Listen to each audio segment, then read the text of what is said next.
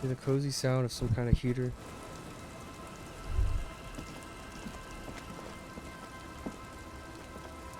The door has seen better days. The layer of paint has started to peel off due to the salt and wind from the sea.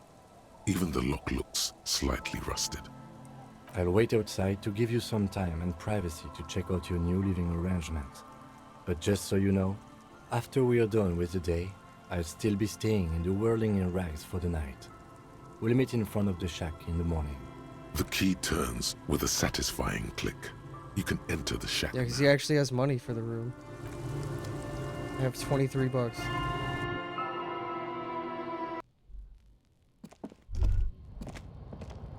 The bed is comforting, if a bit run down. Still, you've earned a rest. Koryev jacket.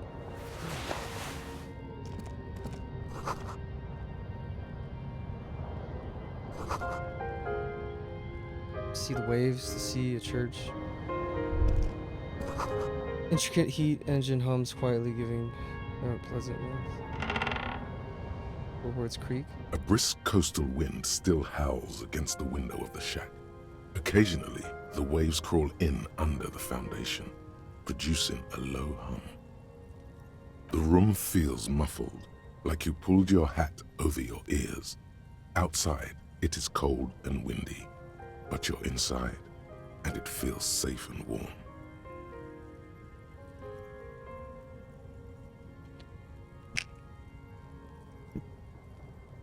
What is this place to you? My new hangout where I could sit silently, drink, and die while looking at the waves roll in.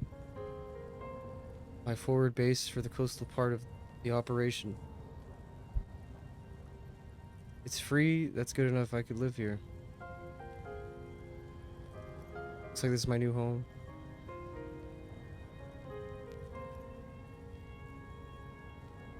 Overhead, you hear the forlorn shriek of seagulls.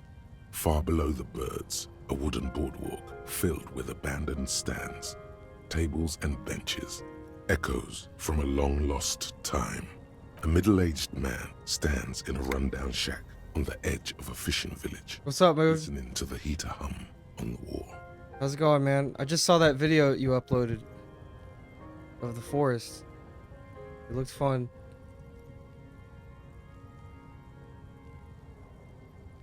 I wish I got more into that game when me, you, and Genome played it. Because we didn't get past the first, like, 3 hours. Not even 3 hours of it. Like, 10 minutes of just running around. And we would build, like, a giant bonfire and then break it accidentally because we kept getting attacked. Anyway, I'm sick today. And so I called out of work. And now I'm playing video games. Outside, the howl of the wind has picked up. The waves crash against the stilts again. It's as if you think the thought, but in someone else's voice. Look under the floorboards. It's under the floorboards. Is this gonna be like a Lovecraftian thing? On the table, you see a bowl of water, a rough soap, and next to it, a small hand mirror. A straight razor soaks inside the wash basin. Time to shave. Oh, I could shave right now if I wanted to. Is shaving the right call? The water reflects back a vague image of your face. Nose bulbous and red, hair unkempt, wrinkles lining the eyes and forehead. The stash is gigantic. You'll be looking Yeah, like good. a pansy without the chops. A fucking pansy. Oh, I guess I can't cut it then. Nah, fuck it. Leave it. Buddy asked you to upload it. Good times. Hope you feel better soon, man. Thanks, dude. An old mirror hangs on the wall. You see the reflection of your face in I don't have COVID at least. adorned with the expression. Attempt to stop the expression. No, we're not gonna attempt. I'm not gonna stop the expression. It's cool that you can choose to shave if you want. I'm not going to though.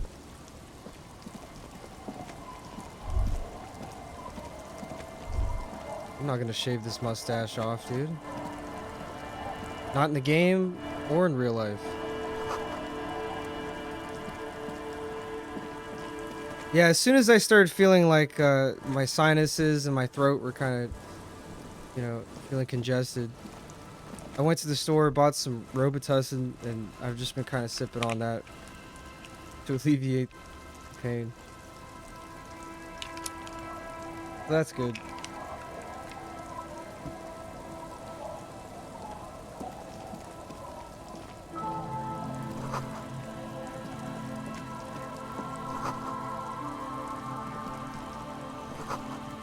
Flower trough where nothing really grows, maybe in spring.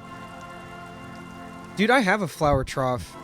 I wanted to grow something in it, but the last time I tried growing it was like in the middle of summer. And the flowers I was trying to grow weren't going to be able to sprout until, well, before fall came. So they were going to die out anyway, before they even bloomed, which kind of sucked. I want to grow something one day. Some kind of plant, flowers, herbs, so you can cook with. You should come back here when it snows. A strange feeling passes quickly.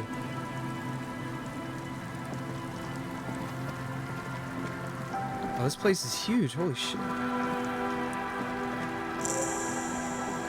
Quick travel unlocked. Church? Wait a minute, you can quick travel now? How do you quick travel? What the fuck is that? I did not know you could fast travel in this game. How does that work? Map.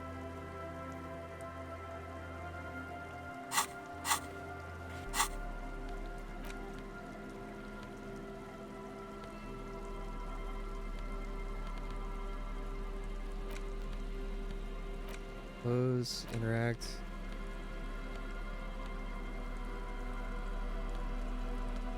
I mean, I have the map in my inventory. Do I have to interact with The it? worn map features the patchwork grid of the streets of Martinez. Your finger moves through the various streets. Finally, No, it doesn't do it. It said quick travel, though.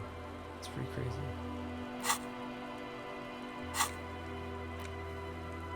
If there's a way to fast travel, I want to know.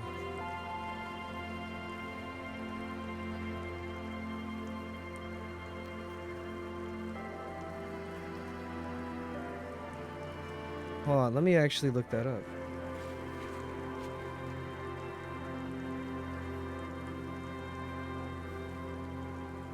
Yeah, it's better that I get sick now than get sick in boot camp, and then that would really suck. 'Cause we're just gonna have to like tough it out. So I need to get my, if I'm gonna get sick anytime in the next couple months, it's gotta be now. Let's go Elysium quick travel. How does that work? Fast travel. You can only do it in certain areas, though the game isn't great at explaining it. You can also do it once you've bought the map. Looks like once you got the map, use it as a reference point to find one of the 3 main areas. You'll start off with only access to one, but you can find more across the game. Yeah, the waterfront, the shacks, and the church are the 3 areas. Once you have the map, check it, look for where the actual text for those markers is. Then move to the nearest one and stand where you'd be directly underneath it. Oh, okay. I see. So basically, this is really weird. You have to be directly underneath where the words are on the map. So like, I have to be standing... Like, how the fuck am I gonna know, though? I know this one is basically where Kim's car is. So I just have to go over there. But like, I don't know where the fuck I am right now.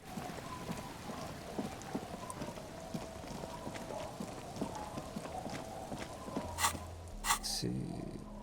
Go back to the map. I mean, I'm here, but... Oh, here we go. Travel. Cool. I did not know this game had fast travel. Depending on your space, tomatoes are very satisfying and easy to grow. Yeah, that's definitely something I would want to grow. Make my own pasta sauce out of that.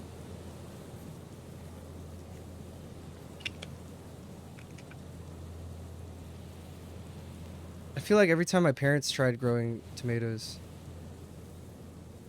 they wouldn't grow in. Like I don't know. It wouldn't work out.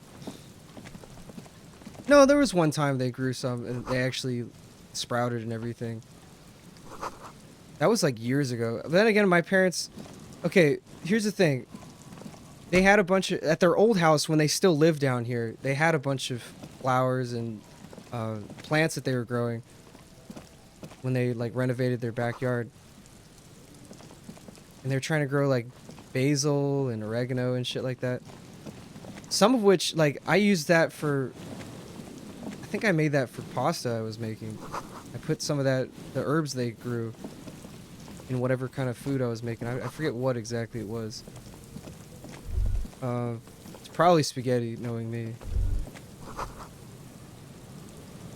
But yeah, tomatoes are definitely a good plant for growing. Probably relatively easy compared to like, I don't know, most fruits, I guess. There was a banana tree in one of the houses I delivered to a while ago. And I'm like, how the fuck are you able to grow bananas in Arizona? It's fucking hot here. It doesn't seem like the right kind of climate for that. Big wine canister. Moonshine probably. Smells like tasty fermentation. Cool. The smell. It's awful and familiar. Hold on. That is awful. Cover your nose. What is it? Don't you recognize it? That hideous pungency. That faintly cloying sweetness. Only death smells like that. Something cold wakes in the pit of your stomach. Fear. Kim, what's that smell? The lieutenant has already brought a handkerchief to his nose. Eyes up, detective. Something's not right here. Whoa, there's something out there. These floorboards look rotten and weak.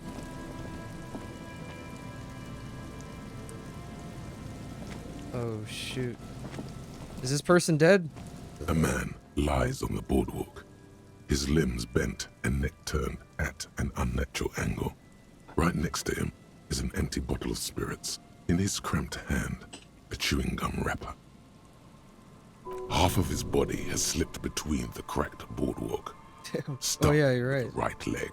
The fall has left him broken, contorted like a sad puppet. Hold He's on. drunk. Oh, it is a corpse. I thought he was gonna start It's speaking. faintly pronounced. Whoever this is, he's been dead for 2 days. No longer. We need to investigate. You have a banana tree, but it's a pain in the ass to grow in Pennsylvania. Would grow fine. Yeah, that specific part of AZ had a lot of trees and all that, and I guess they kept it pretty humid. It's not usually very humid down here in Arizona, but he has like an entire...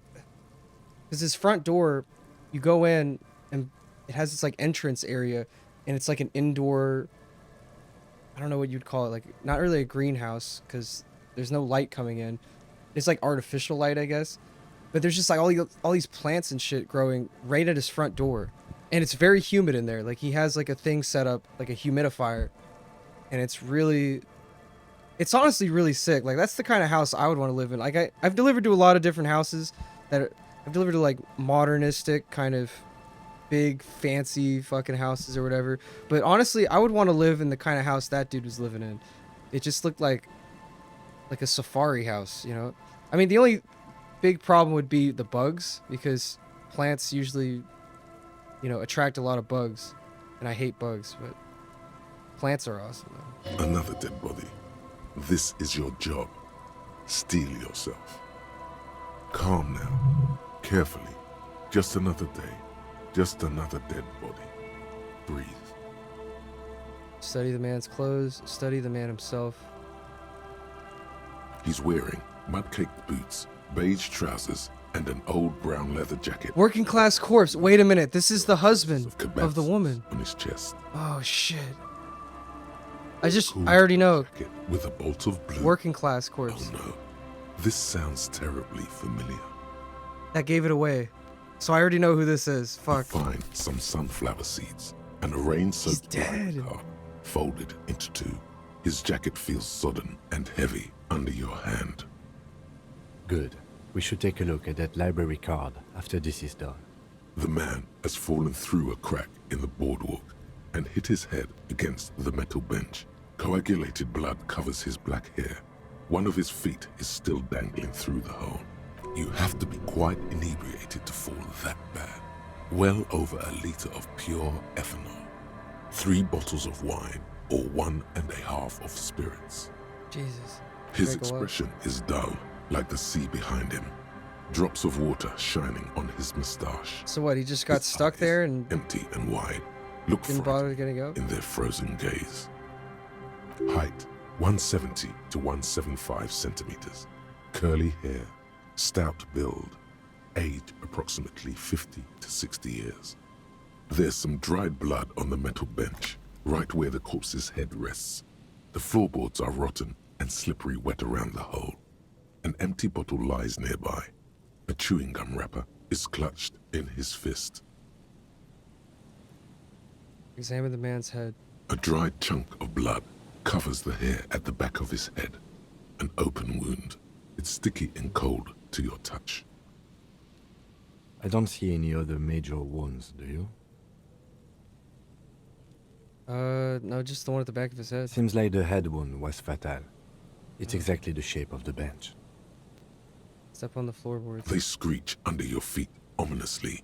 It's hard to say whether the dead man's weight was the cause of the boardwalk to break. It definitely looks fragile. Yeah, they're rotten. He could have easily disappeared into the sea through that hole, and you would have never found him. Good thing we did. A .75 liter Tallulah vodka with its cap missing. There's hardly anything left inside. It's mid-market spirits with a slight touch It's of mid. Yeah, The man meant to enjoy these spirits are mid. have a good time. Tear all around us. Grabowski spearmint chewing gum. Green leaves on the cover. The man's mouth is half agape from the terror of the fall. Careful, the wind blows hard from the east. The entire boardwalk creaks in the wind as you take a step back. Who is this man? Looks like one of the locals. He'd have to know this spot to come here. You don't just walk over here. A dead working-class man with a bottle in his hand? Don't deceive yourself. You know who this is. Yep, we know who this is. The working class woman's missing husband. The woman you met at the book stand? Why do you think it's her husband? The leather jacket matches her description. Bottles all around him. She said he was drinking somewhere in Martinez. He was supposed to return a book. Was he? Oh shit, I think he was, yeah.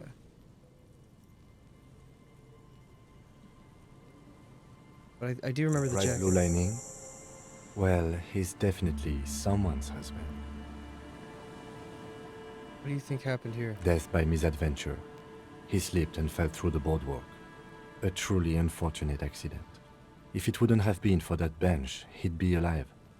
Can it be related to the lynching? No, I don't think so. You think he was drunk?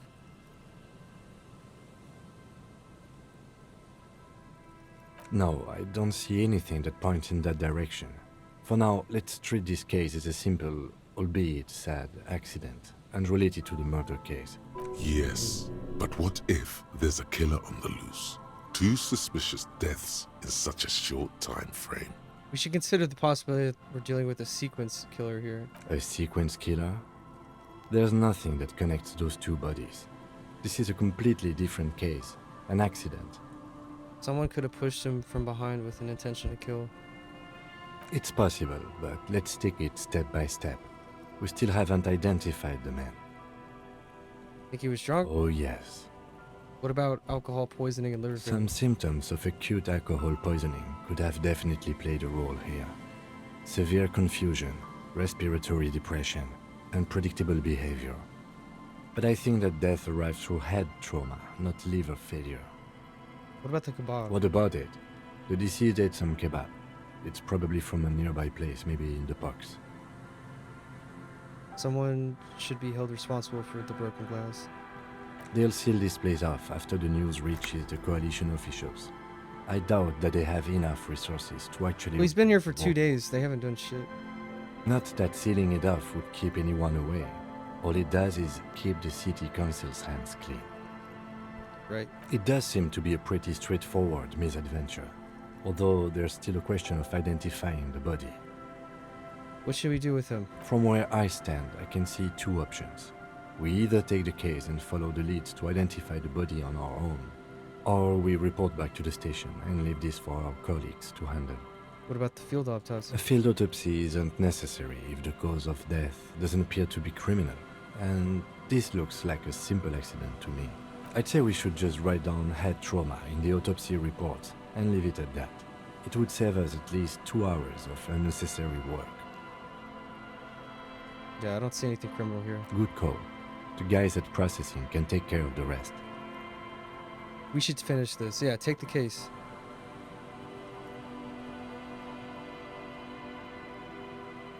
Alright, we should first examine the library card you found.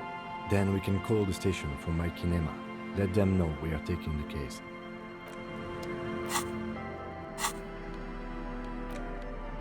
The library card is folded into two and still slightly wet to the touch. The front side reads, Central Jamrock Public Library Card, issued to Billy Mejean, expires July 53.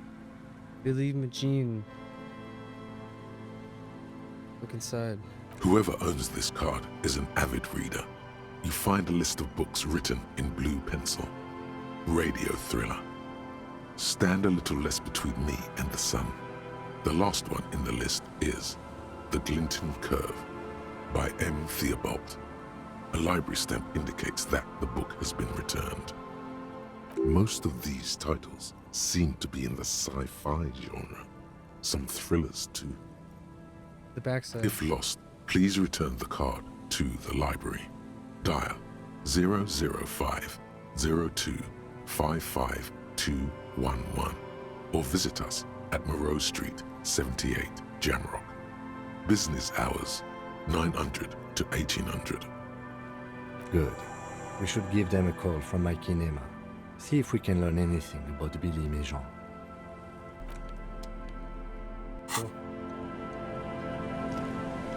There's some tear, an empty cigarette package, and a crumpled kebab wrapper in the trash bin. 2 empty bottles of Tallulah vodka and a can of black potent porter is all you find. A tragedy. Examine the cigarette. Whoever tossed it here was a heavy smoker. The brand name reads Red Astra. Now, this makes partying look bad. Still, don't let it sway you. You're responsible. You see traces of mayonnaise and ketchup on it, as well as a tomato wedge. The wrapper reads Shish Kebab Revachol. It's no older than a day or two. No mold yet.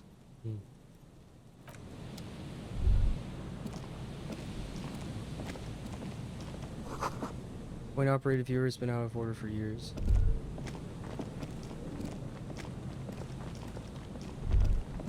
You know what I should do? We can start collecting tear.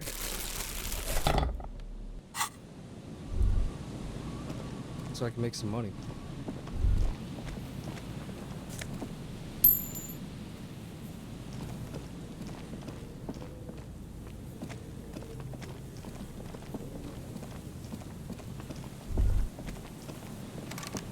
It's locked.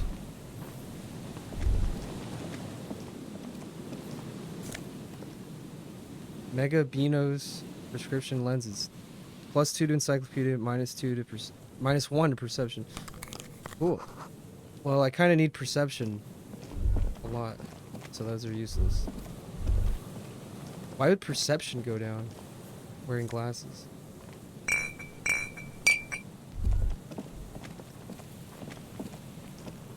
Someone has left an unidentifiable article of clothing on this railing.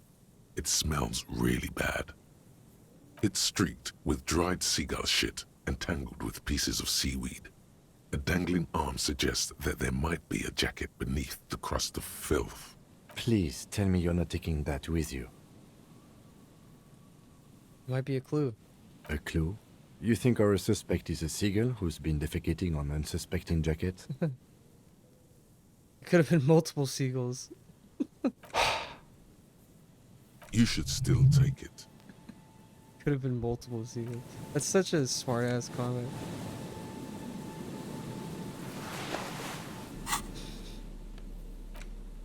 Well, it's funny because my character could be either just that stupid or he's just being sarcastic.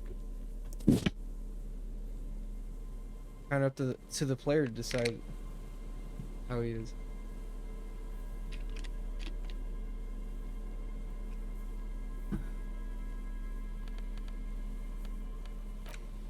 As you hold it in your hands, it makes an uncomfortable crunching sound.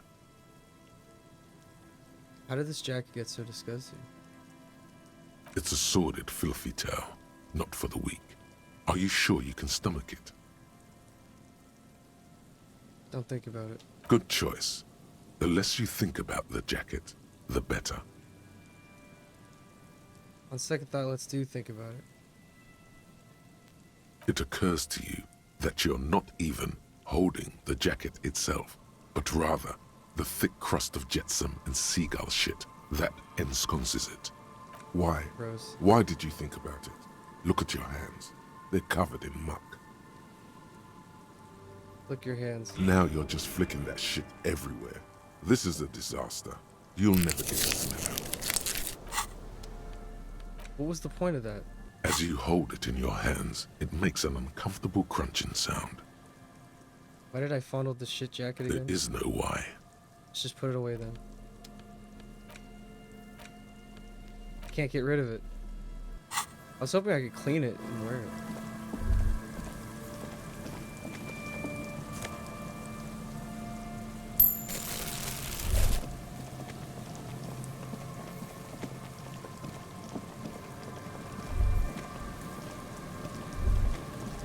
A metal payphone under a yellow plastic dome. You could use it to call someone, unless you're out of change. We already have the phone in the car.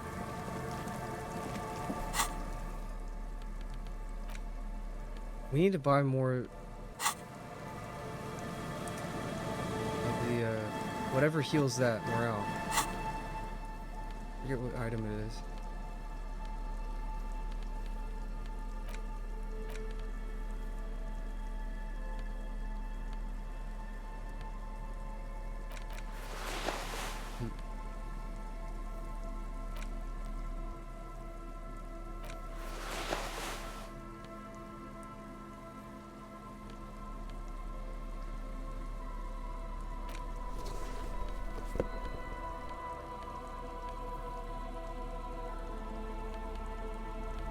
He only has one pair of pants. Oh no, he has two. These ones suck though.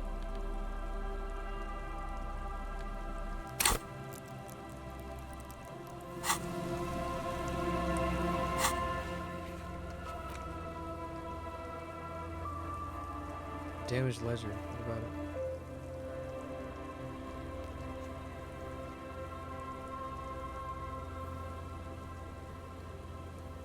Oh.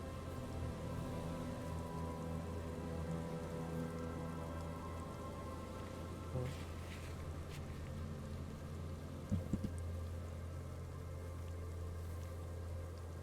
I could interact with that again. Oh, fast travel.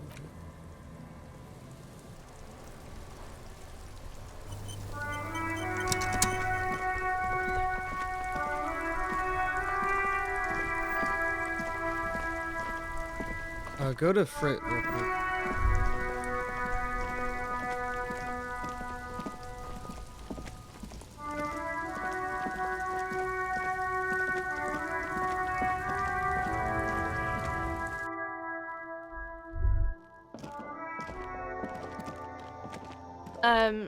Is this about the questions again?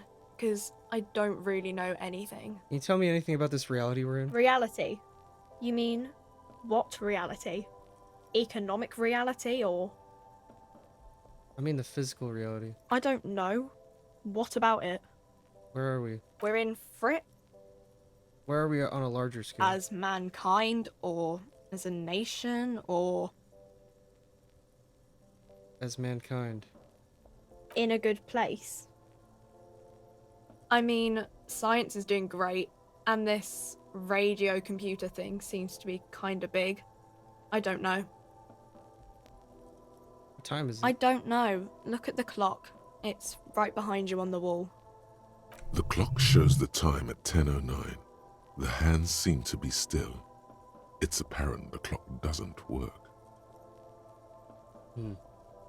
What is the revolution? When ordinary people take over the government and demand democracy. What about the one we had here in Yeah, Rebishal? it happened like 50 years ago or so. Sorry, I'm not very good at this. At history, I mean. The coalition, what's that? Someone told me there is one. Our government? Or do you mean something else?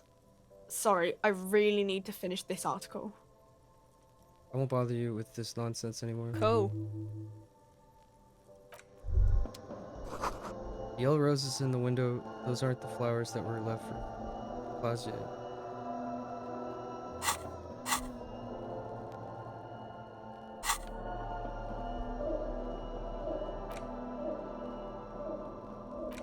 Yeah, where's those flowers? Interacting. 6 crumbling petals rest on your palm.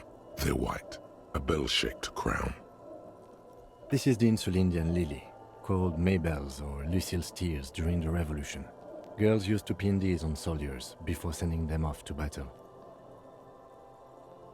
Who pinned them? Which side? The revolutionaries, so the communards and the anarchists. White's their color, but the custom started in the suzerain's army, so it held meaning for the kingsmen too. It's about girls and boys more than sides. Girls sending off boys who are going to their deaths, then also dying themselves in the ruins from dysentery and consumption. It's a symbol of the Civil War. It's fucked up. Does this flower blossom in early spring? Yes, but not this early, not to my knowledge. It looks dried, preserved. Is it a coincidence being on the roof? Maybe, maybe not. We'll see. That's interesting. Very well. Put The flower petals down. feel dry and fragile in your hand. It just so happens to be there when you go and meet Klausji. Water flows under the channel bridge. Dark water. You rub your sides for warmth, but there is none.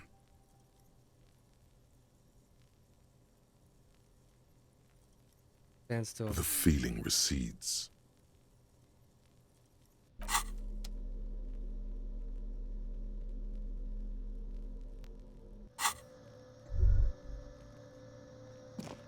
To the left of some croissants and juice bottles, you see several packaged raincoats fill.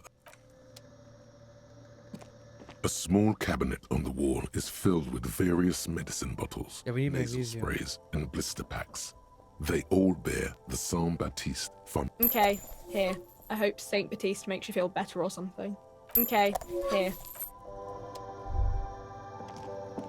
the tear machines. Your bottles clunk into the machine, and the money appears.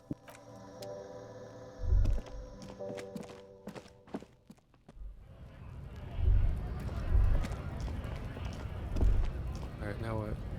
We have to go call HQ about the library card. Inside, you see a set of steering levers, a radio microphone, This is Precinct 57. How may I assist you? Need to report a dead body on the boardwalk. One moment. Can you please describe the body? Age, sex, cause of death? We suspect he might have been inebriated when he fell. There were bottles all around him, and traces of vomit on his shirt. Any signs of violence? There might be a sequence killer on the loose. No, it seems like it was an accident. No field autopsy necessary. What about his belongings? Did you examine his clothes? He was wearing boots, trousers, and an old leather jacket. Any information on the library card? Oh yeah, the library card. It's from Central Jamrock Public Library. Good. You have a lead. Do you and Lieutenant Kitsuragi want to take the case, or should I assign it to someone else? We're taking the case. I have assigned the case to Lieutenant Kim Kitsuragi. Please follow up on this library lead to identify the man. We'll send someone to take the body to the morgue. That's all for now. Thank you for reporting in. Is there anything else I can do for you? Maybe the Hold library. on, officer.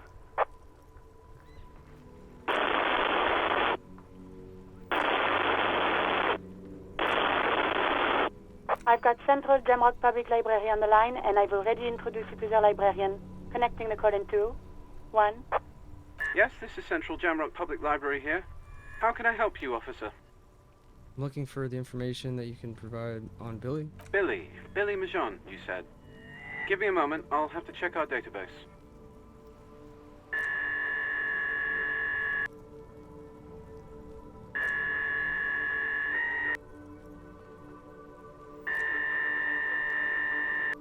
On Moreau Drive in Central Jamrock, in a darkened hall lit by orange desk lamps far away from the noise outside, a middle-aged man taps commands into an old radio computer. A printout falls on the desk. Behind him, a lonely reader scours some dusty bookshelves, looking for a paperback. Yes, hello, are you still there? I found Billy Majon's home address, is that alright? No phone number, unfortunately. Yes, home address is fine. Here we go, sir. Rue de Saint-Ghislain, 33B, apartment number 20. It's in Martinez, I believe. Cape Side Apartments, it says. Oh, I know where that is. That's all. That's where the smoker on the balcony lives, isn't it? Billy? You have any other information? It says here that they returned their last book just a few days ago, but I wasn't at work that day. You know someone who was? Marie? Marie? Do you remember a reader named Billy Majon? They returned a Tybalt book the other day. Yes, it was my colleague Marie. She said that it was Billy's husband who returned the book. He also asked for this new sci-fi release, Lowe's Radio City 87, but we don't have it yet. So Billy Magine is a woman, not a man? How did your colleague know that it was her husband?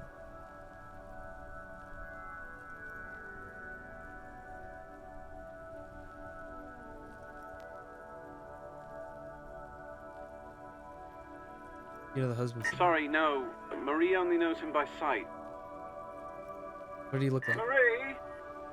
She said it was an older man, and that she's pretty sure he'd had a drink or two the last time she saw him. He wear a jacket?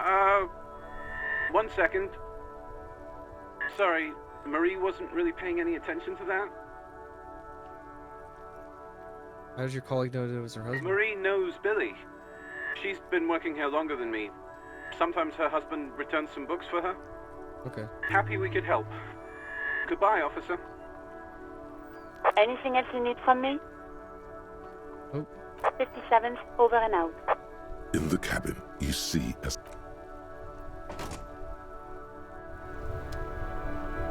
Well, we need to break the news to her.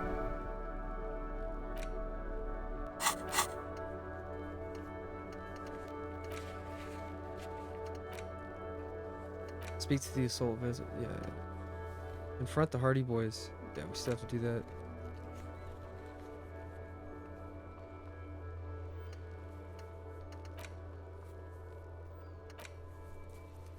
Go to his apartment. Deliver the bad news. Apartment 20.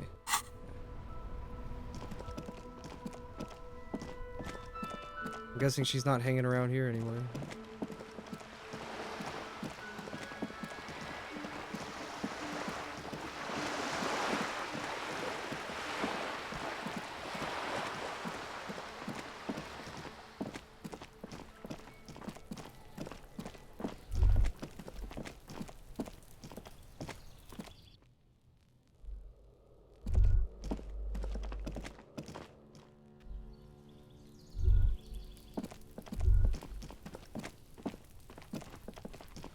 weathered brown door. The number reads 20. The lieutenant motions to you to go ahead and knock. Hold on, Kim. We should discuss this before we move on. What should we expect? You're right. Let's talk this through. We have our first preliminary identification. In all likelihood, the deceased is the husband of Billy Méjean. We need to confirm this, as well as deliver the death notification to Billy herself. Now, delivering a death notification is never an easy task. There's a reason why it's often called the most stressful part of our job. This is why it's usually done in pairs. You got this. I'll be monitoring reactions, ready to act if necessary. Do you have any advice on how to tell her he's Dead? Just don't say that you know how they feel. You don't. What if I don't want to do this? I don't want to do this. Let's turn around. Try to bail out? No. Yes, it's hard. But there is no easy way to handle this information. It just has to happen, as soon as possible. Alright, let's The go. lieutenant motions towards the door. Hello? Who is it? Look at the lieutenant first. Is this Billy Méjean's home? The police. A moment, please give us a moment. Come in, the door is open. Is it going to be a whole family?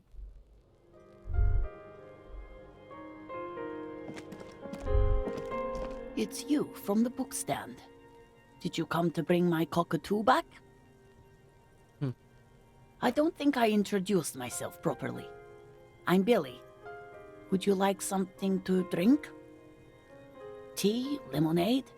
We're out of coffee.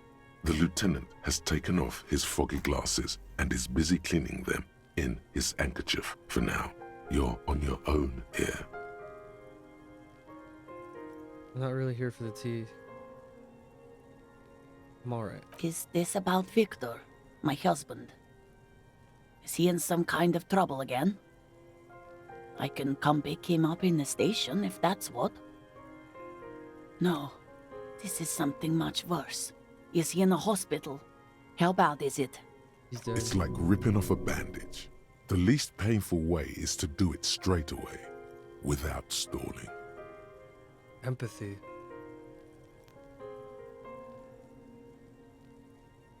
You live here with Victor, your husband, right?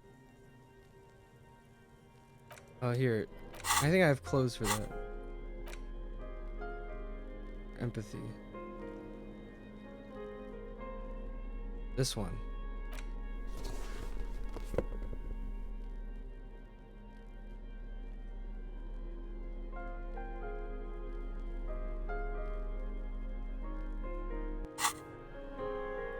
She looks up, too anxious to say anything. It's pretty even though.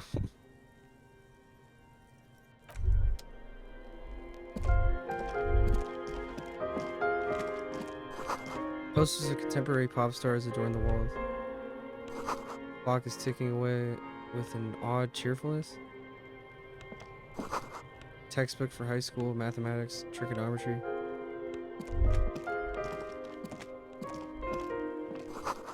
Windows covered in old newspaper clippings.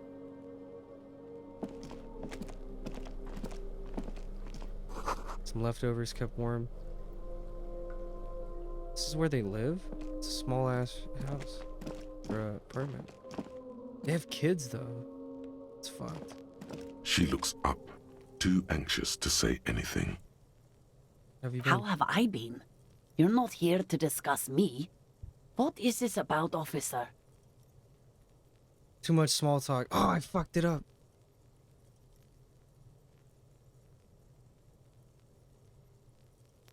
You live here with Victor, your husband, right? It's me, Victor, and the kids here. We have 2 daughters, Jenny and Jolie. Yes, I remember you mentioned them at the book stand. I don't see anyone home. The girls are staying at their friend's place tonight. And Victor is out. He still hasn't come home? No. Why? Do you have any news? Did he make it to the library? What was the name of the library?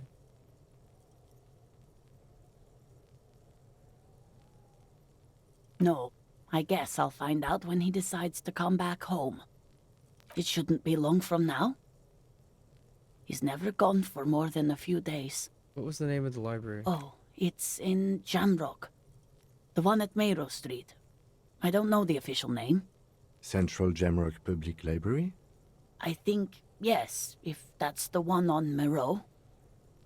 What was he supposed to do in the library? Just to return a book of mine. Why? Why all those questions, Detective?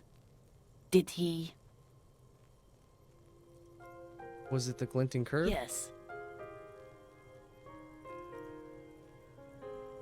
Oh, she's looking worried. Remind me, what was he wearing when you last saw him? His old leather jacket. Describe it. It's just your average brown leather jacket, but he bought it as a teenager, so... What about the inner lining? No distinctive features? Yes. The lining is hand-sewn. It's blue. I tried to make the thing more weatherproof since he's running around with it in the middle of winter. She folds her hands across her chest. Here it comes. Just tell her. I don't want to. Wait, what? Well, we have to. I don't want to do this. Force yourself. Slap yourself. Slap your cheek. Stupid, stupid. Just say it. Say what? Officer, Too late. You ruined it. Just say it now. Your husband's dead. Excuse me? What? What did you say? She's in pain. She's in so much pain. And so are you. Your chest is burning. we are very sorry to inform you, but your husband, Victor Méjean, was found dead this morning on the Martinez boardwalk. Oh. Oh. But he was just... I understand that this comes as a huge shock. I want you to know that me and my partner are here for you if you have any questions. We are very sorry for your loss, ma'am. What happened to him? Tell me. He drank himself to death. He fell and smashed his head against the bench. And you just... found him there? Lying in the cold? How long had he been there? For a few days at least. She doesn't reply. Her eyes well up with tears as she struggles to keep it together. You hear the clock ticking in the children's room. Is there anyone we could call for you? A friend, a family member, someone who could be here for you? No. I just need to tell my girls. It burns like acid. God. Should I call them? Should I tell them to come home? Smack your lips. Look away.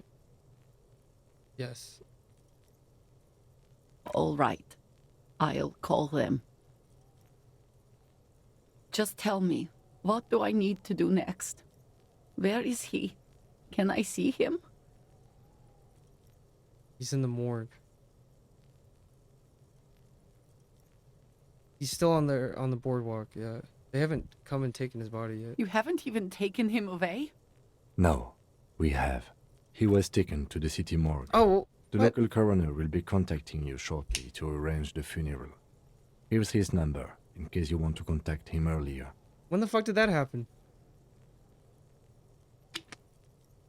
I didn't see the guys come and scoop up his body. So I Is didn't know. there anything else that the RCM could do for you? No, I'll call you if something comes up. I'm still a bit... That's it then. Again, if there's anything we could do for you, then don't hesitate to call the RCM, ma'am. She just nods, distant and inconsolable. The bed springs rattle beneath her as she begins to shake. These are her last reserves of strength. Her muscles will give in soon to a scream. I'll take it from here. Thank you. We should step outside and talk. Set the library card by her, leave the room. I didn't know they took his body yet. So, the death notification.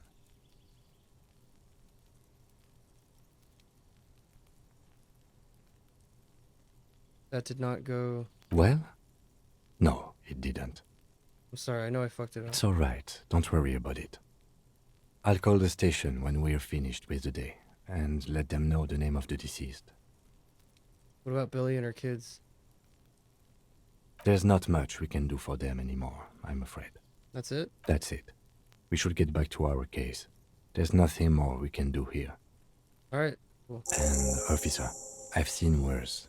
This wasn't the worst I've seen, okay? Now let... I really have, he thinks. She was strong. She made it easy for us. Mm-hmm. Could have been worse. Let's go.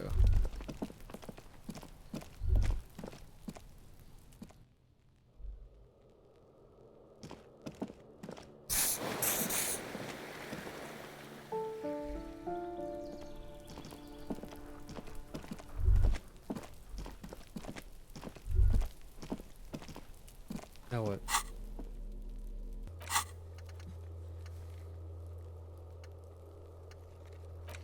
Borscht? Why is it still telling me about the borscht?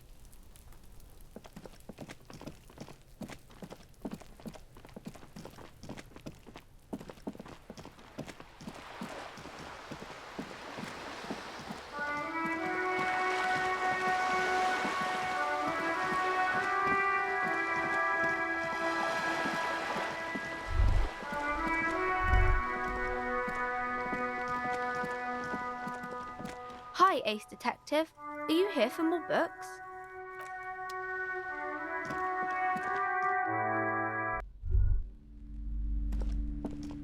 Hello again, esteemed officer, and welcome to Crime, Romance, and Biographies of Famous People. Net's been chewing her nails. God, I've told her not to do that. It's disgusting. And I told you to mind your own business. Clearly, you have no idea how hard it is to raise a girl in this economy. I don't think she can do anything about it. She can, if she has enough willpower. This is what's called growing pains. Life isn't easy. Life doesn't give breaks. Come on, ma'am. It's obvious she can't do anything about it. You are placing an unnecessary burden on a young child. What you're doing is wrong, even I know that, and I usually don't know anything. The will of the market, but maybe make sure you... Maybe it's super alright for kids to chew their hands. Forget I said anything. She stands stiff and severe, silently fuming. 10 or so seconds pass without change. Oh no. Hold on. I need to invite her inside and apologize. She must be freezing out there. There. I don't know what to Nice. say to you. My husband, he tries to teach me business lessons. I have what my mother called a dull mind. All this stress. Is this husband Annette's father? Is she an only child? She told me she doesn't go to school anymore. Yes, my husband is a successful entrepreneur east of the river. If only he were more involved in the business we're running up here. No matter. Soon we'll both be off for Grand Couronne.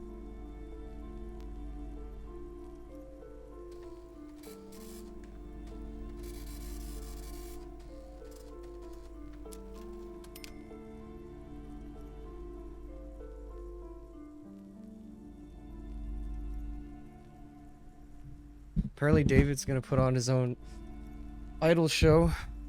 See how that goes. Grand Couronne. It's a proper place to live. One of the most peaceful neighborhoods east of Jamrock. You may know it for its massive housing projects. Your head feels light and dizzy. A cold breeze caresses your flesh. What's going on? Monstrous buildings loom over Grand Couronne.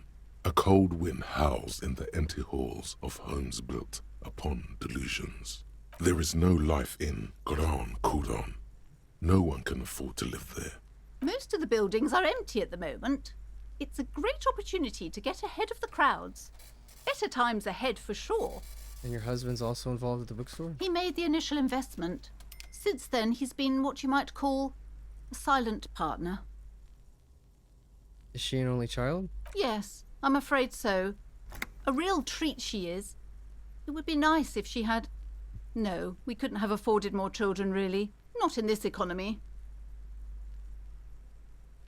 Of course, yes, this economy. Why not? You seem to be doing well. We're quite busy people, you know, my husband and I. Quite busy. Children are a lot of work. You don't look like a father, so I don't expect you to understand. I mean, I don't look like a father. I'm sorry. I'm You sure know you that. do understand. She told me she doesn't go to school anymore. She's been too busy helping me here. So she studied at home this trimester. This is a temporary solution, of course. I assure you, I of all people understand the importance of education. She will be back in school the moment the store takes off. The woman looks aloof, her features much softer. Occasionally she glances at her daughter's silhouette. Why are you so uptight about the curtains? I already told you, it's just a storage room for employees. I don't understand why it's so important to you. Just let it go, officer. Go buy some goddamn books. You're supposed to be drawn to the books. If it's just a storage room, then why do you have that strange trinket on the curtains?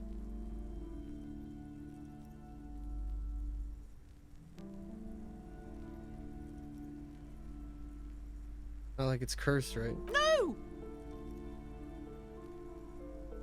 She breaks down. Okay, fine. It's because this place is cursed. Just like Annette said, they don't call it the doomed commercial area for nothing. Are you happy now, officer? Happy that you've ruined everything? How does this curse manifest itself? The curse is so much worse than you could imagine. It's a disease, eating at the very foundation. It's the curse of financial distress, Oh, of jeez. ruin and bankruptcy. I'm a little confused. What does that mean? Annette mentioned the previous tenants had financial troubles. Yeah? It's not just that, officer. We're dealing with something supernatural here. It's the cacodemons feeding off bad business Cacodemons. practices and disappointing income statements. There's something wrong with this building, I can tell you. Ever since I arrived, I've sensed an eerie lingering presence, as if I was unwanted here. It's not good to talk about the curse, not in detail. The negativism, it's dangerous. Talking about the void wraiths angers them. Such wraiths may prove a formidable enemy. Suit up. Have you sought any help for anyone? Yes, I've contacted numerous parapsychologists and even a pair of Simonese mediators. They provided me with the wards. The wards help to keep the doom at bay and That's what protect the us trinkets against are. the darkness that lies further in the building. Even though now I fear it's not enough. Is your pendant part of the wards as well? Oh, this? No, it's a special Himian amulet, blessed by desert pygmy shamans, with a spell of compulsion. Pygmy It's shamans, to huh? compel people to buy books. There are numerous spells cast throughout the store. I had the books anointed with a different inducement spell, for example. It's guaranteed to boost sales 15%. Would you like me to take the case? I could investigate. Most certainly not. I don't want anyone who's not familiar with the psychic arts to get involved in this mess. Stay away. Leave the spirits be, so they can return to their slumber. Oh, I have something for that. Okay, hold on. We have drama of... Don't we have like a... Yeah, the bow tie. There you go.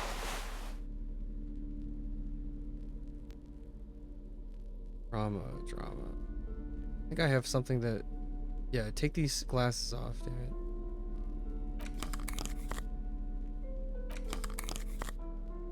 Dress up like a nerd. That should be good.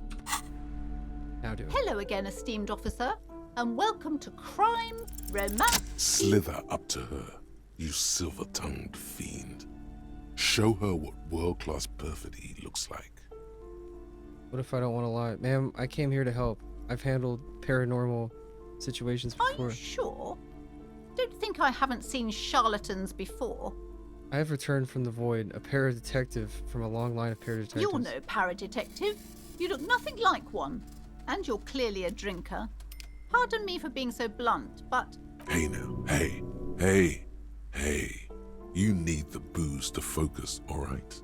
The lieutenant keeps his usual stony calm. He silently picks out his notebook.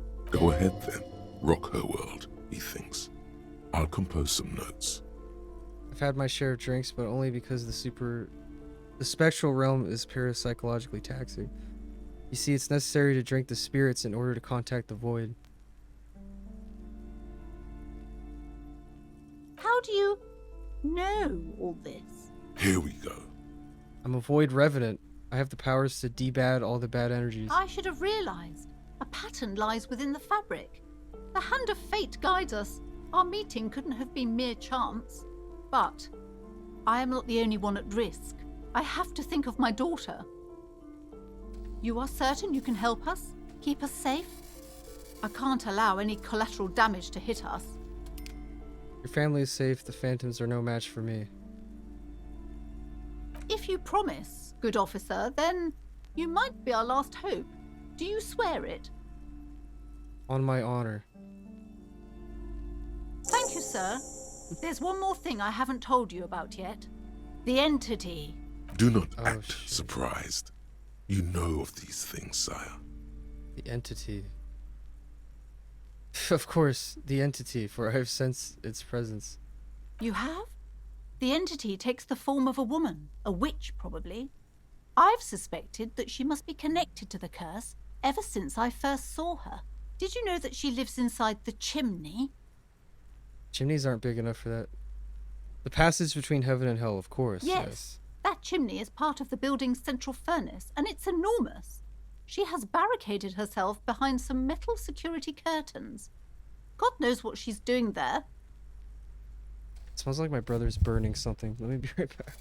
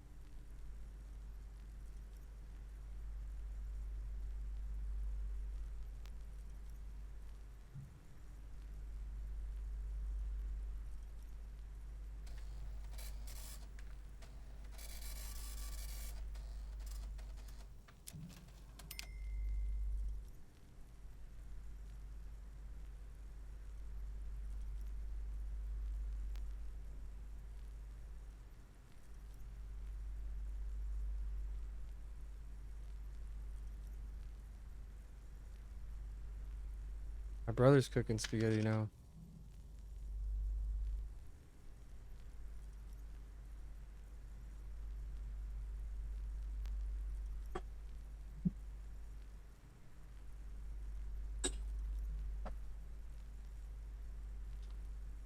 Was he getting lit? Oh, well, he's oh yeah, he's cooking spaghetti right now. It smelled like he was burning something, to be honest. But no, he was just no, nothing's burning, dude. Everything's okay. I had to double check. It's just like when you put the stove on high when you're like about to boil water, it kind of has that burning smell to it, I guess. At first, when you turn it all the way up, but I thought he was like fucking burning something. Some unnatural magic, I assume. You should go find the entity and ask what happened to all the companies in the building. What is the source of this curse? Oh, and please do return to me after you've looked round. I'm quite anxious to know what she has to say about the curse. What you discover in there. Got a few more questions about the Okay, curse. but please, only a few questions. Oh no, we don't. Let's go. We're good. Cool. Now we got another little side mission to do. Apparently this place is haunted. You see a set of tattered curtains blocking the way to another room. A strange cage-like trinket dangles from the curtains.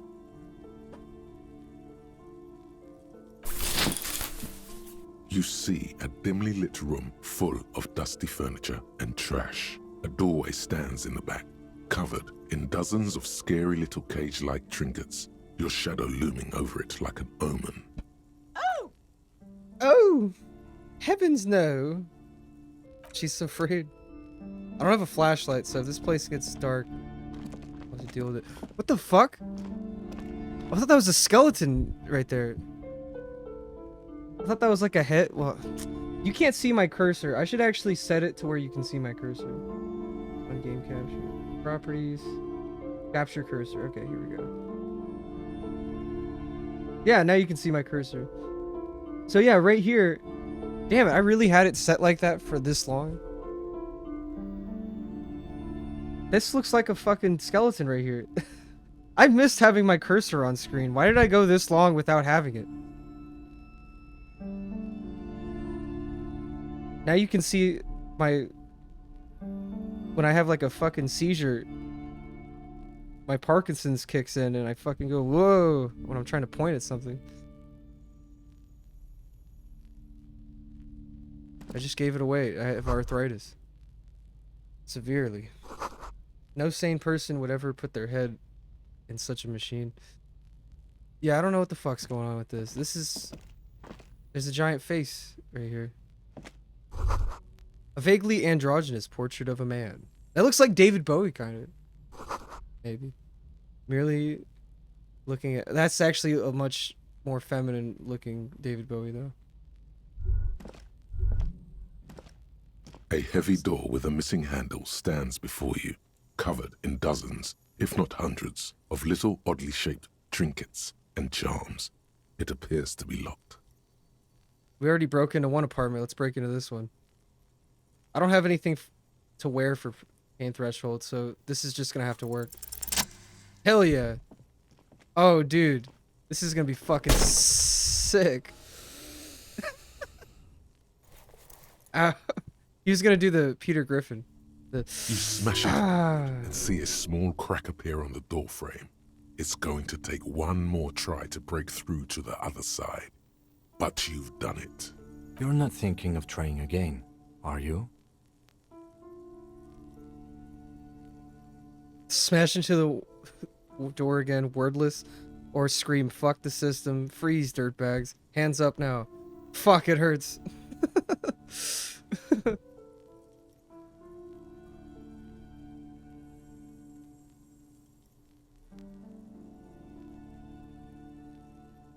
Freeze, dirtbags. Fuck, it hurts.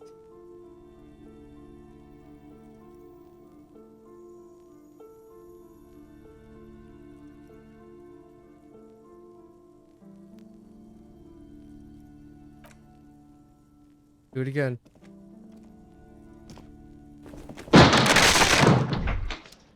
Holy shoot.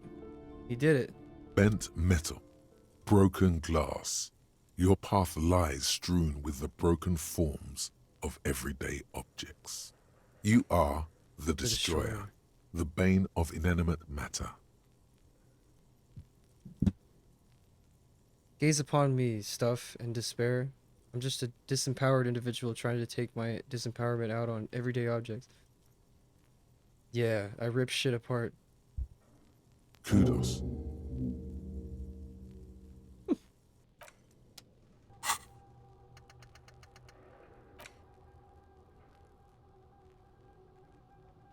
Really?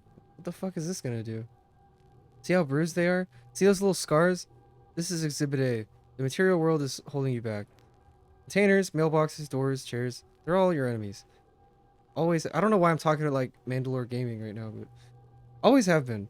Atoms themselves are on the conspiracy, forming shapes and structures that you hate. You are energy stuck in a body. You are a spirit trapped in a matter. Break free. Beat up the lamppost. Let it be known just how much objects suck. That actually does sound pretty cool. How many experience points do I have right now? 2. Only 2.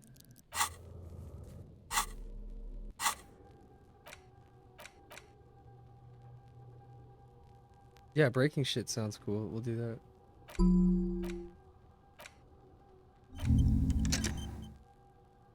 My pain threshold's gonna go down though. For 2 fucking hours. Sand is dripping from the punch bag. Talk to Kim. What is this place? He's scared. It's an adventure. Looks like a gym to me. Yes, but no one's been here in ages. I doubt the electricity still works. Good thing we have a flashlight on us. Don't forget to take it out of your bag before we move on. An eerie feeling rises Forgot we in your had one. chest. What if there's a reason why no one's been here for ages?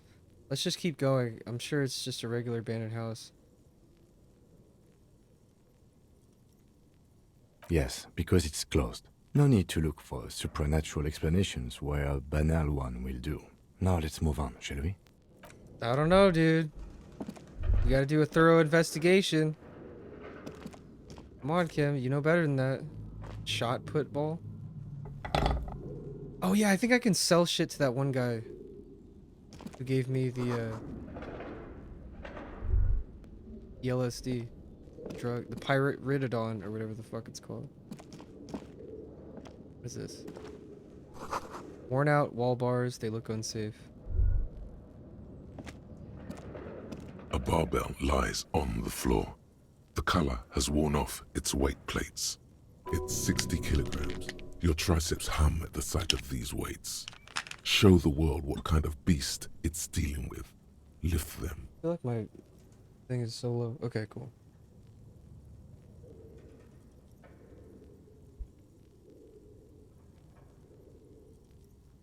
Feels good to medicate.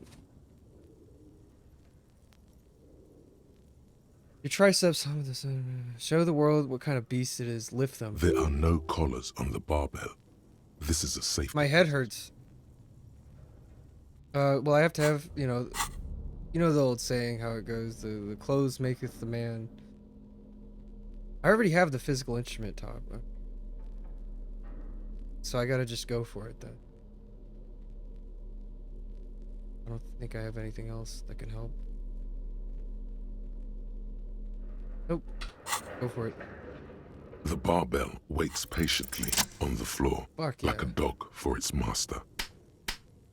Oh, here we go. Check out this animation. Yeah. Oh, he's lifting. He's doing a front lift With like that. I inhuman hate amount of that. Strength. You raise the That hurts your barbell up collarbone in the lifting air. like that. Your biceps tremble, but you're a savage. This is a children's game. Say nothing. Revel in the feeling.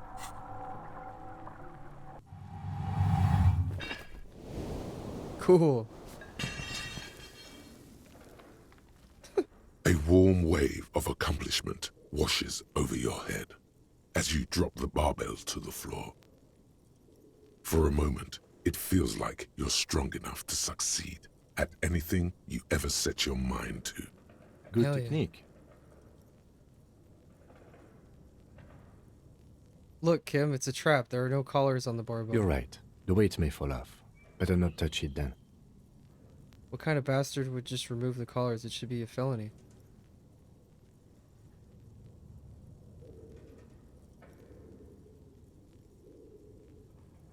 It would be a violation of EPIS safety regulations if the gym was still operating, but it isn't. No one's supposed to come here anymore. Hmm. The barbell waits there goes that. patiently on the floor.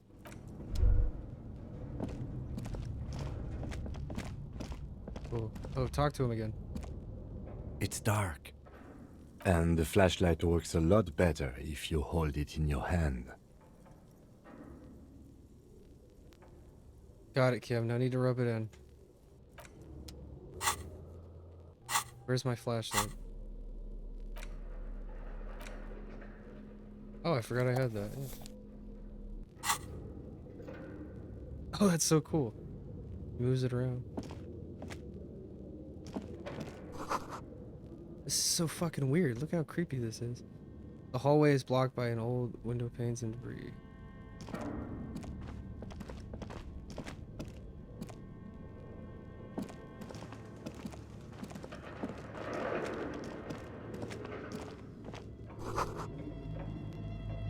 Stuffed and mounted. A large demijohn full of strange liquid.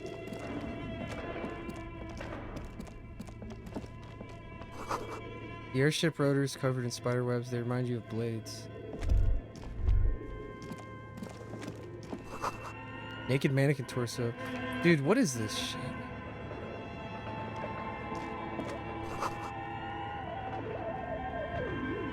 Blue velvet.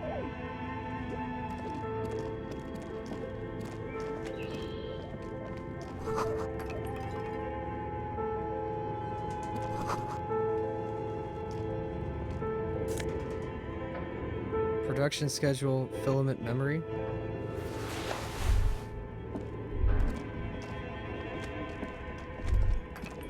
I don't know what the fuck that is, but okay. Money.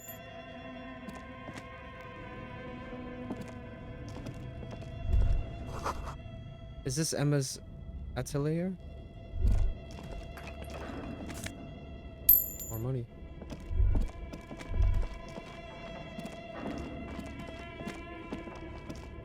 This appears to be some kind of machine with a cube-shaped heart and a wired framework.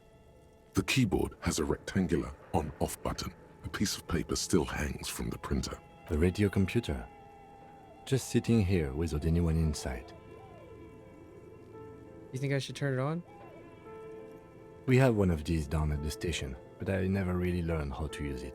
Turn it on. The machine lights up like some prehistoric animal stirring from its slumber, revealing fluorescent play and print keys on the keyboard. What is this The music? hatch on the machine's central compartment is wide open. It's empty like a beehive without its brood. Some cables have been left dangling, disconnected. The filament you have would fit perfectly inside the compartment.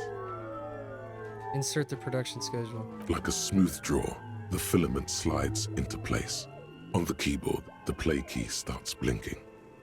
A bar of fabric right above the keyboard starts producing a soft hum. The sound of static seeps through the machine's planar magnetic driver. Oh no. It was already glowing and now it's also making a sound. It's probably some alien CO-like technology. The static gets louder, slowly filling up the abandoned hall, until a voice speaks out, crackling and old, cutting into the air. Good afternoon. Fortress accident en rue de Saint-Ghislaine. This is East Insulindian Repeater Station 1. Please repeat. Is this the production schedule? What's the production schedule? Why'd you call me Fortress Accident?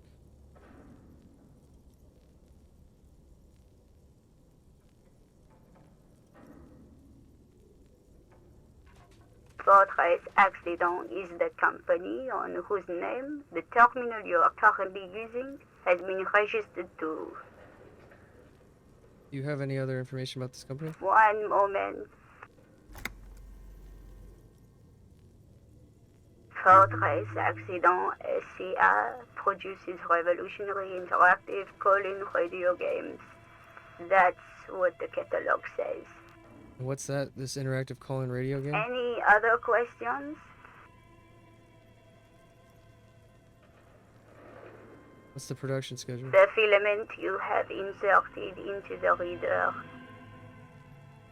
You mean that glowing thing I put inside? Yes. Is that the production schedule? Yes. Good. Please repeat the password. I'm really bad at passwords. Can you give me a hint? No. A hint system is not part of the protocol for repeater stations. Is it my birthday?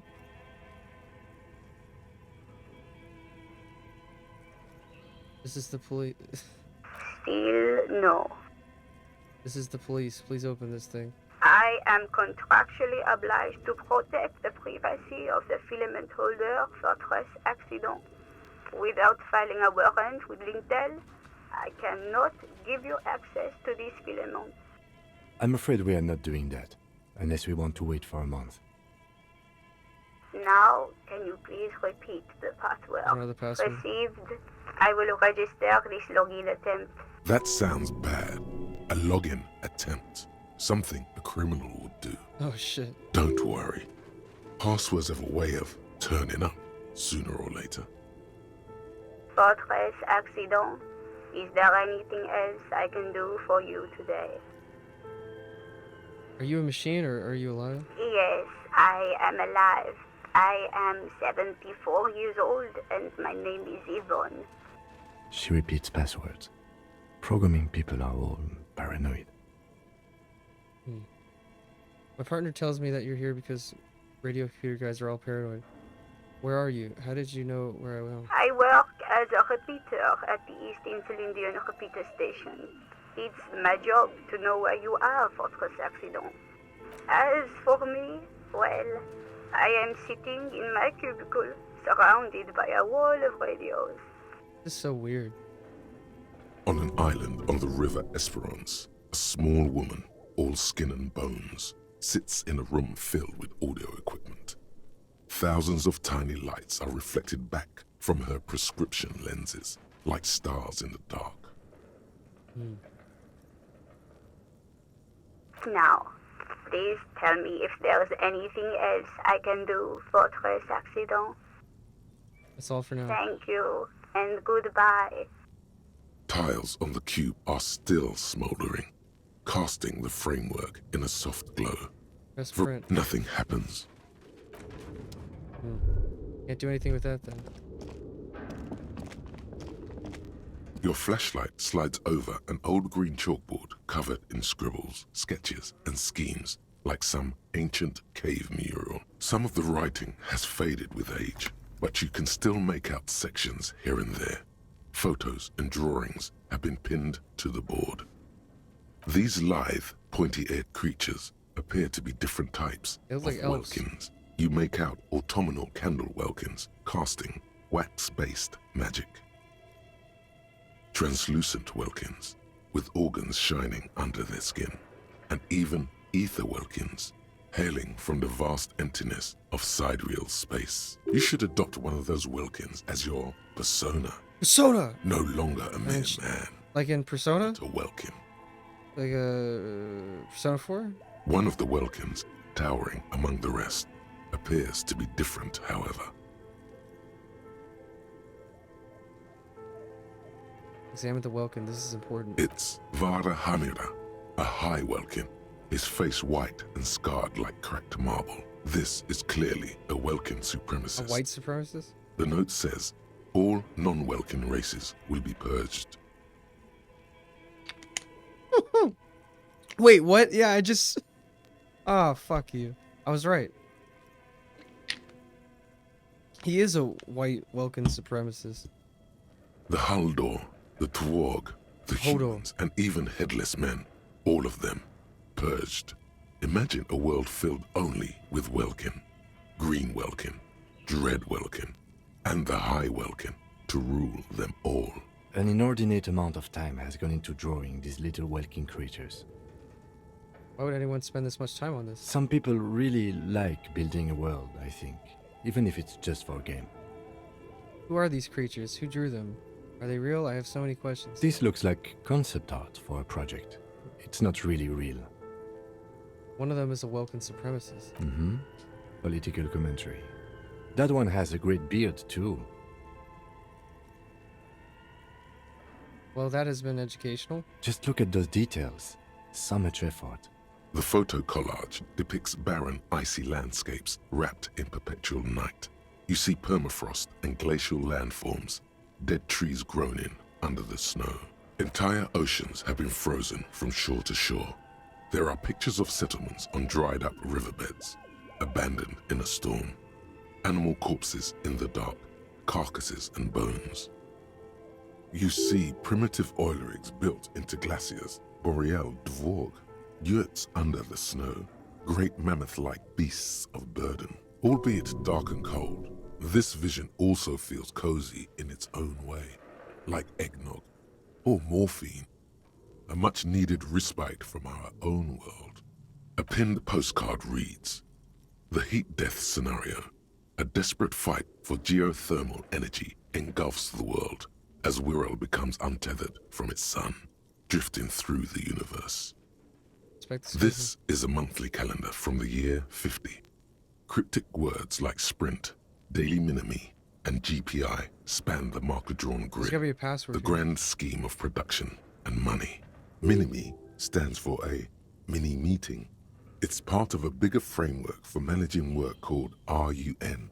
Station 41 tried to implement it a few years ago, but failed. As time goes on, the numbers in the boxes grow rarer and rarer. The board becomes an empty snowfield in the final days. Only failure and regret dwell in this region. Looks like they didn't make it. A note in the bottom left corner of the chalkboard says, "See the prod schedule filament for details." Inspect the notes. The handwriting is only partly legible, but you can still make out 3 slogans: "Call in, tune out," "Wirral untethered," and "Heat death of the universe." Outside, a cold wind wraps the building in its bosom. Snowflakes in the wind. An old woman passes what the locals call the doomed commercial area. She tries hard not to look at the bookstore windows. It's unwise. Your flashlight, some of the writing has... That's it? Okay. This old fireplace is covered in lines drawn in blue and red marker. The mesh spreading over the stone like blood vessels on alabaster skin. It looks ghostly and strangely ancient. Radio frequencies, it seems. UKV 123.6, UKV 123.7, UKV 123.9. Some written notes, too. Sparse and cryptic. Unclear. It looks like a cardiovascular system split into veins and capillaries. Very advanced.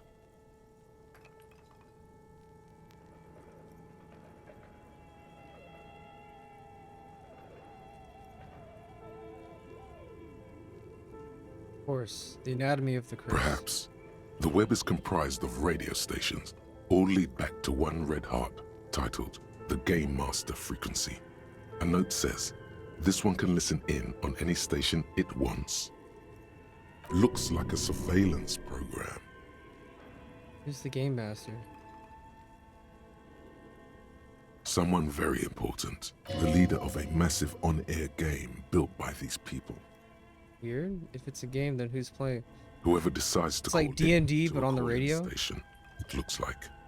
There's no way a little basement studio working here could pull anything like this off. My God. It's as if the less money they had, the more ambitious their project became. Why do you say that? The schedule. I know doom when I see it. The company was running out of funding. Nothing. It's just lines on marble. An echo from times long gone. No one has used the fireplace in ages.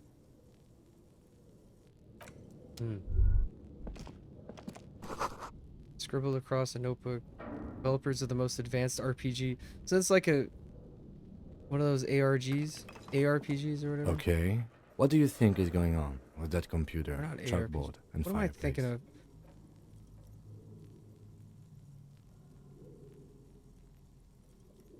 ARG. Alternate reality game, yeah. That's what this is like. What do you think is going on? Someone tried to exercise the curse using technology. Looks like an undercover counter-intelligence program.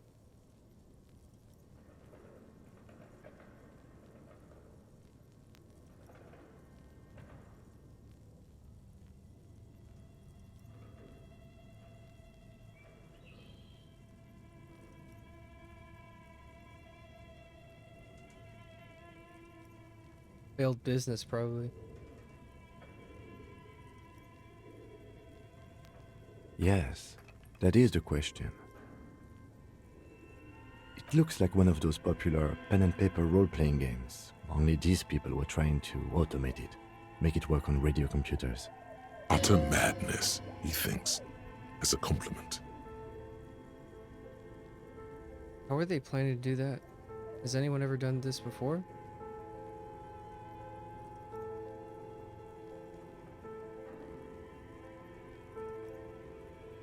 Through call-in stations, none of the players have to be physically present. Anyone in the world can participate in the game, as long as they have a two-way radio. Then there's the game master frequency that listens in on the smaller call-in stations. I think that was supposed to coordinate the stories, functioning as a master of ceremonies of sorts. His fascination has swept aside other concerns for the moment. He's a little hooked. Has anyone ever done this before? Not to my knowledge. They make automated games in Graz, Messina, Königstein. You know, places with industry. But I don't think anyone has attempted to create an interisolary game before. We just don't have the technology. This was a role-playing game. Indeed, those Welkins are a dead giveaway. Role-playing people love that stuff. The world looks like a modified version of the WeWorld board game, with hit death thrown in. What do you think happened to the company? No idea. They stopped filling out the schedule on the chalkboard. Wow. Indeed, it's ambitious and untethered from reality, but They were insane if they thought they could do this. It was just a play to cheat money out of their investors' pockets. Curse got them. The curse got them.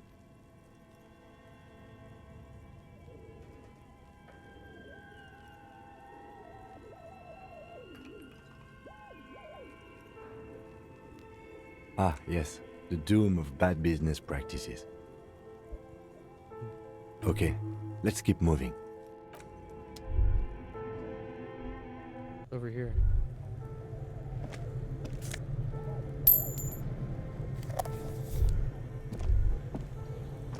Oh, Jesus Lord, a giant bear. Go over here for the wall collapsed, it's inaccessible now. A thick layer of coal dust covers the furnace, coloring it pitch black. Well, let's address the giant bear in the room first, actually. You see a terrifying ice bear with a strange compartment in its belly. The door is covered in frost and the bear's eyes are glowing red. This ice bear is a hyper carnivore. Be careful. Looks like a giant ice bear. The lieutenant doesn't answer. His eyes are glued to the animal. A sharp slice of light shines out from its mysterious belly door. A gust of freezing cold air rushes to greet you. You hear a low grumble as the bear regulates itself. This is the inside of a refrigerator. The lieutenant takes a peek inside.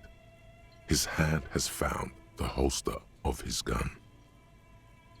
Relax, Kim, it's a fridge. Look inside the refrigerator. The shelves are empty. All you see are crumpled ice cream wrappers with the brand name, Revachol Ice City. A handwritten note has been attached to the door. The fridge is huge. Take the note from the door. You pocket the note and the little fridge magnets keeping it on the door. Examine one of the ice cream wrappers. A friendly cartoon bear smiles back at you from a glossy cellophane wrapper. It looks nothing like the fridge. What is a giant bear-shaped fridge doing in an abandoned cellar in the first place? Good question. It looks like an ice cream fridge. Somewhere in the past, it's summer. 5-year-old Fifette lets go of her mother's hand, change jingling in her pockets as she hops towards the ice cream stand right across the plaza. They tried to sell ice cream for this hyper car. I know. What an unfortunate marketing choice. What is even worse, the bear is still costing them money to this day. At the red snaky cable running from the fridge. The fridge buzzes with energy. Yeah, it's siphoning The electricity away bill from on this thing must be catastrophic. That's why their business is so bad.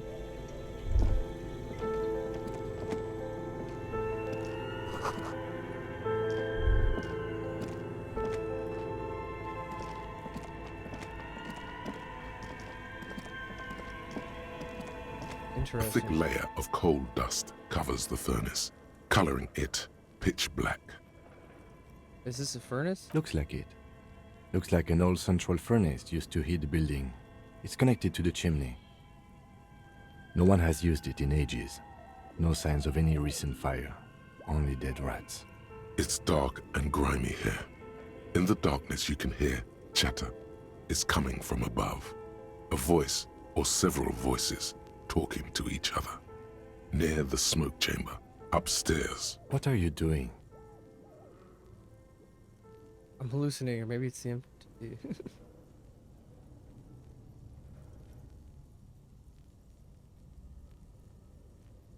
I can hear somebody.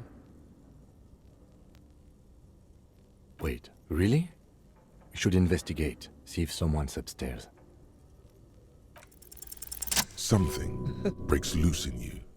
A mighty bellow echoes throughout the chimney's depths. The chatter of tiny voices above suddenly cease. Hello? Hello? You hear a woman's voice answer. This is the police. Who's there?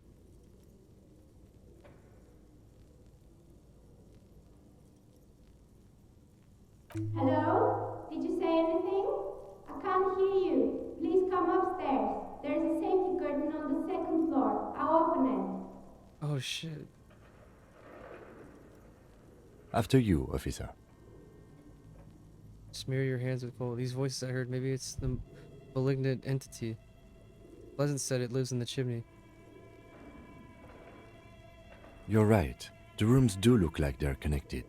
But malignant entities don't exist. At least not the supernatural kind. Then what was the chatter you heard? Smear your hands with A coal. lush layer of coal now covers your skin, sinking into the wrinkles. Your hands look ancient. Maybe you could paint something with this coal. Leave a cave painting shit. for future archaeologists. No, that would wall. be stupid. Still, it's good to have this dirt on you.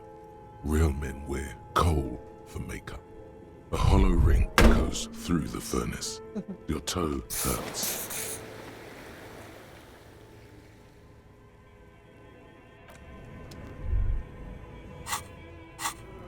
Damn, I lost a lot of damage for that.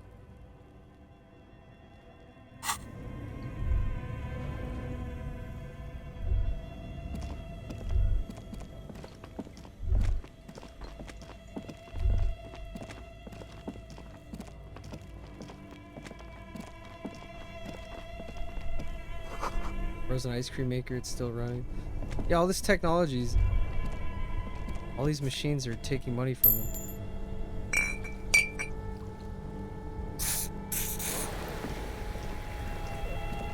Two cables are plugged into the breaker box. The red one leads to the ice bear fridge, and the black one to the ice cream maker nearby. Unplug the black cable.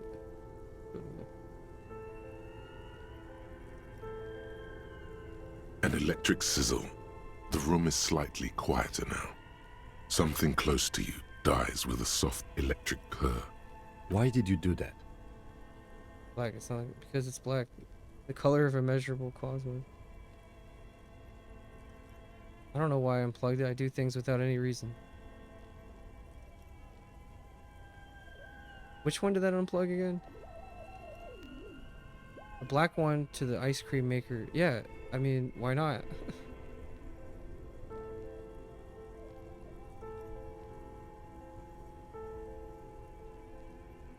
The lieutenant raises his brows, but doesn't say anything.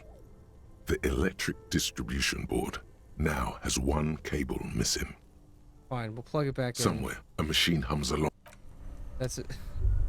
Why'd you give me shit for unplugging that one? But not the bear. Insane mesh tank top?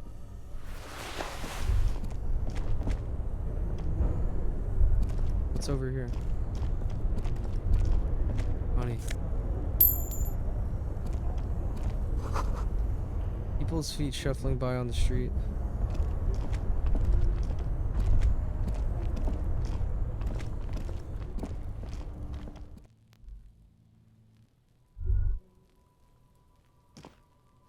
An old call box with a matrix of push buttons lists.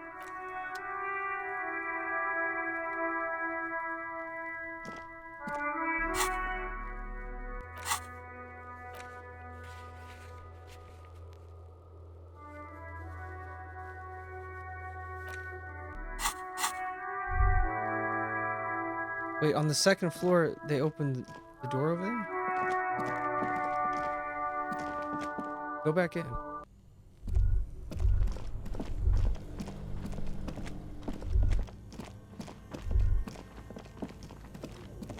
A thick layer of coal dust covers the furnace, coloring it.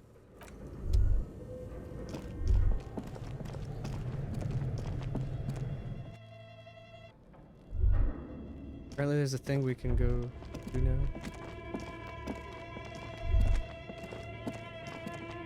Yeah, up here.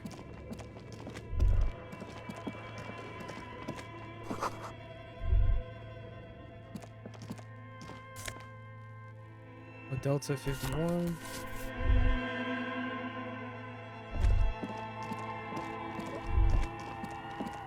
What the fuck? There's a person here.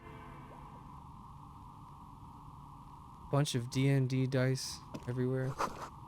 Candy has been repurposed to contain thousands of dice. Interesting. Hello, I'm Nia. Did you try knocking on my window?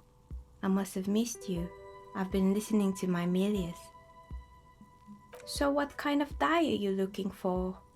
She's got a direct view to the backyard. You should interrogate her about the lynching. Oh, true? What do you mean by Milius? Yes, a Mili is like a call-in station. You need a two-way radio to access one. That's why I have these. Mostly, they just teach you to swear in different languages. But some of the stations can be quite interesting. I was so absorbed, I must have missed you knocking. You must have accused me of someone else. I haven't knocked on your window. Then how did you get inside? By the south entrance? You know what?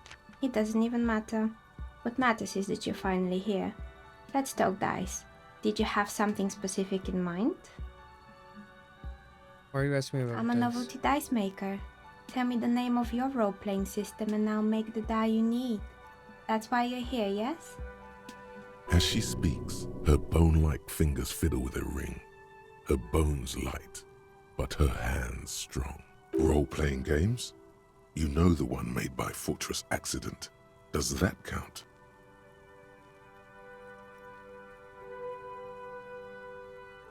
True.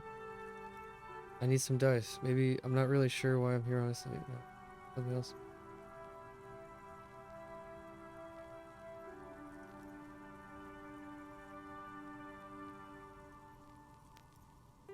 Very good. My rate is 10 real per set. Unless you want something really unusual. Take a look around and see if there's any particular stone you want to use. No falsehoods are present. She's a novelty dice maker and doesn't have anything to hide. Ask what you need.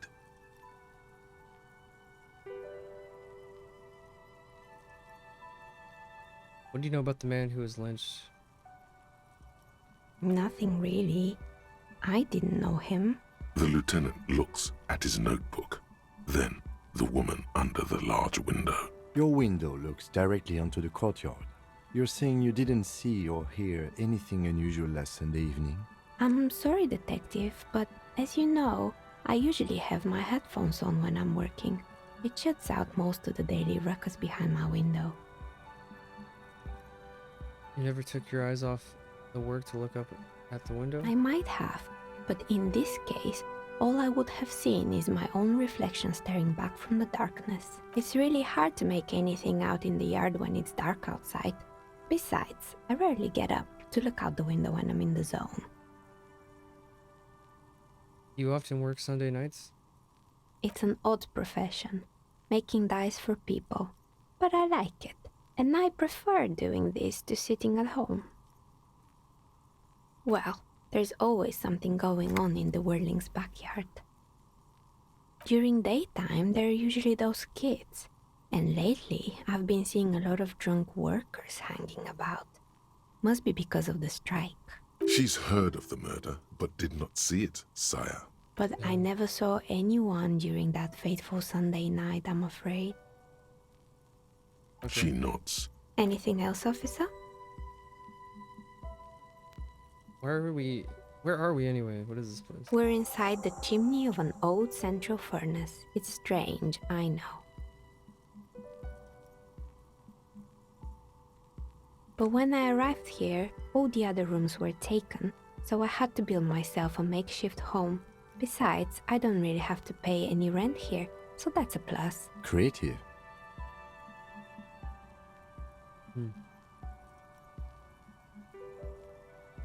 This place is cursed, did you know that?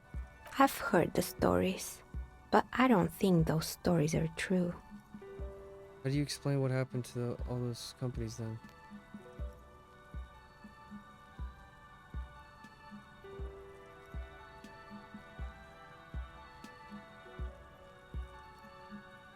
It's just capitalism. We only hear about tales of success, so it's often surprising to realize how many ventures actually fail. Plaisance, the bookshop lady? I've heard that her business is doing rather well. Have the energies spared her somehow? Bookstore isn't doing well. There are hardly any customers. She has to exploit her own daughter to keep the business going. Oh, right. But it's not just the bookstore that's still up and running. What about the Whirling in rags? Some people say it's part of the building complex. Whirling in Rags is part of it?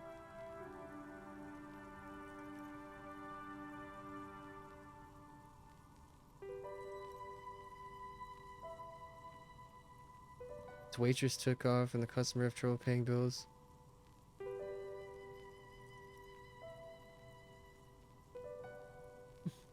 Yeah, I mean, the fucking housekeeper left too. Maid.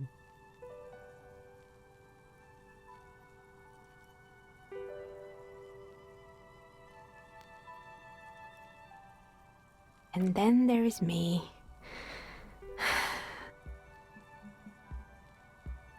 I've been here for 14 years, selling novelty dice to role-playing enthusiasts. Not exactly a million-real business idea, yet somehow I've survived despite the talk of malicious energies. Strange, isn't it? It's because she's in cahoots with the demons. Maybe it's just because she's so talented that she's been able to woo the curse. You're the source of it, a malignant energy. It's because you're competent. The curse doesn't affect people like you. The curse will get to you. Have no doubt about it.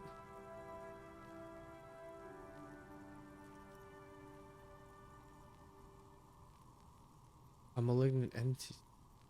Malignant entity? What does that even mean? Some kind of sorceress? What about you, officer? Do you think I'm the malignant entity? The jig is up. The she-demon knows you've uncovered her true identity. I think it still might be you that's causing this very mysteriously.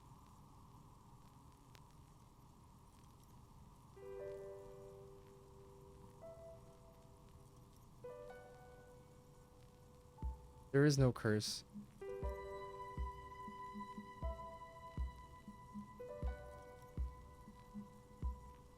Exactly. Truth is always so disappointingly mundane and boring. But I'm glad we got this sorted out. Anything else I can help you with today? That's all she has to say on the subject. She's been thorough and truthful, as far as we can see. How did you become a dice maker? Okay, I'd like to order a die from you. Shivers, legendary. Why hasn't her business failed?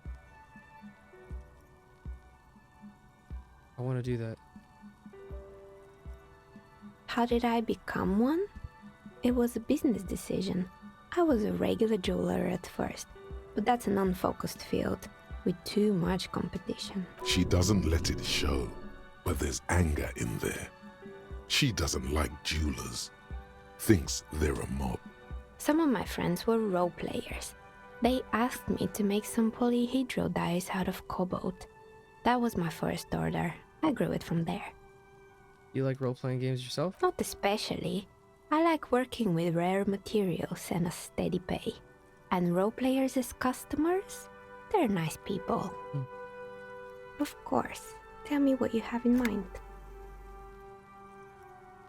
Do you know the Whirl Untethered setting? I want to die for that. Do you have any cursed dice?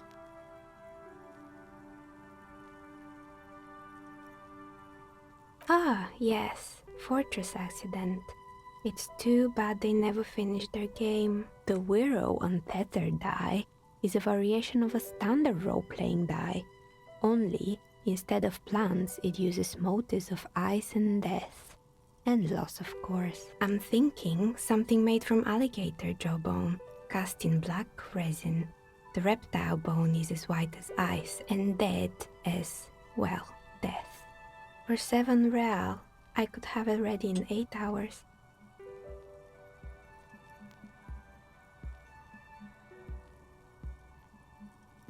Why do you need to cast it in resin? Untreated bone is porous and prone to chipping. Cast it in something hard like resin though, and voila, it's perfect. It's an icosy tetrahedron, a 24-sided die that can produce results for 2-sided, 3-sided, 4-sided, 6-sided, and 12-sided die with a single roll. Technically, you can also use it for many other sizes, but you may need to reroll results.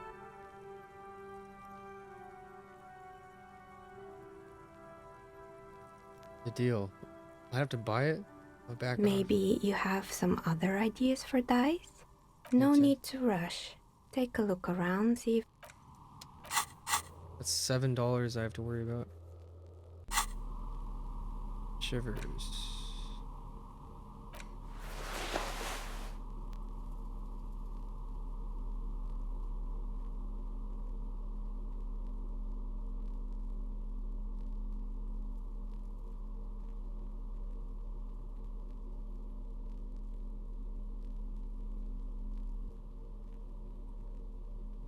We need shivers. Sugar. Yeah, go ahead and do that. Oh, it's you again. Are you looking for a die? Right. A gust of cold air sweeps through the chimney. The stones and minerals on the shelves rattle as though agitated. For a moment, it almost feels as though you're outside the building, exposed to the atmosphere. The curse is real and I figured out why it has spared you. Didn't we already talk about this? It's because you're not in the same building as the others. This isn't technically the doomed commercial area. What are you talking about? My address is exactly the same. Rue de Saint-Guilain 10. No, the old coal plant that used to be here was subsumed into the new venture. its ruins swallowed up. Yet it has a different address in the heart of the city. This used to be a coal plant. You're in a chimney of another building. This doesn't make any sense. Are you saying my business was spared because of a technicality? Where is this coming from? I have my own methods, unusual methods.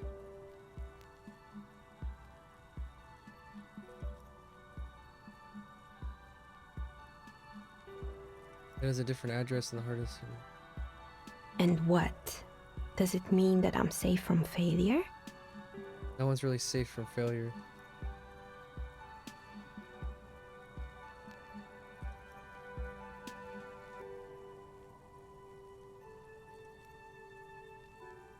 She starts laughing, her fingers trying to rub away the exhaustion from her face. What? Do you know what this is? Piece of metal shining on her index finger. Your lucky charm, some kind of ward? It's a mourning ring. I made this when my first company failed. It was a small jewelry shop right here in the East Delta Commerce Center, built with the little I inherited from my parents. I drove it into the ground within a year. I didn't have what you would call a viable business plan. The curse is real. I bet you didn't run this little jewelry shop in the protective depths of the chimney. No, you're right. I didn't.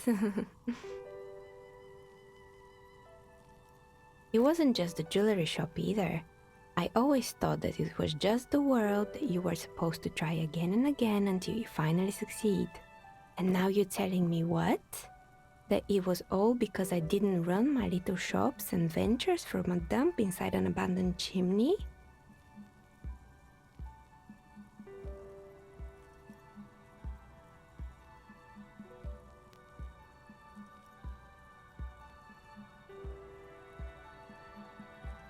Made it nice and cozy here. Yeah. Or maybe it's the entire world that's cursed. It's such a precarious place. Nothing ever works out the way you want it. That's why people like role-playing games. You can be whoever you want to be, you can try again. Still, there is something inherently violent even about dice rolls. It's like every time you cast a die, something disappears. Some alternative ending, or an entirely different world. Yeah. But anyway, thanks for sharing your theories, officer. You know what happened to the other tenants? More or less. Are you interested in anyone specific? Rats scuttle in the dark rooms under the abandoned blow dryers and dusty mannequins. Cobwebs cover rotors and radio computers alike. So much failure. There used to be a gym? It wasn't merely a gym, it was Artemitep's boxing club. A community project created to steer at-risk youth away from drugs and crime. Who was that? A kind man from Zemsk.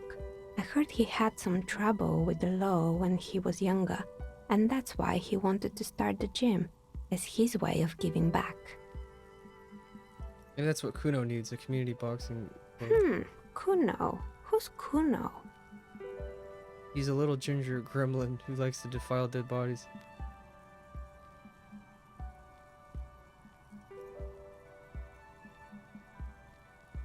Oh yes, you mean the kid with the sailor's mouth.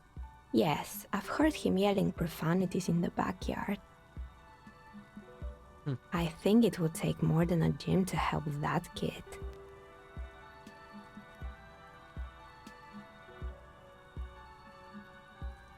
Judging from the kids I've met so far, it didn't really work, did it? It didn't. If anything, it made the youth situation in Martinez even worse. At some point, someone started a rumor that the punching bag downstairs was full of amphetamines. You should have known it. Eventually, the coalition took away the funding and the club went bankrupt. This was a few years ago. It's gotten much more peaceful around the plaza ever since. There used to be a house for them. No one made stuffed animals. I found creepy mannequins. There used to be a fashion atelier here, but I have forgotten the head designer's name. They were doing well for a couple of years, until the insect rights activists came. I didn't know insects had any rights or activists. Yeah, the Atelier didn't know it either. They produced a certain collection that used chitin among the materials. Apparently chitin is made in the Occident, where it's extracted from beetle wings. And you know how all kinds of political movements are big in the Occident. The activists shut down the biggest chitin supplier, which of course caused the price to skyrocket. And, naturally, all the most fashionable tastemakers refused to be seen in chitin from then on. The atelier went bankrupt before they could finish the collection. I'm glad someone took care of the little guys. I like insects.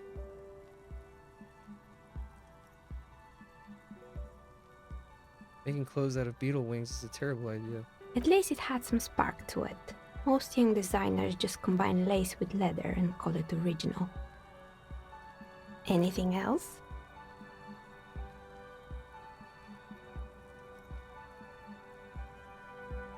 There's so much shit. Fortress Accident, the radio game studio.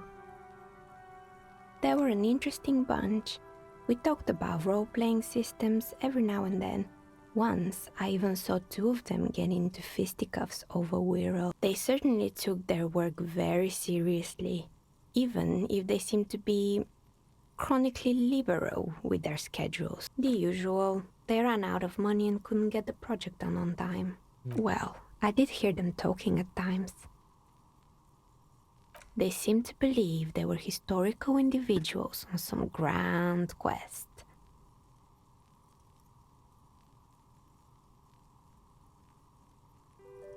She sounds almost mocking when she says that. Project did look quite impressive.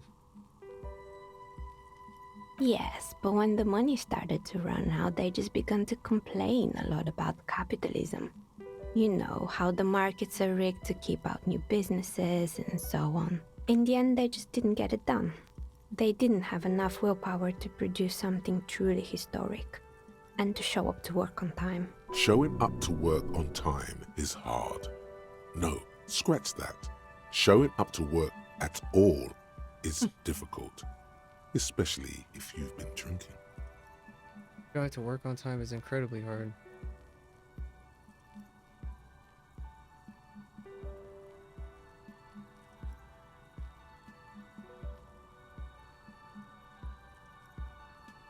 They should have just tried harder. They had everything they needed to succeed. Still, not everyone is going to make it. That's the nature of the game. I gained money from that. Anything else? Because that was ultra liberal, apparently.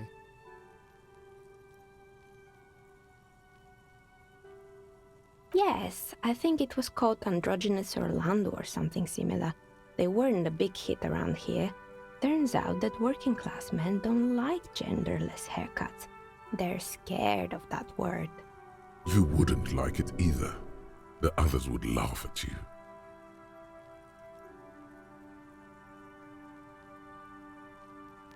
I would never let anyone androgynous touch my hair, not even in my life, depended on it. You're right. It looks like you haven't let anyone near your hair in a long time.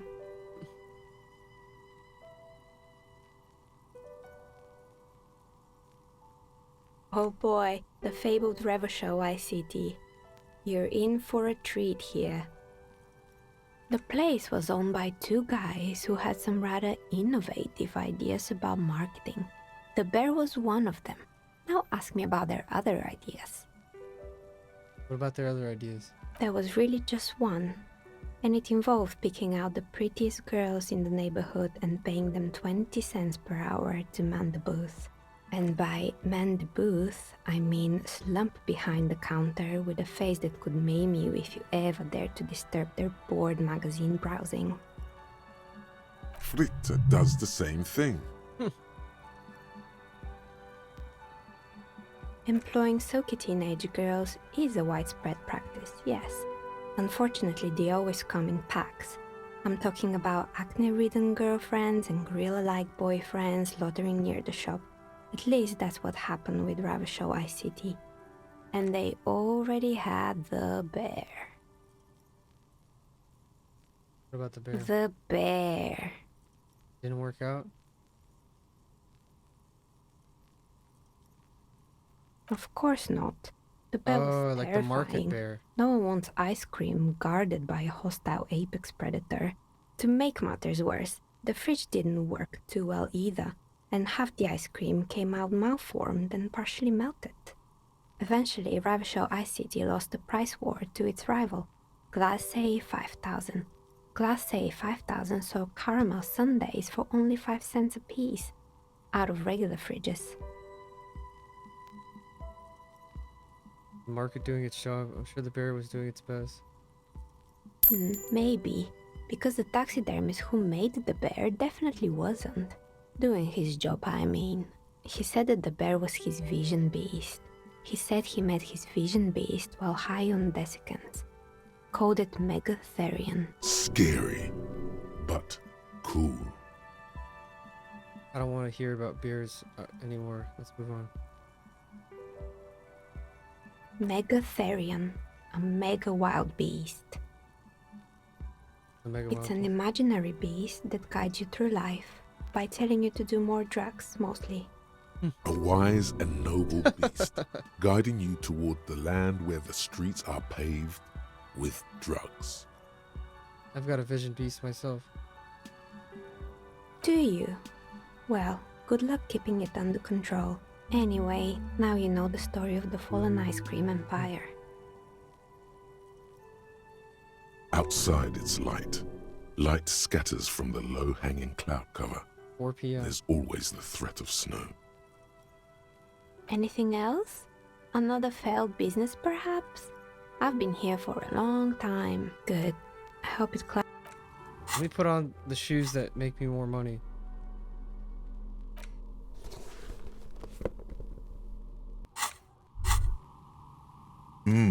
The luxury of fine things. Just look at those black monk straps. After spending an entire day hustling, who's to say that you didn't deserve a pair of ridiculously expensive shoes on your tired feet? Beautiful things do make people happy. Beautiful things give you a rush. It's power. Crafting your style, draping your flesh in silk and leather, deciding how to present yourself to the world. Remember, when they come to take it away from you, you worked for those shoes. Whether you like it or not, wearing these shoes has made you more liberal. Ultra liberal. Cool. I guess I never wore those shoes before. Oh, it's you again. I'm listening. Oh, this one's a mess. There used to be a company that promised to repair windows 24 hours a day. What could go wrong with this one, right? Turns out, the business was actually set up as a front for an illicit group that was producing snuff milias. Who would have guessed? What's a snuff milieu?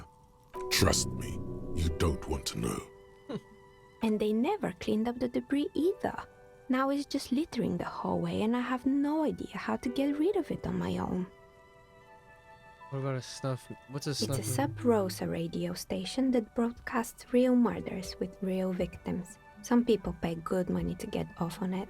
Nothing changes in her tone as she says that, as if it's just another piece of information to lay out for the world. What does she mean to get off on it? Don't worry, the ICP has a separate division that deals exclusively with unlicensed sub-roses. This isn't our problem. Good luck with that. It's not easy catching those perpetrators. You mean Mr. Fabron, the taxidermist? No, he mostly just did drugs. But what drugs exactly? I need to know what drugs for my report. He got high on some weird taxidermy chemicals. I wouldn't recommend it to anyone. Eventually, they caused him to lose control of his bladder. The smell was awful. Even you can probably do better than that. Yeah. They were could. made by a company called Slipstream. After they pivoted from making rotor blades to skis, their chief executive took off on a vacation with all their money.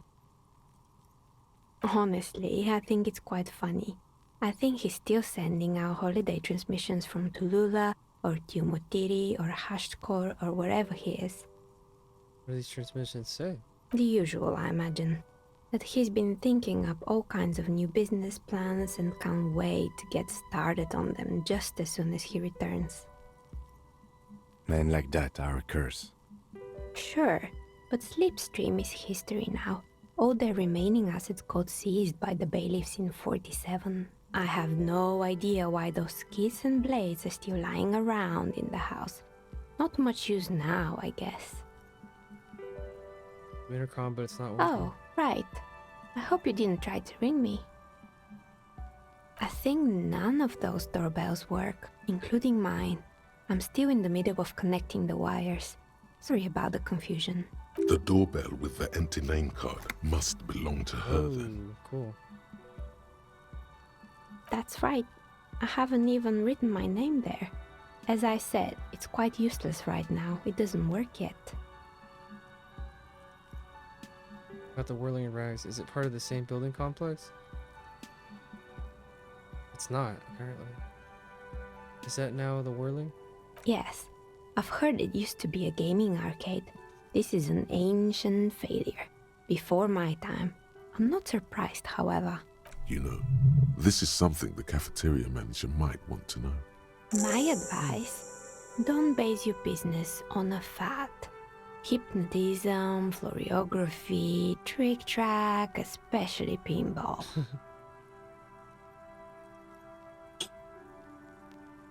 Means the Whirling is part of the doomed commercial area. Bart is gonna love this. I don't know this guard, but something tells me he won't. Slipstream SCA. It can't be true. They don't work here anymore. They've been gone for years. Are you sure it was Slipstream SCA? Was it a woman? Maybe it was Plaisance from the bookstore. She says she was from Tricentennial Electric. Tricentennial Electrics? It used to be a major electric company 100 years ago. Are you sure it wasn't just some kids playing a prank on you? It was too real to be just a prank. Either we're dealing with a professional actress, or... It's probably something eerie.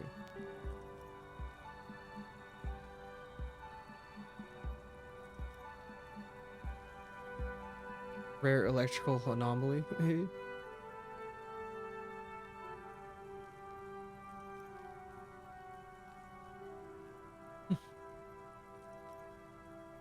Pranks can be eerie. Oh, the kids these days. We were just one of them, and now they're terrorizing us. No solidarity. You could say so. Both houses were built at the same time and under the East Delta Commerce Center project. That explains why you can call the whirling from the intercom, albeit I doubt that anyone responds. If the Whirling is part of the same building, then it's part of the doomed commercial area. The darkness of this place is there, too. I have a few more questions about the building. It also explains why walking around there's like secret doors and shit. Sure, I'm listening. I'm pretty sure it's still... Sure, I'm listening. Good. Good. I hope...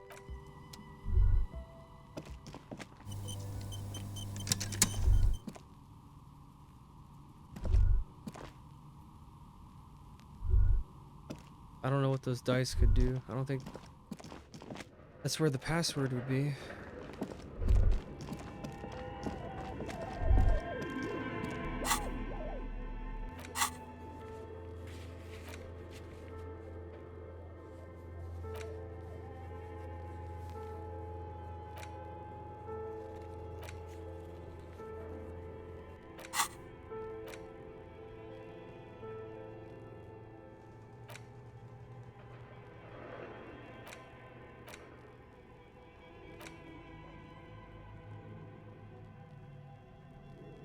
Seems like the point of this game is victory, the absence of defeat on all fronts. Victory in business ventures and creative undertakings. Victory in love and over other people. Political victory, ideological victory, hell, even sexual victory. Definitely a lot of object-based victories too. Having things and not losing them. One problem though. Not a lot of victors in sight. Everyone's mostly losing. Why is that? And how do you not lose? All red checks fail if I do this.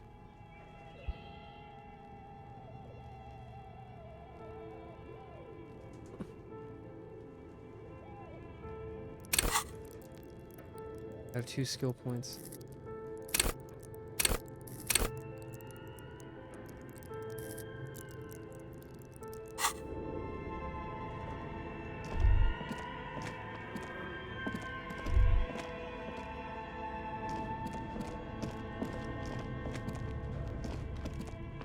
Tiles on the cube are still smoldering. The speaker. Good after. Please repeat. Good. I still have the password. Don't worry. Passwords have a way of turning. Fortress accident. Thank you. Tiles on the cube. I guess we'll figure that out later.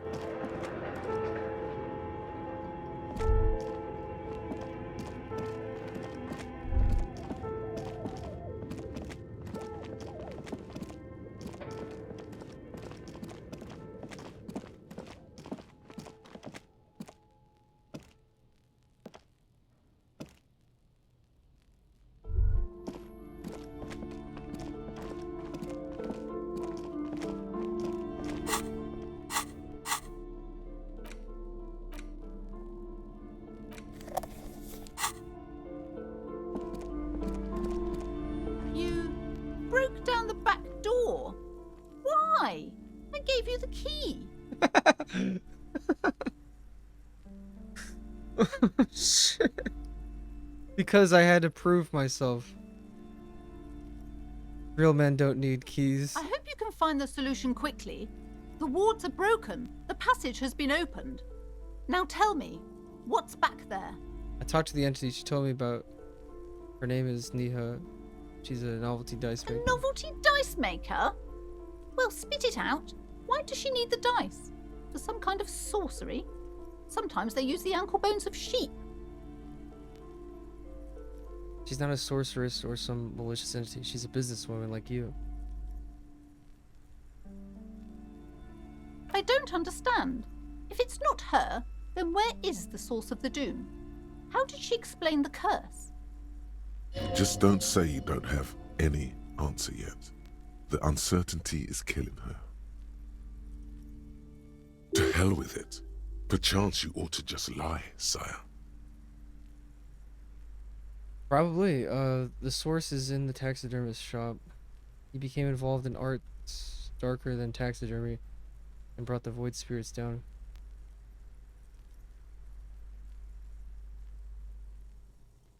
That sounds like the most likely thing, honestly.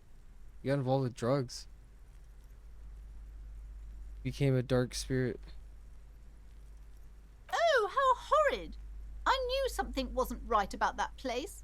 Tell me, did you find a way to break the curse? I de-spooked it. I'm afraid that I can only identify the source, but you have to call some other experts to lift the curse. What does that mean? Are you certain? Oh, but who am I to question your methods? All that matters is that the energies are retreating. I can already feel the curse lifting. It will be a long time until we're fully free of it, of course. But still, thank you, officer. Truly, you've brought a better psycho-emanation to this humble bookstore, Nice. and that's no small achievement. She so badly wants this to be over. She would have believed anything. All right then. All's well that ends well. Should we return to our ordinary lives? The shop around you feels ancient suddenly, damp and saturated by the coastal air. The books are rotting. A great cold lives here, and there too. 1,200 meters away, on the urban coast, the dark shape of a church is reflected on the water, calling. Cool.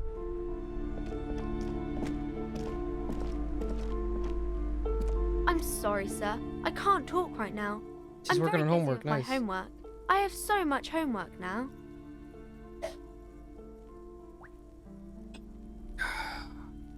Out of the rain, and into the gutter.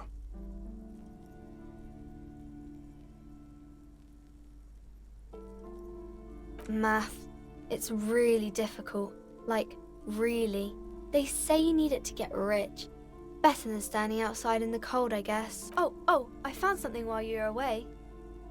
I hate math. Yeah, what is this? I thought this would fit you. Dick Mullen's Thanks hat? for helping out. Not me. The city, I mean. Like a detective does. Whoa. She gives you a hat almost exactly like the one Dick Mullen wears on the covers. Where did you get it? I can look just like Dick Mullen, except I'm an actual police officer. Just what Dick Mullen would ask. I got it from behind the curtains. I'm not really supposed to go there.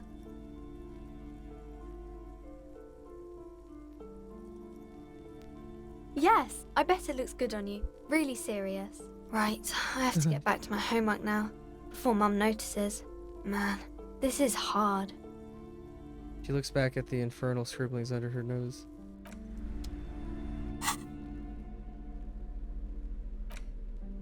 We need suggestion.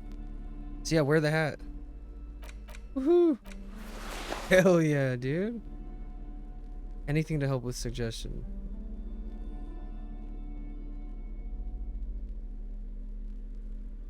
Suggestion.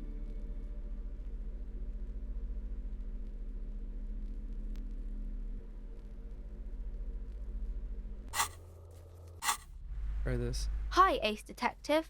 Are you here for more books? What are you missing here? Why does this feel familiar? Because you know each other. She's been talking to you so openly because you've talked before.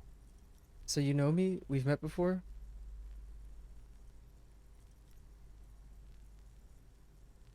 Yes, I used to stand out there all the time, before Mother told me to focus on my homework. You've been running around all week without your shirt on, sir. Telling people about being a star or something. I don't really understand who those Superstar. stars are. Did I ever talk to you? Of course, you've stopped by a few times. You certainly look better than the last time I saw you. Thanks, I'm trying. Yeah, I can see. You don't have party eyes anymore. Party eyes. Yes, of course. That makes sense. I'm not surprised children have seen you running around with party eyes on, he thinks. Not at all. You know, like a cat in the dark, all big and wide-eyed. It certainly looks odd on a man. The swiveling eyes of a loony drug addict. That is what she meant. You were probably gurning too. I think I might put a point into composure now. Composure seems pretty good. Fuck yeah. You should get some party eyes right now. Snap those sequins on you, boy. Does that mean I've been partaking in narcotics? Oh baby, that's not what you have to worry about. Worry about the important thing. Why didn't you tell me you knew to begin with? I didn't know I had to do that.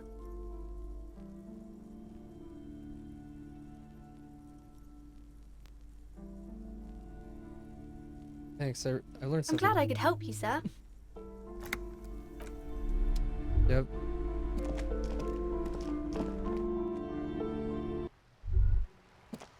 I mean, it was pretty obvious in the beginning. Of course he's an alcoholic. He's got the party eyes.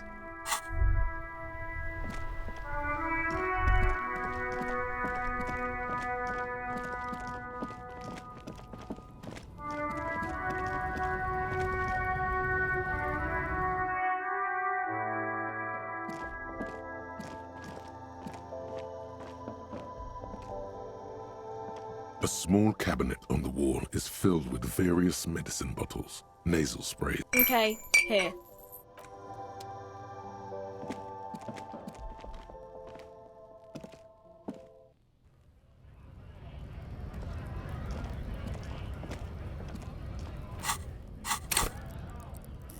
I have almost 3 skill points. Let's see, composure. Yep. Keep your poker face.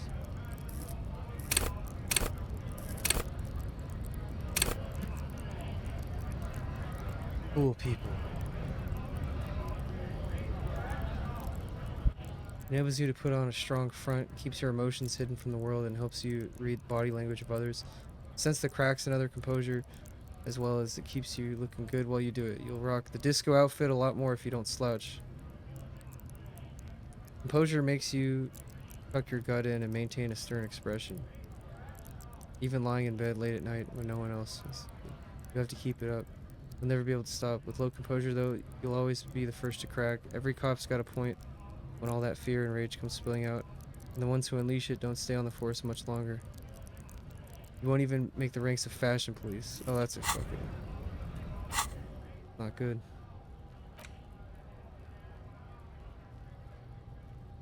The learning cap for composure, electrochemistry, suggestion, and visual calculus.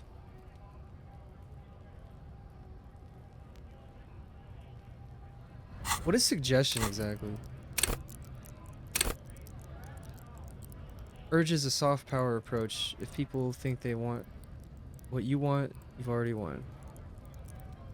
Oh, it's like Inception. You incept ideas into people's brains.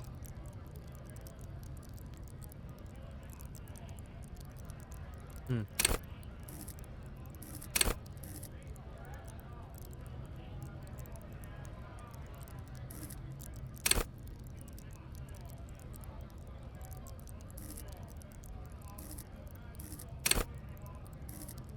I gotta make a decision now.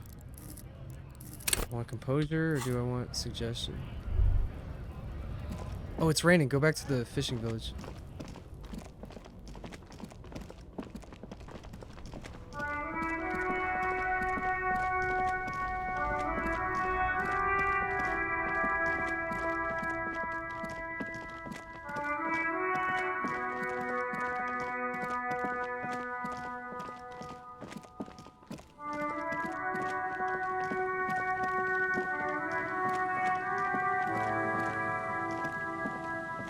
What's up, War Turtle? Do I like Squidward? I just thought the Squidward dab thing was kind of funny.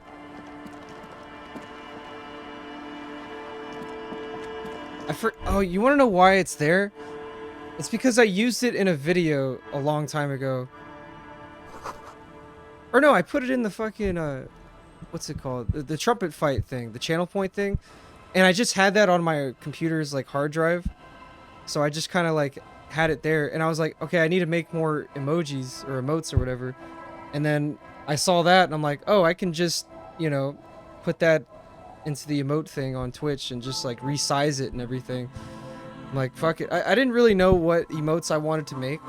So I just kind of used whatever random pictures I had, like PNG pictures that I had on my hard drive. That's what I did.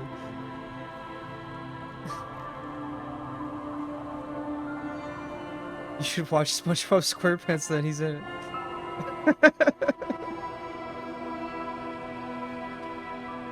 I didn't know.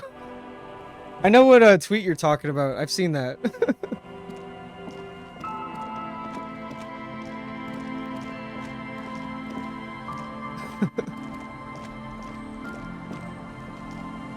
That's crazy to think about. That was probably like some young kids talking to each other about SpongeBob.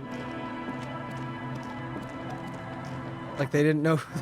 One of them didn't know who the fuck Squidward. What show is Squidward from? It's weird to think about. SpongeBob is so ingrained into my fucking brain. It's hard to think that there's people in this world that won't know what that is. They will have not. There are kids that are born now that have not watched the show. And I find that disturbing. Winter, slow to let go of Rivershore. Flecks some more wet snow from above. Look around you. The snow falls lazily, making the beach sand paler still, mixing with the rust-colored sewage runoff.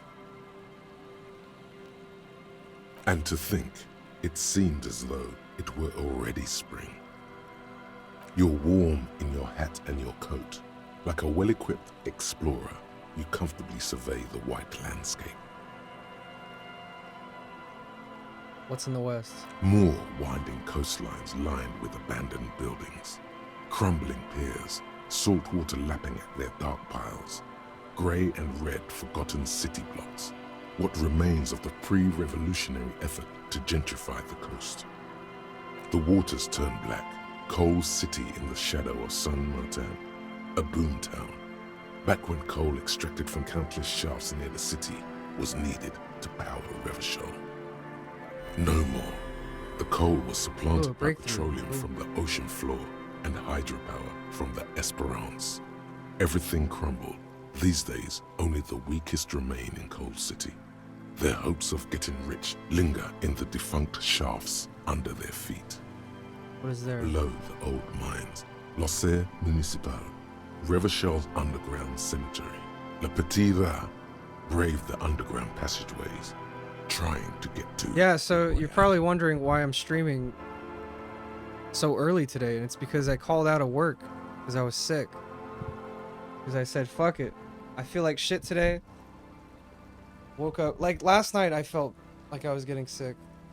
And I'm like, okay, if I think we talked about this, you were there. I was like, if I'm getting sick, I'm going to call out if I feel sick. And plus, it's fucking Sunday, dude. It's the Sabbath, okay? Remember the Sabbath. We were talking about that, the 10 Commandments. Remember the fucking Sabbath. And so I bought Robitussin, and now I'm medicating.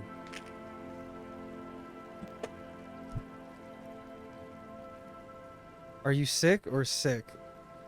I'm sick. Well, I just don't... Well, look, I can't say for sure if I'm sick, but I will say I don't feel good. Children, I feel not well enough to they not go want to go to work. looking for artifacts to sell to foreign museums and for fabled relics. Their parents let them. Because They go deeper. what are they going to do? Fire me if I call out? I'm leaving in 2 weeks anyway. So who fucking cares? They're not going to fire me, of course. Am I going to get weekends off for my new job? Hell no. Well, here's how it's going to work. I think for the first couple weeks, they give you like one day off, like a Saturday or a Sunday. And then it's mostly just every day you do drills and everything. Like you have to, they have you do shit like every day for the first, at least like the first month. And then eventually they give you liberty, which means you get off, you can go off the base and like, you know, you get to go somewhere for like a day or two. Usually no more than 48 hours. I think in boot camp it's a little more strict. Like they don't let you leave that much. But like they give you like a day or two off to just hang out or whatever. But that's usually after the first month. That's what I've heard. So usually in that time you'll want to use that time to just keep shit clean. Like they taught me at the military meeting how to polish my boots. You got to make sure to keep your boots polished and clean. You got to keep everything clean. You got to know how to fold your clothes and everything the right way, the way that they do it. And once you do that, then you can just kind of hang out. I don't know what the fuck, if they even have like TV to watch there or anything. I don't know like what's going to happen. They're not, obviously they're not going to have like a rec room with like video games and shit. Well, they might have a rec room of some kind for us to hang out when we're not actively like doing drills and you know, training, where they have like at least like a pool table or some shit. I think they have like cards. I think that's the thing that in the military, like military people are really good at cards, like playing poker, because that's all you can really do. But we'll see. Wipe the snow from your shoulder. Wait. Deeper. After rubies, Melchiorite, lapis lazuli, plundered from Safle and Seol during the time of the suzerain. In the burial chambers of the kings, Grand old Philip, Guillaume II, and even in the mausoleum of Philip the Opulent.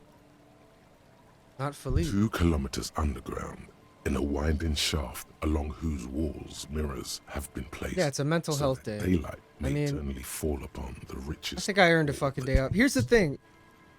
They always give me like Wednesday off, usually, to be an extra. And I say, fuck that. I'm going to take today off, and then I'll work Wednesday. I don't care. I want to have a weekend day off. I didn't want to fucking work today. The mausoleum contains untold quantities of gold, and that special, purest of the pure magenta cocaine, favored by Revacholian royalty. Did someone say untold quantities of cocaine? Oh shit.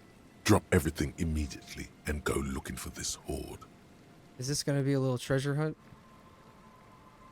Few petits rats return from the shafts. Even few Yeah, dude, like, find what they're looking for. A small child I'm running out of time, black tunnel, and I want to play silver video games. trinkets in her pockets. It's not just video games either. Like, there's like books I want to read. There's so much shit that I want to do. They don't let you take books in to a military. The only book you can take is the Bible. So I'll probably end up just taking my little Bible I have in with me. So at least I have something to read. All around her, white snow on the extinguished coke furnaces and on the weather-worn shacks where fathers beat their sons after drinking. The snow melts on your fingers, turning It's like to the water. Russians. They beat their wives. The canal you crossed I guess to it's get like there a and beyond it. thing they do. It's Martinez like a proper, stereotype. the district the police forgot to police. There is laughter, lights, attempts at entrepreneurial activity, cynicism. Someone is scraping snow off their windshield at the roundabout, in the midst of which a statue of Philip III serves as a destination for grade school field trips and a fine perch for winter birds. And further? A fenced-off yard. There's a truck belonging to a logistics company parked next to the gate. Bright light from a building behind the fence reflects off its hood.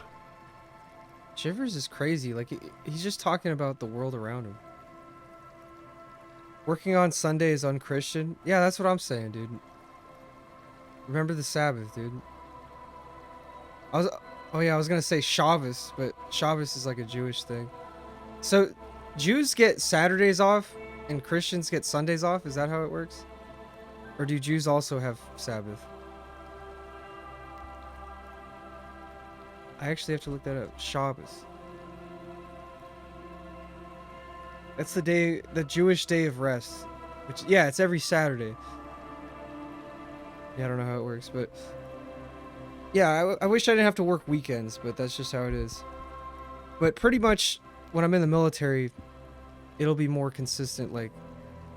You'll get weekends off. Or like, I mean, you're going to be working every day, essentially, but... I think weekends you'll have The off. abandoned church, one of two... Yeah, they don't let you take shit to boot camp, dude. Like, you can have $10 in cash, and that's it. That's the most money you're allowed to take with you. Everything else they mail it back to your house. Everything else. You can't take any books. You can't take, like, any kind of sleep aid. So I have a problem where I grind my teeth at night. I can't bring my fucking night guard that I put in to keep my teeth from grinding. So I'm gonna have to just tough it out for 3 months, and my teeth are probably gonna fucking grind down to stumps because of that. A serpentine strip of land weaving its way into the Martinez Inlet. It's 10 weeks, so like 3 months from the law, or something like that. from 2.5 themselves. months, I think. Sometimes hide out on nearby islets. Little dots in the ocean that are occasionally submerged when the tide is high and the weather foul. And on the islands? The remains of a camp on a jagged piece of rock, a tent, old dishes and cutlery, long since abandoned. A hermit crab scuttles among the debris, looking for a new shell. Further out, the lights burn bright on Resurrection, way beyond Martinez, a popular spa destination for ample-bodied Ozon kids with equally ample pockets. And on the other side of the inlet? Then there's Ozon, but the snow falls too thick. You cannot see that far. Before that, before the curtains are drawn. The Bay of Revachol, vastness, great depth, over 1,200 meters at its deepest. Water, air brinier than here. It is crisscrossed by huge cargo ships bearing company logos, wild pines, Zam, Morian, and at the farthest reaches of the Bay of Revachol, the shadow of the coalition warship Archer, on perpetual patrol duty ready to unleash artillery fire if you were to rise up against the market. You shudder. What's in the south? The raised motorway, 881, separating Martinez from Jamrock. Vehicles whoosh past one another day and night, while those who reside in the labyrinthine alleyways beneath the motorway attempt to carry on with their lives in the snow and the slush. And south of the 881 is the Pox. Was once a park, a place for reflection and recuperation for the patients of the old military hospital. In the 20s, it was used as a quarantine center during a measles outbreak that killed many children. Most everyone has avoided the hospital and surrounding park ever since. What the fuck is that rule? Yeah, so I read the study guide they give us that basically tells us all the information leading into boot camp, and yeah, they let you take very little things with you to boot camp. Like I said, the only like reading material you can bring is like a Bible, and that's it. And it has to be like a pocket Bible, like something you can, you know, put in your pocket, like a small one. They're very strict, and I'm not gonna have my phone the entire time, so keep that in mind. The Pox is completely wild now.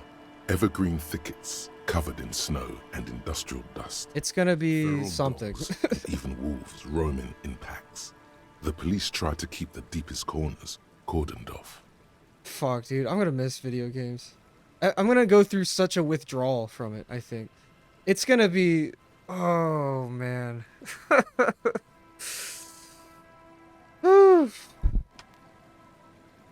I think I'm gonna go insane. I'm gonna start, like, writing on the walls with my blood and shit. Just, like, you'll just see, like, fucking Mario and Mega Man next to each other. Fucking Pac-Man.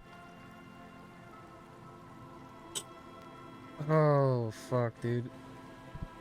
This is gonna suck, but here's the thing. I've known people that are in the military. Once you get through boot camp, you do get time off to come back and take leave and do all that shit. And you can still... Like, one of them, he's out of it. He's done his 5 years or whatever. His 7 years, actually, I think. And he's fucking... He doesn't have to go in the military anymore. And he's got money. And he can just play video games all day. So once you're done with it, video games can be your fucking life after that. But right now, it's gonna be such... Yeah, it is gonna be like a social media detox. It's gonna be a detox for a lot of things, dude. Heavy drug users do slip through and hole up in the old military. For all kinds of technology. Hoping to find something to get high. The only technology I'm gonna be able to interact with is or just military grade sonar electronics. Hoping to find something to get high on among the hastily abandoned supplies, or just to overdose in peace.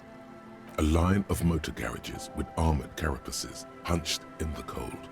A mechanic is hard at work, patching up bullet holes in the side of a Capri 40.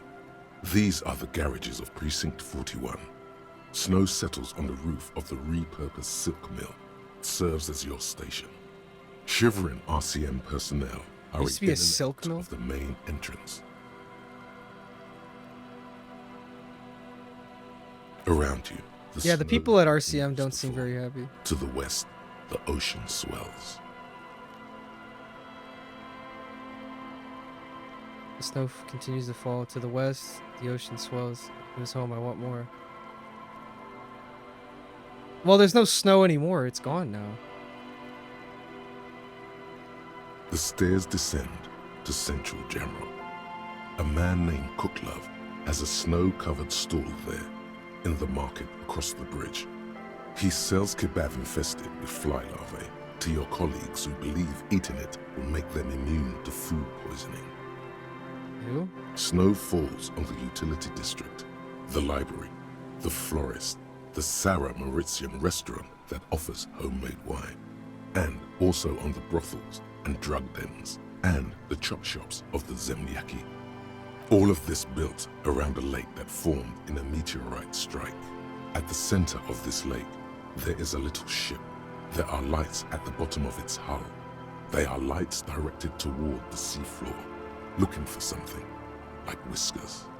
A chill comes over you, crawling down your back. The sand under your feet is wet.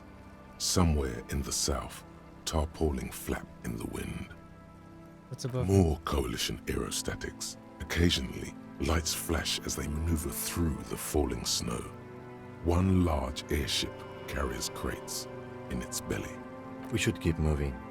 Who knows when the snow will let up. It already let up though. That was kind of anticlimactic. Because the snow's gone. What's this? Anti-object task force. Whoa. Behold, the anti-object task force has assembled. God's avenging angel, arrayed against the lower emanations of the darkened one. Shoe racks, tape recorders, motor carriages, and doors. So many doors. You're not just pounding it all to pieces. You're reforging the universe. From the anvil of the heavens to the worms. Oh no, I wasn't talking about real life. I was reading the game text. Have an impact on the shape of creation. Out of the first. They were talking about like a hospital.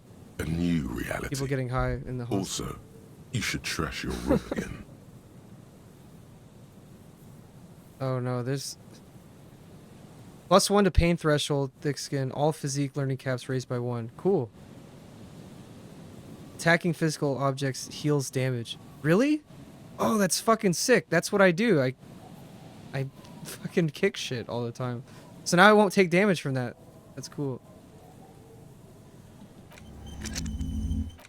How many points do I have? I'm almost about to get a third one, so I might as well do another thought cabinet. I think I was gonna go with this one. But if I do this, all red checks fail. I don't want that.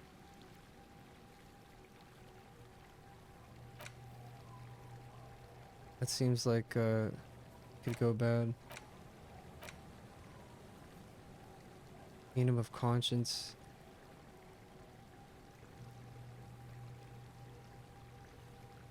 This makes half-light go down. I don't want to do advanced race theory. That shit's dumb. This is communism. And this is basically moralism.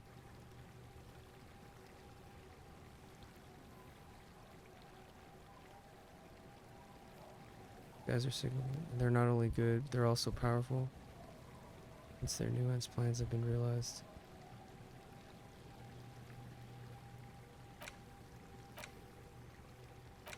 We'll just hold on to it for now.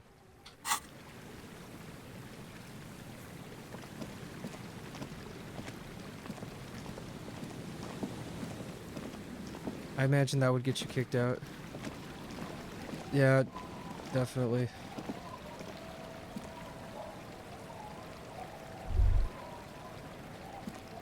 Like, it's gonna be... Wait, why can't I do anything here? It's gonna be like prison, dude.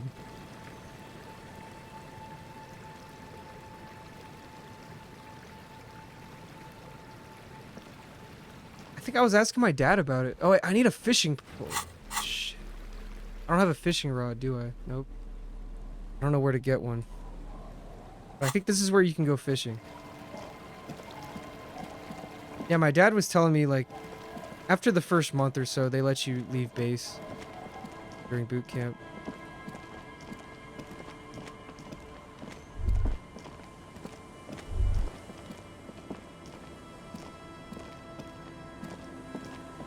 The scruffy-haired little boy kicks a stone.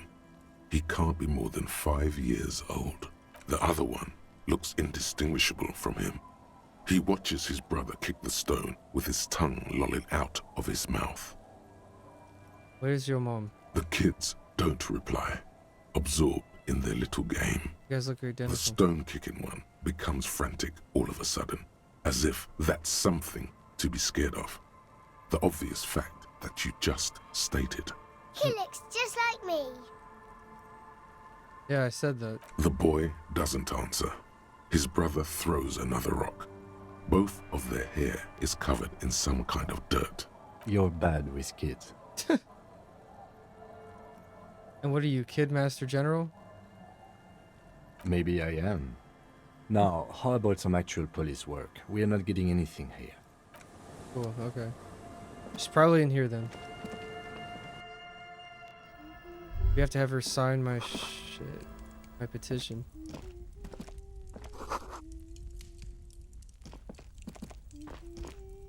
mister?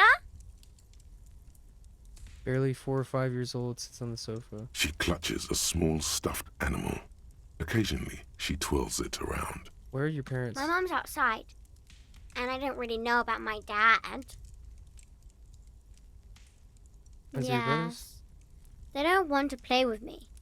They're older and play outside. They look the same. Sometimes I can't tell them apart. They look identical. Point at the stuffed bird hanging from the It's a ceiling. grouse. A grouse? You might be able to get on Gart's good side if you replace the broken skewer you almost certainly broke. Can I have it? Sure, just go and get it. I don't like it anyway. Wow, It looks cool. angry. You'd probably let me stay the night without having to pay for my room then. At the Whirling and Rags. By giving that bird. It's Lammy. He's my friend. Sort of. Like, Lambie is a stuffed lamb that, admittedly, has seen better days. One of the eye buttons is missing, and the fur is tattered in several parts. Lammy usually doesn't like strangers. But you're also fuzzy, like Lammy. Bye! Cool. I'll take that bird then. Cool.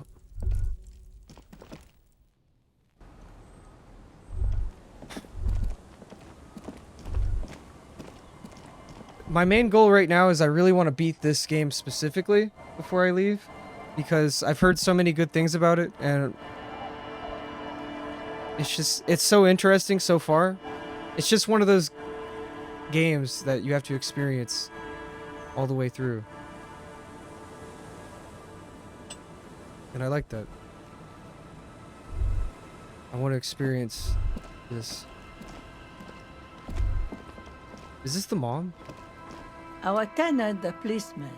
I hope the waves don't keep you up at night. Could you wash this for me? I can wash it for you. But it's going to take about a half an hour. Think you can stay put for that long? No, we must run around ceaselessly.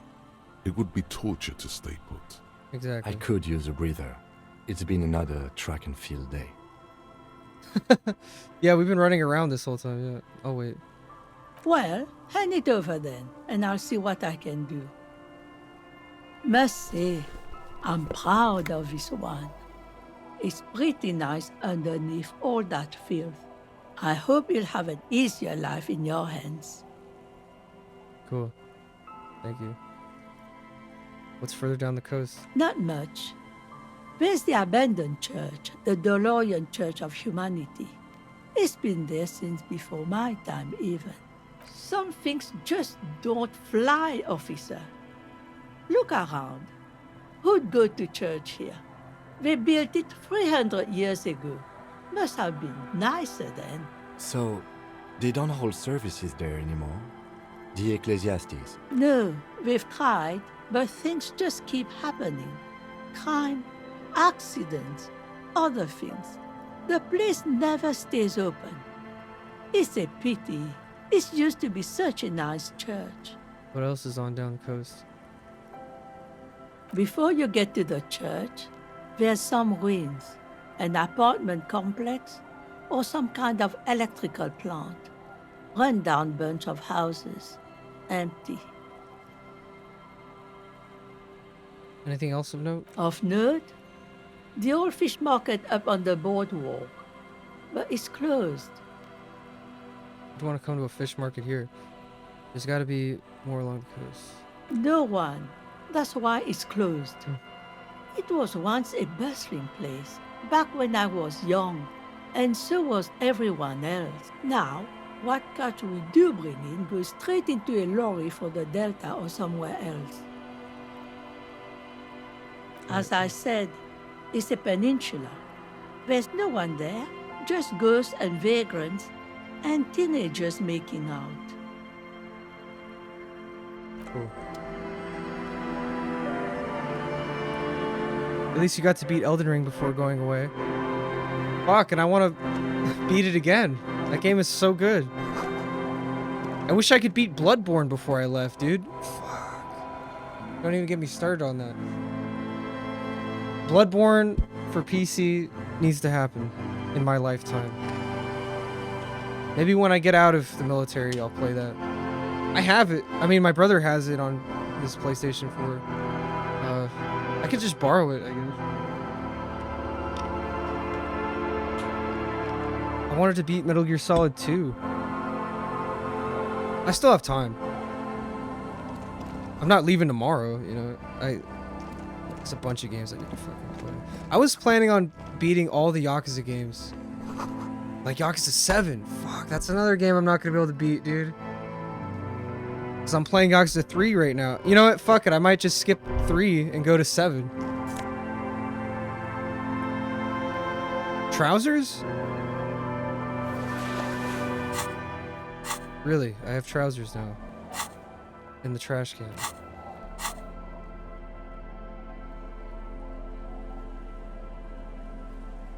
Dude, I just got a bunch of clothes now.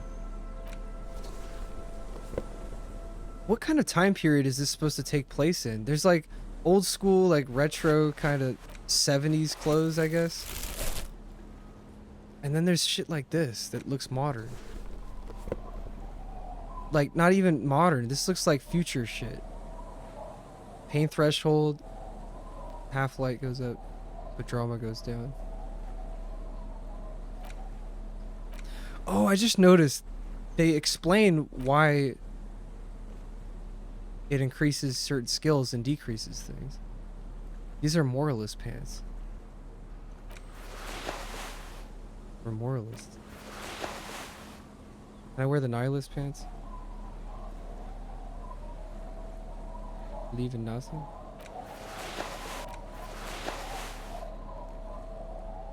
It's so weird.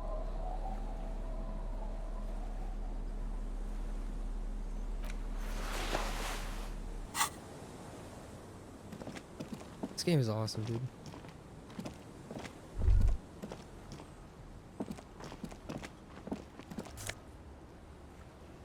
Speed? They just have speed lying around in here? What the fuck? It's so weird. This place is so fucked up that they have amphetamines just in the trash can. Not even the trash can, just like in the ruins of this building. Just lying around. They got druggies around here. Whoever planned to build this house left in a hurry. What's this? Money?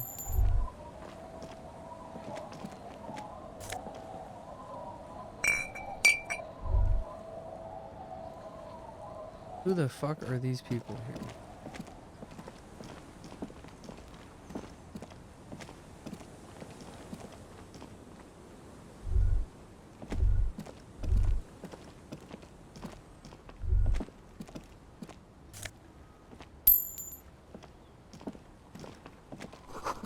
Bushes are too thick and thorny to pass through. Hey, tequila! Why are their faces so distorted in the art? Some characters look normal and some characters look all like abstract. Good to see you. How's business? How's the whole reality situation treating you? He extends his hand in greeting. Don't shake his hand. So what's happening? He wipes his hand on his dirty liquor pants and picks up his beer. Tequila? Yeah, tequila sunset. How are the, high-concept, reality-based adventures proceeding? I'm on a 50-year losing streak.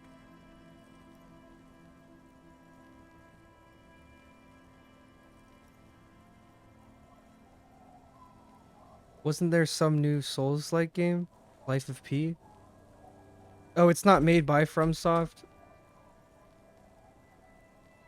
There's Life of Pi. That's like a 2012 movie.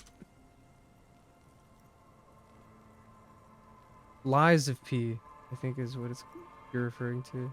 It's an action Souls-like game set in dark Belle Epoque world. Guide Pinocchio. It's a Pinocchio game? What? The fuck? It's not it's TBA right now. It's not announced yet in terms of the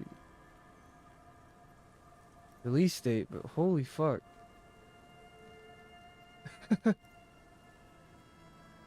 That's crazy.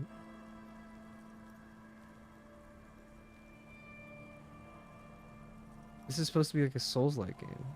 He plays Pinocchio. That's crazy. Well, I'm probably not gonna be able to play that before I ship out. Not even been announced yet.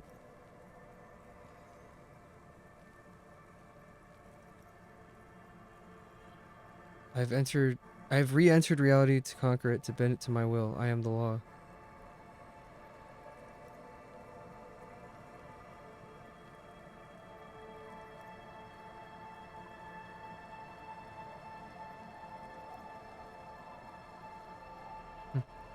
That's the spirit. I used to shape reality into my image a long time ago. Those days are over now.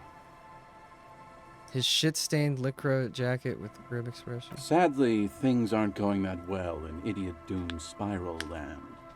Haven't found those keys yet, haven't won that great piece of ass back. No word from my business buddies. What do you guys do around here? Did you and your pals sign these documents? We are saving the world. Please don't call. Don't call Abigail. Call. His wife? Is Okay, Abigail? we're drinking. We're drinking alcohol. That's what we're doing. I tried to save the world once, a long time ago, with enterprise, creativity, and willpower. But that didn't work out. So now, it's a pirate's life for me. It's a tequila It's sunset. you. Your tequila sunset. How do you know this? We've met before. Don't you remember? Why does he his face kind of looks like mine? That's really weird. No, you sure don't. No. Aha. Do you want to know how Tequila Sunset came to be? Go ahead. Let me take a sip to moisten up my chords. Tequila Sunset rolled into Martinez last Friday. And by Tequila Sunset, I mean you. The man. He's gonna tell me about how fucked up I was before I had amnesia. Do we meet on Friday? Hey, let's not jump ahead of ourselves. This is your story. Stop interrupting. You got here on Friday to solve a case, hoping to be the early bird who gets the worm. And by the worm, I mean the buzz. Because as far as I know, all you did was get piss drunk. Word on the street is you went around the local hostel telling people that you're a police officer, and that it would be really fucked up if you shot yourself in the head right in front of them. That's pretty high concept, if you ask me. Does that sound like something you'd do? Yeah, probably. Yeah, The old me. lieutenant's brow is furrowed. He's listening as casually So as Kim wasn't here when all that happened, apparently. It was a late Saturday night when we, the Union of Moribund Alcoholics, were getting our drink on. Nothing remarkable A about union this. of We get our alcoholics? drink on 24/7. Makes everything warm and glowy. I trust you know the feeling. One moment we hear the sound of a motor carriage revving up somewhere on the plaza, followed by a series of dings and bangs. Naturally, loud noises pique the interest of anybody owning a pair of ears. That's just the reality we're in. Naturally. Anyway, there was a brief silence, a gasp of silence, if you will, followed by a real commotion. We heard the carriage careening towards the coast at top speed. Sounded like someone jumped the canal. We grabbed our brewskis and rushed to the jetty. Never underestimate the speed of an alcoholic. 3 men are standing on a wooden platform extending out from the shore of a dilapidated fishing village, their cheeks red, spirits high, beers in hand, eyes glazed over. What we saw was a sight to behold. A beat-up police carriage containing you. Right there on the beach. You revved the engine and screamed at the top of your lungs, "The time hath come!" Really? I said that when I crashed my car? So, naturally, being the curious cat I am, I asked what time hath come. To which you replied, "The time hath come for tequila sunset, the end of all things." What? Oh god, what happened next? Your reality contracted. You jammed the pedal, plowed right off the jetty, and through the ice. Your hands cramp on the steering levers. We ran towards the ice whilst you crawled your way out, miraculously unhurt, covered in seaweed and shit, like some kind of sea monster. When we finally got there, you were sitting on the beach crying. You said that your badge and uniform were in the car. It was too late to get in there, though. The carriage had sunk too deep. Recognizing a brother in need, we offered our condolences and invited you to party with us, which you naturally agreed to. What else was there to do? Thank you, brothers, for your helping hand. We asked about the whole tequila sunset thing, and you told us it was your name now and insisted that we all call you that from then on. That's not my name. My real name is Harry. I could also go with Raphael Ambrosius. Is it an event or a name? I'm not sure. I think you were the event. Tequila sunset. You know, as opposed to a tequila sunrise, which is long gone. No, that's just what your mother called you. Your real name is Tequila Sunset. Just embrace it, brother. How long did we party for? It was an all-night drink-a-thon. Then I like how his name is Idiot Doom Spiral. I think it was Sunday morning. You got belligerent and wanted to talk about Revacholian women. How they're beautiful and also whores and so on. How one of them fucked you real bad. After a short while, you crossed the event horizon, looked sullen, got up, and left without saying anything. Wow, that's quite a story. Wow. Yeah, I bet Tequila's a fucking legend around the precinct. You must be proud to work with him. If you only knew. Did I mention... Did I tell you anything specific about this person that fucked You me? were pretty vague about it, but you kept saying you got fucked real hard, and that we've all been fucked too. No one's fucked me. I do the fucking around here. Abigail! It seemed pretty painful, to be honest with you.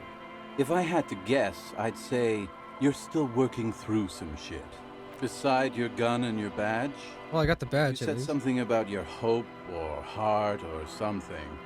To be honest, the details are a little hazy. In retrospect, I guess you lost your motor carriage too? That's a big one. Did I say anything about my colleagues? You told us that they were a bunch of fucking losers whose main interest was cramping your style. No specifics, though. It was more about you that night. You were the star of the show. Hell yeah. Do I say anything about the case? Yeah, you said it was no biggie and that you'd solve it in no time. And that you didn't need anyone to do it. You're doing it solo now. A lot of cops go solo and hermit once they reach that level of alcoholism. We talk about politics? Yeah, you said that it was okay that you crashed your carriage because the spectral hand of the market was guiding you. This was before you started talking Yeah, about that sounds how like the me. pinkies were always trying to fuck you.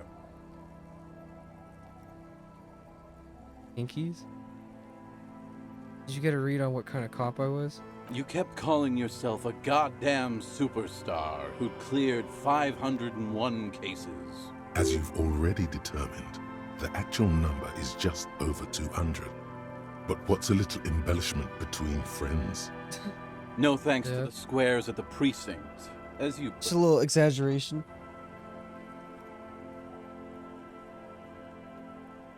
Did you get a read on what kind of cop I was? Oh, yeah. It's a hard thing for a man to confront his past. That's why I avoid mine at all costs. Did you and your pals sign the documents?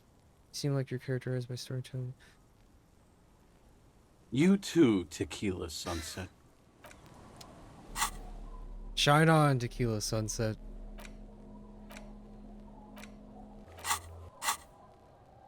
Damn. Alright, well I have 3 points now. I might as well, yeah, put 1 to composure. That sounds good to me.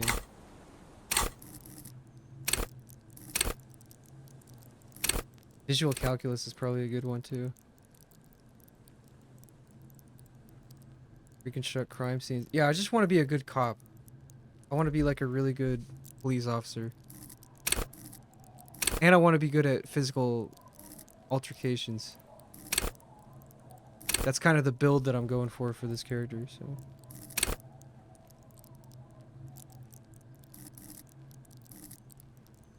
It's so weird. There's so many different slots to put points into, but how many points do you end up getting in this game? Like, how long is it?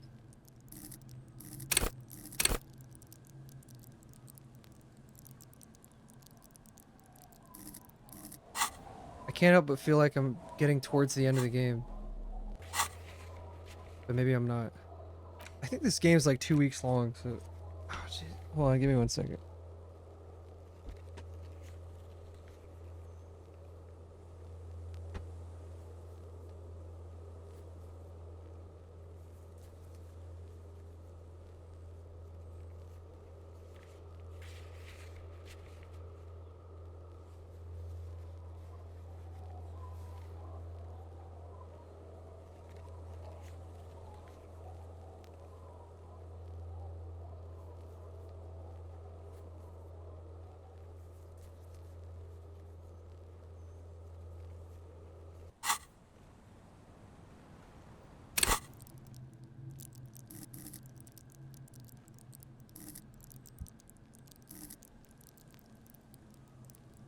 So let's just do another one for pain threshold, I guess.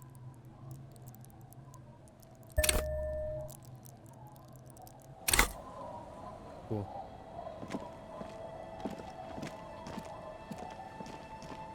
I can't walk over there. I guess this game's gonna be a lot longer than I thought. Who the fuck is supposed to sign those papers? The 2 signatures. Find someone to sign the documents. Isabel and Lillian. Yeah, so they're around here somewhere. I have to go get those things.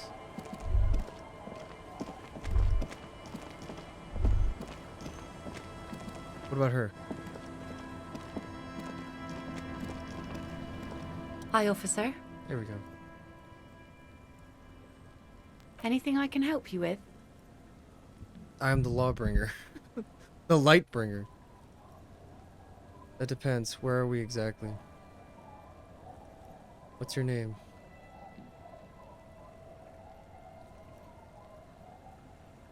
The name is Lillian. People call me Netpicker. I think I have time for questions. What are the other ones?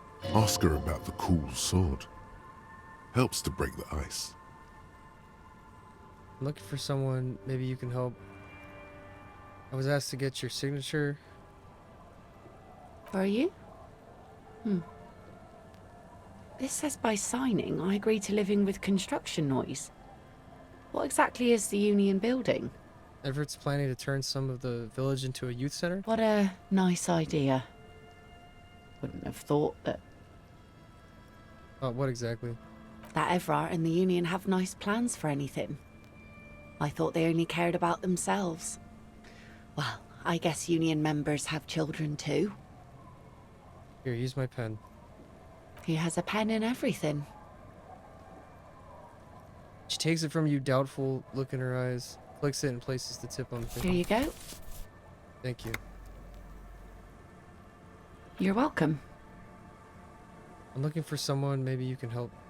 Let's see. Who are you looking for? Missing cryptozoologists. I don't think I know what these are. Care to elaborate? People who look for imaginary animals who are hard to find. Aha! Like snowmen. I haven't heard about those. 2 old guys have been wandering around here, nose in sand, talking nonsense about snowmen and the like. The like? Right. Not only snowmen, also green men, monkey men burning rhinos. You get the picture. Monkey men? Where do they go? Don't really know. Further down the peninsula, I guess. I mean, that's where they were heading. Who else are you looking for besides snowmen? I'm not looking for anyone else right now. Well, how can I assist you? Well, I'm then, looking for officer? Isabel.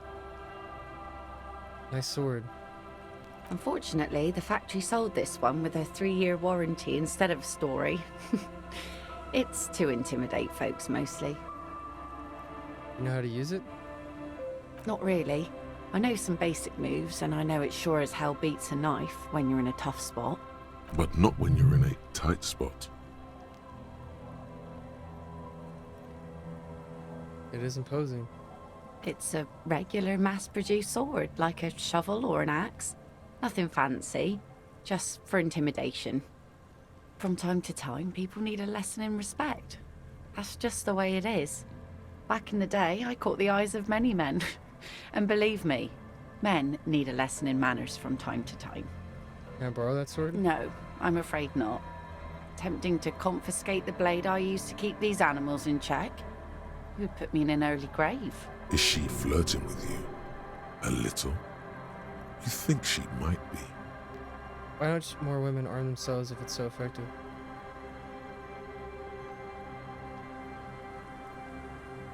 Where are all the men? Some went to patch their wounds, their lesson Probably learned. the men over there calling me Others Tequila were Sunrise or thick-headed. whatever. And one of them, I ended up marrying. Wait, why? If they're thick-headed. Guess I enjoyed the way he bled. Gone. The harbour seawall endures the wash of the freezing waves. Many things wash up against it and onto the beaches of Revachol. Some inanimate, some just no longer alive. You shudder. Gone where? To the waves. The sea took him. It was a long time ago.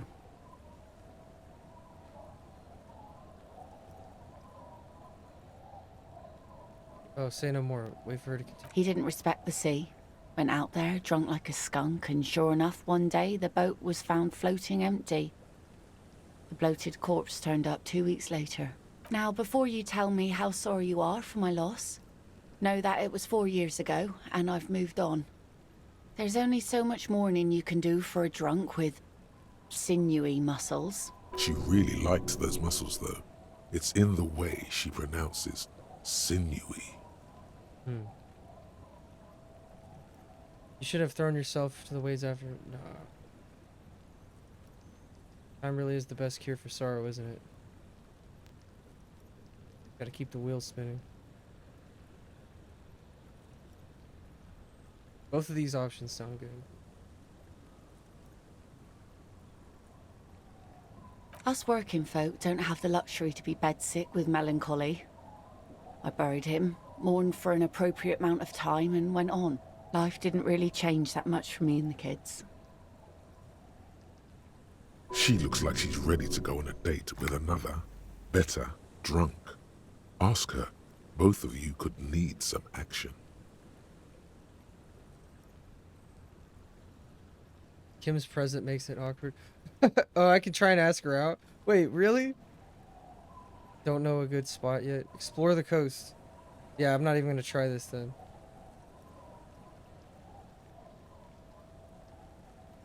What else do you do around Like I said, fish mostly. Sail the waves, take care of the kids, pick nets. Right now I'm tarring a little skiff. Is that enough to make a living? Sometimes I also walk to the beach to see what the sea has given up. The sea is full of surprises. What have you found? Wood, pieces of glass. Every once in a while we see dead bodies. Human, animal, fish, other odd sea creatures. A mine washed ashore once. Bottles, drugs also. Lost cargo in general. Most of the time it's just wood and glass. All right. Major choice moment. You only get to ask one thing. It would be weird to say them all. Choose wisely. Mines. Mines. You need mines. A mine? The RCM would use a mine. Where is it?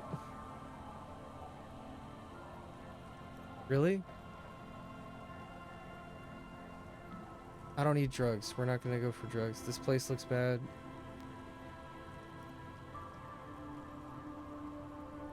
Why do I need mines?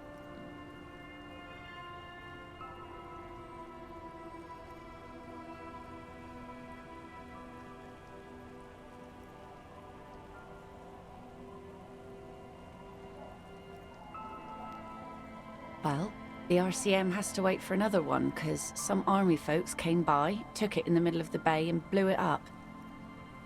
The blast was surprisingly timid for such a huge spiky thing. I looked for someone else, Oh? actually. Who? Well, how can I assist you then, Sorry. officer? Take it that's your skiff? Sure is.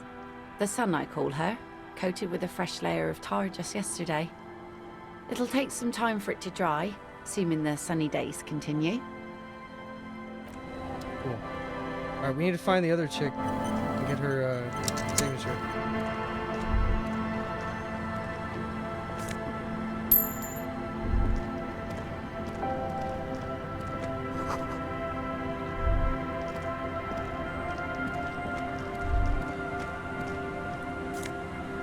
Boots? Cavalry boots.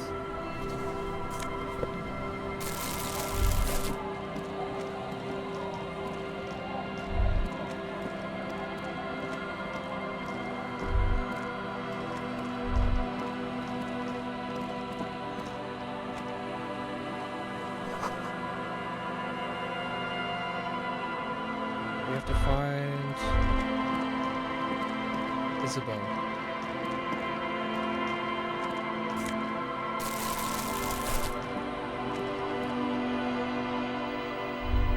Nothing in there. What's that one room?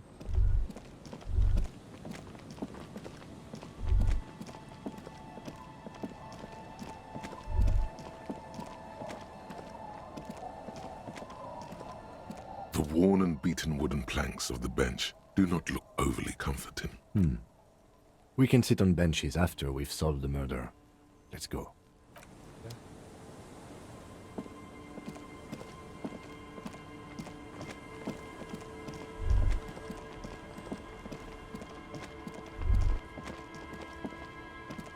Well, we've explored every house over here.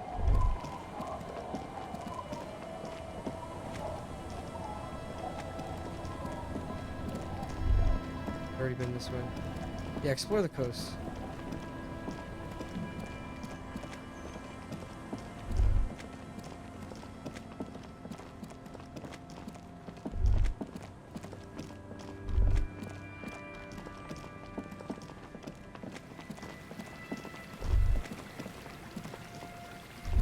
Over there.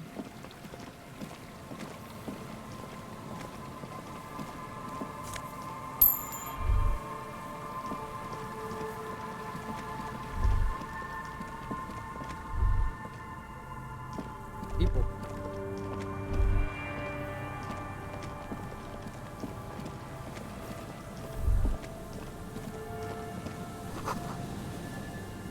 Long dusty windows. Alright, who's this? And Mikhail noticed the windows, especially with how there are no windows on the south side. This was to deal with. You officers, come to investigate the historic subtext of West Martinez? I'm Tran Heilostam. You must be Kim Kitsuragi, right? I was just telling my son about this building. Not a lot of people realize the historic significance here. Very rich in hypertext. Nice to meet you.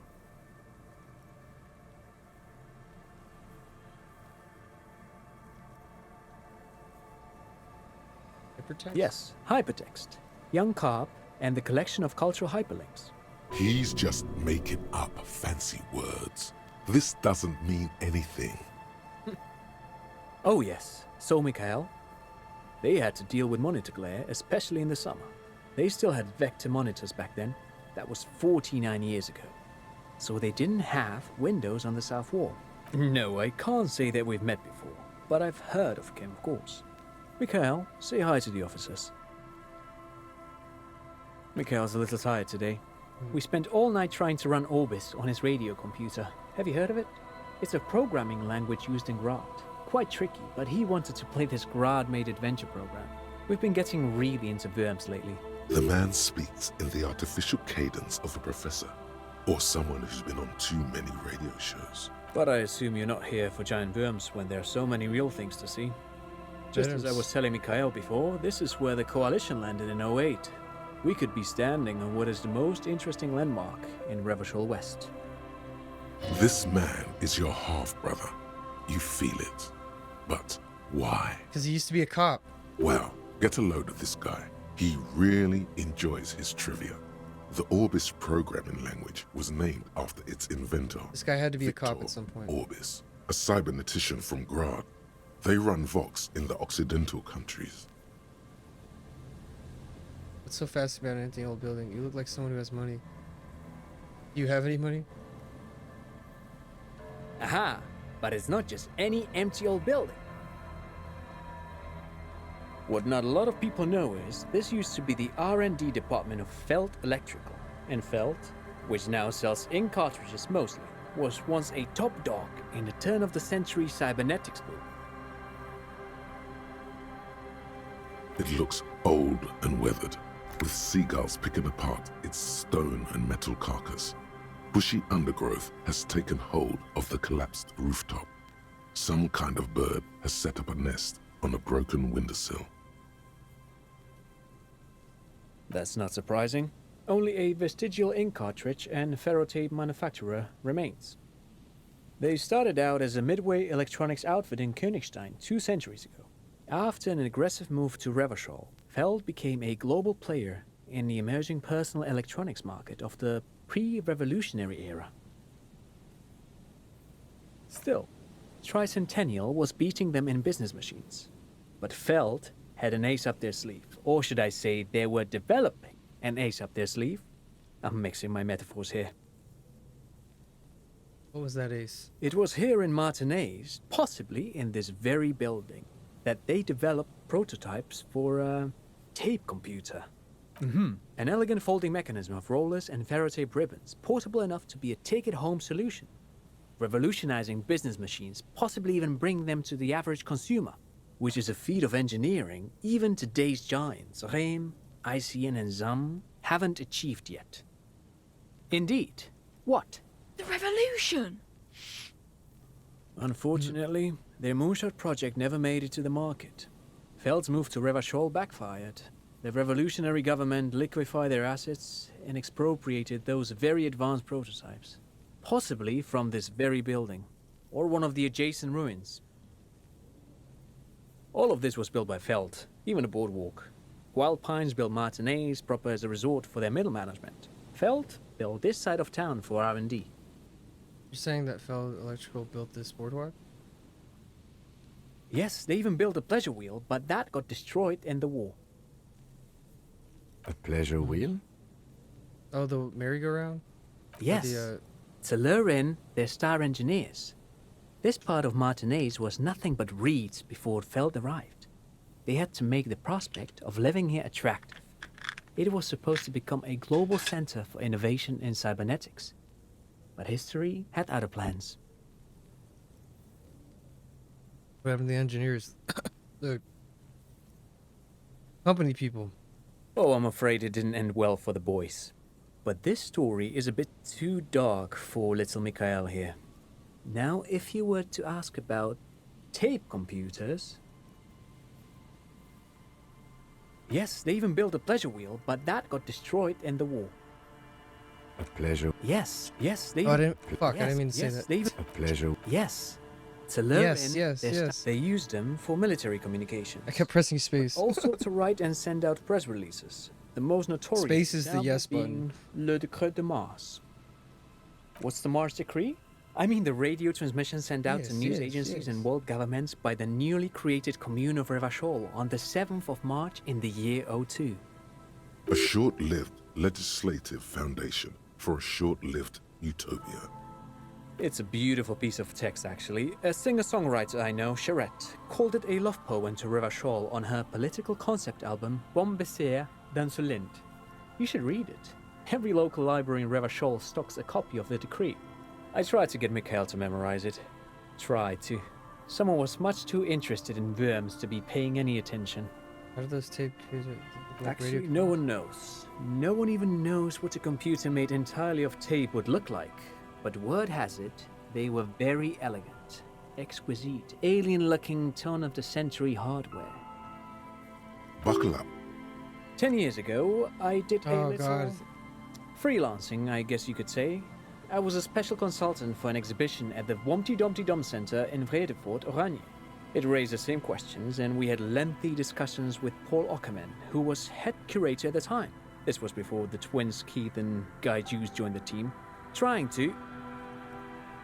Why are these people just standing around ready for me to go up and approach them so they can tell me an entire history lesson? Wait, did he just say Wumpty Dumpty Dum Center? He did it. He said Wumpty Dumpty Dum Center, like it's the most natural thing in the world. What the hell is a Wumpty Dumpty Dum Center? And who the hell are Keith and Guy Juiced? This is all ninsy-pinsy garbage for sissy people.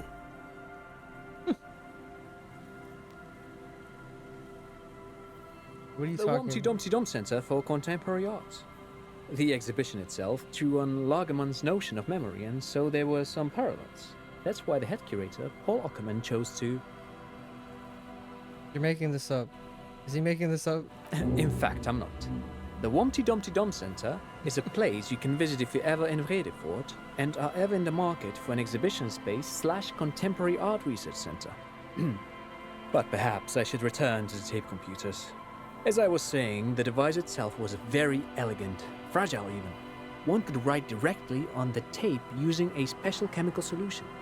The machine would then analyze the handwriting, perform operations, and project output onto a white screen. It was a beautiful, delicate thing. The RCM should get some of those.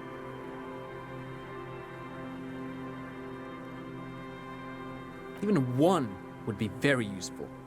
Though I understand the socio-economic causes of the revolution, it pains me to imagine the revolutionaries setting fire to the precious device. So they did. The failed playback experiment vanished into the fires of 07.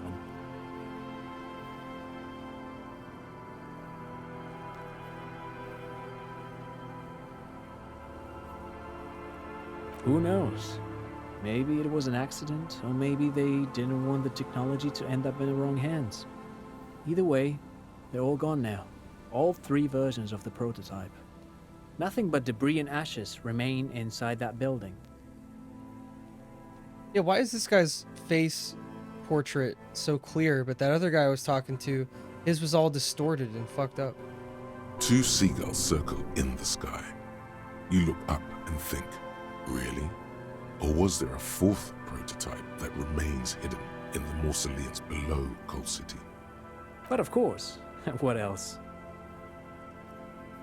You have any money? I do have some money, yes, but that's not what's really important here.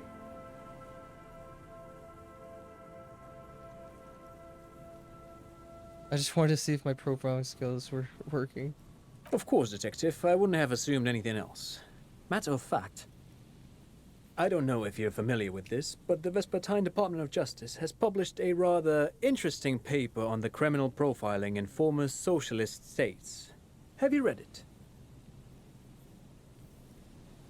If not, then you definitely should. If not for tips and This tricks, guy is so or theoretical cheery. curiosity. Dumpty Dumpty Dumpty. That's just a little something that sprang to mind.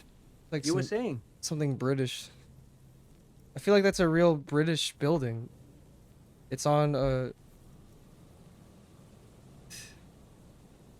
Nutcracker Street. They have Wumpty Dumpty Dumpty, the Wumpty Dumpty Dumpty building, and it's right next to the chip shop across the street from the toffee shop next to the cobbler. But yeah, this guy is so cheerful. I just asked him if he had money, and he's just like, "Oh yeah, yeah, no, No, I have thanks to money. I you for understand what you're having saying." me and little Mikhail here to pick your brain. A very interesting conversation indeed.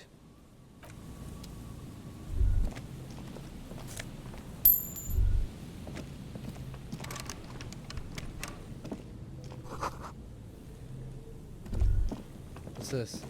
You see a once bright mural towering above you. The signage has peeled off over the years, but you can still make out Feld Electrical R&D.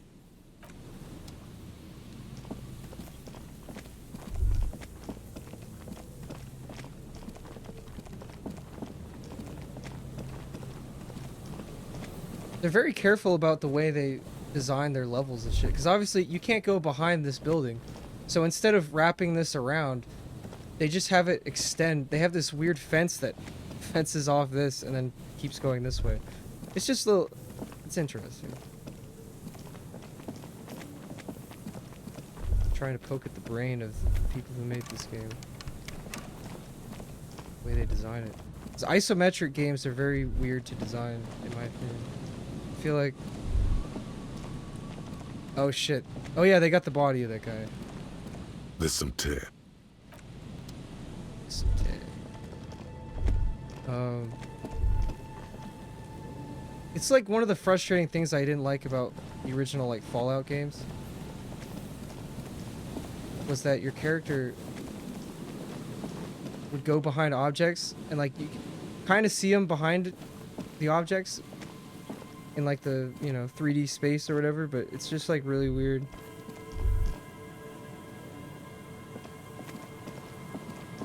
Because the camera's locked down, you can't move the camera around, so if he's behind an object, you have to have a certain way of showing where he is.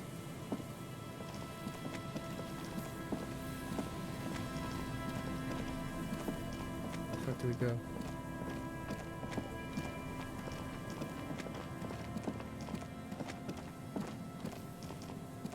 Oh, there's the church.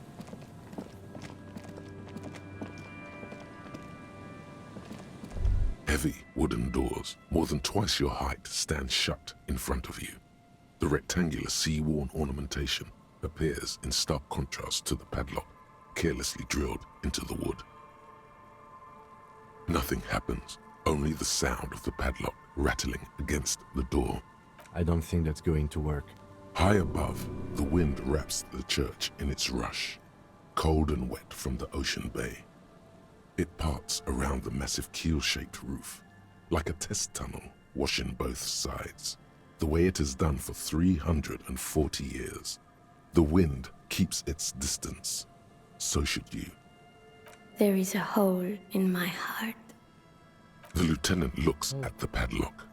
He didn't hear you asking. You were quiet enough. Inspect the carpentry. The carving on the door is block-like and angular, like the church itself. Two large beams shoot downwards, sinking into the wood before they reach the threshold. The surface is smooth from the wind, but moist to the touch. This cheap-looking padlock is sturdily built. It shackles together a hasp and a staple screwed into the wooden door. The lock is adorned with a yellow sticker. You see a yellow circle with two X's and a big curve below them that looks like a mouth. You're pretty sure you haven't seen it before, but what the symbol depicts is clear enough. A smiling dead guy. The curve makes it smile, and the X's make it dead. Have you seen this symbol before? He takes off his glasses and uses a blue handkerchief to thoroughly wipe them clean before inspecting the sticker. Then he looks up, pauses, and replies. No. All that buildup. Looks like a dead man smiling. Suggests junior delinquency.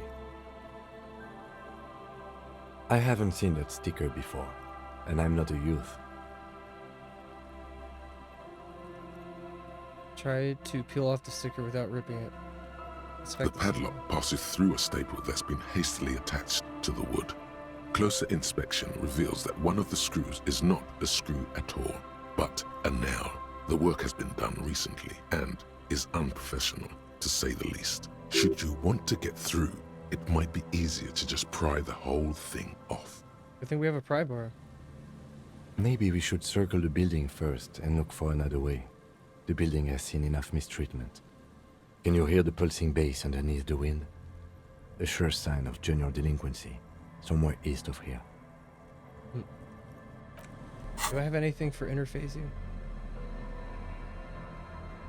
I don't think so. I have so many clothes now, holy shoot.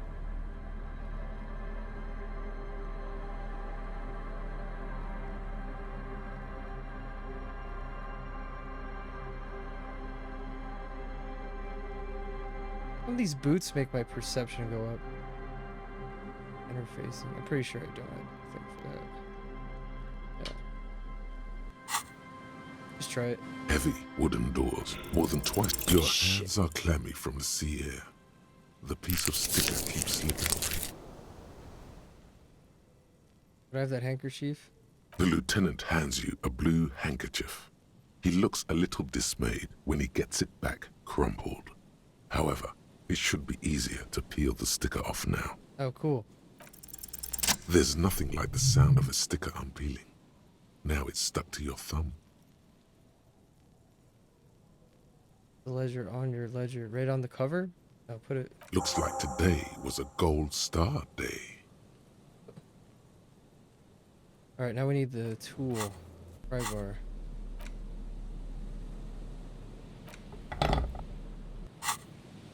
Heavy wooden doors, more than twice your height, stand He shut. wants me to walk around the building. The rectangular first, sea-worn ornamentation appears in stark contrast. fucking do this jam anyway. The pathetic old wood, rusty screws, and one nail stand no chance against the forces of leverage. From deep within, a bellow rips. Rarg. Suddenly, the pry bar snaps. Metal shavings fly everywhere. The upper half, between the lock and the staple, falls to the ground with a thunk. What? We broke the fucking pry bar?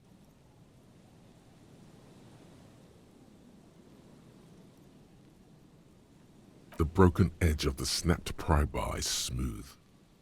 Took the tip right off. Tools break, officer. Try to control yourself.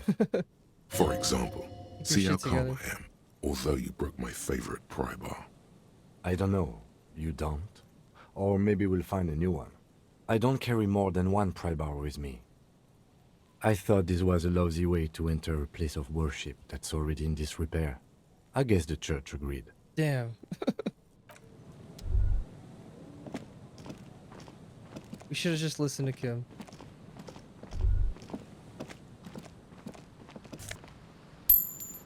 Oh, there goes my fucking pry bar. I'm sure I'll get another one. But I wanted to teach that door a lesson, you know? That's kind of what my character build is all about.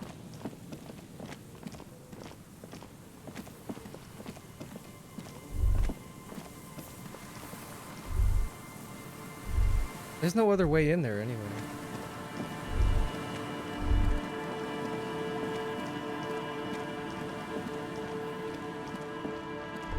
From what I can see.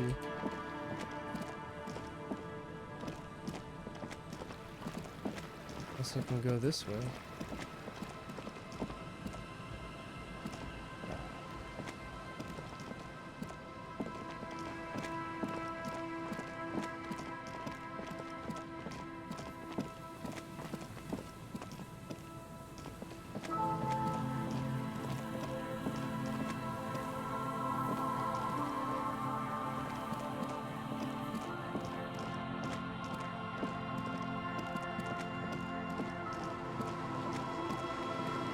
What is this? It must have taken a lot of patience to do this. Oh, they stacked rocks. A shaggy-looking girl in her late teens or early 20s kneels on the ice with an electronic contraption in her hand. Hearing you approach, she looks up. Oh, hello there. Everyone knows drugs make you invulnerable to cold. You bet this one likes to party. Where's your hat? Huh? So should you. I have a hat on. You don't have to do anything. I should, and I do. Oh, I didn't notice that. Was she not looking? Whoa. Dude, my computer's like bugging out. That's weird. Anyway, now that that's all cleared up, I have some questions for you. Oh, say that. Yeah, well... Look, man, fuck the hat. Your pulse rises. I don't have high enough authority for that shit.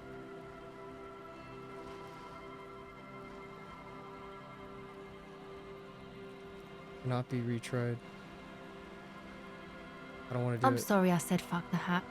I was concentrating on something else. My whole family swears and it rubbed off on me. Estelle. What's your surname? Why? From the police. Okay, it's Berger. What's the device you have there? This is a portable recording device. It's for field recording. Low quality, but still. Wires? Actually, just one wire. I picked on it till the braiding came loose. The wire leads Yeah, to like the legitimately, like my monitor went green and then it shut off for a second and now it's back on. That was really weird. Oh, I don't know why it's doing that. What's a contact microphone?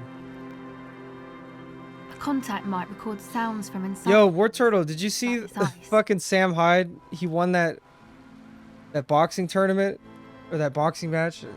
And then he's like, I'm coming for you, Hassan Piker. I'm going to kill you. And he's like talking like Irish. And then Hassan's reaction to that was like, oh my God, I'm so scared. Oh my God. He's actually going to come and kill me. Oh, dude. That's so... You know, he's acting like... He's a fucking coward, dude. And you know what's funny? There's this picture I saw where... I wish I could find it. Where he's talking about... Because he always talks about defunding the police. So he's like, oh, defund the police, Black Lives Matter, all this shit. And then it shows a picture of Sam Hyde going, I'm going to kill you. And then he's like, hello, 911? LAPD? Your mangled brain would like you to know. That's the funny thing about Hassan. And fuck Hassan, dude. I have no respect for Hassan Piker. If he would have just, like, get into the ring with fucking Sam Hyde, I would have respect for him, but he won't even do it. He won't even entertain the thought, man. Fuck Hassan. And I like how, because of this event, like, everybody used to like that guy, and now I hear on Twitter, like, everybody's just shit-talking him now. Like, Sam Hyde really did it. Like, he fucking went out and just, like, he's ruining his career. He's ruining Hassan's career, I guess. Because everyone would talk about Hassan and be like, oh, he's one of those cool streamers, and now people are talking shit about him. It's funny. Contact mic. Any news on my wife's name? How about my mother? No. Yeah. You're welcome.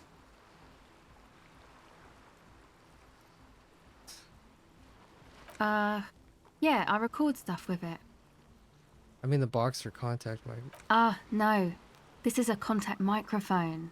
It's for recording inside solid objects. Contact mic just beats people up. Wait, so there's a contact microphone and then there's a guy named Contact Mike who's a boxer? That's not fair.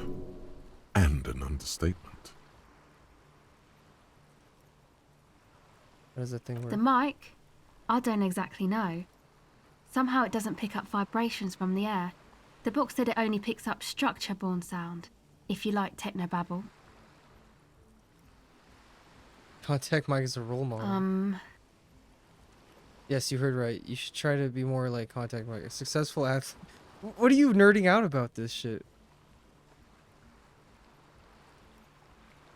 In front of a saggy tent, picking up your nose, a drug addict, to drug addict music, the world of sports in awe of your faith and dedication.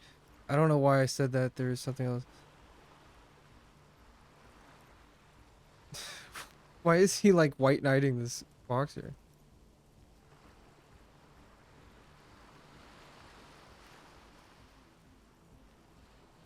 This is like being a smartass. We don't need to be a smartass. Just... Man, you are one weird cop. This isn't about me. This is about the lack of respect for one's boxing crates and for yourself.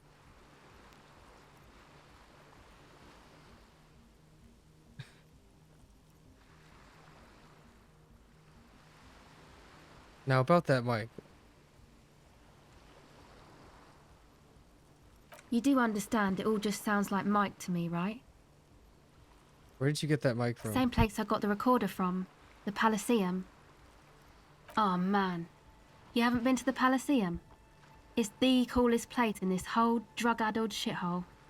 It's a music club and a synthesizer workshop on Boogie Street in Jamrock. Musicians live there, like real musicians. I once saw Arno van Eyck. Who's this Arno guy? Oh yeah. Guess you wouldn't know Van Eyck. Or really be a Palaceum going kind of person. I get down. I don't know what that means. I grind. I don't know what that means either. It means I'm hip beyond my years.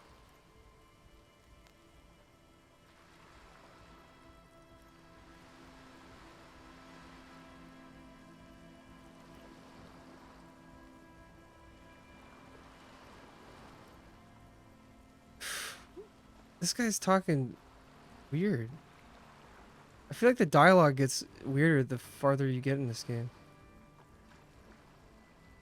He started banning people for talking about it in his chat or something. That doesn't surprise me.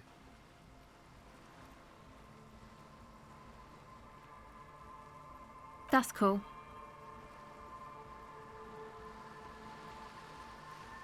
Time has deserted me.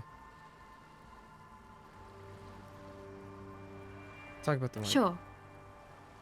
Okay. What are you doing out here in the cold? Recording, I guess. I think I'm recording cracks in the ice, but there's no way to tell.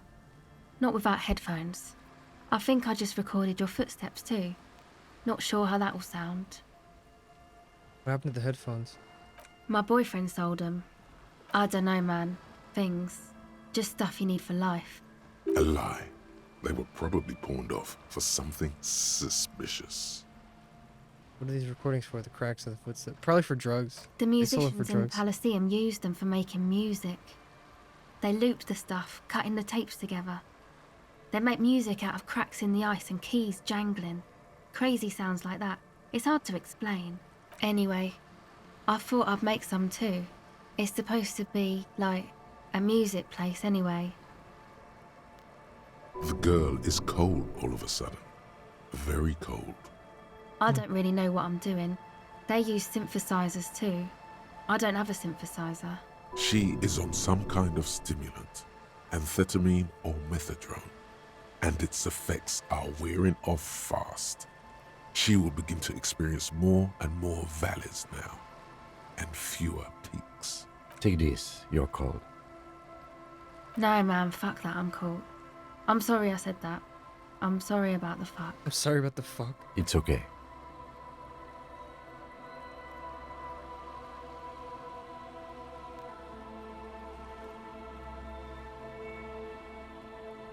You said it's supposed to be a music place. What is? That? The boys think it could be a place. Church? Like the Palaceum or something. Stupid. It's really not gonna be a Palaceum, that's for sure. Yeah, Andre and the guys, they're inside, in the tent. And why is that? They got too much stuff crammed in there. No room. Music stuff mostly. Like this tape recorder, but bigger. And there's piles of it.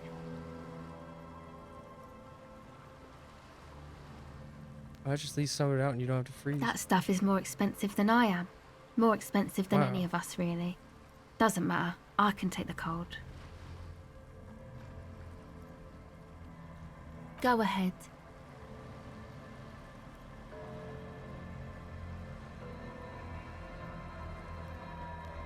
Alright. Okay. They're just gonna leave her out in the fucking cold?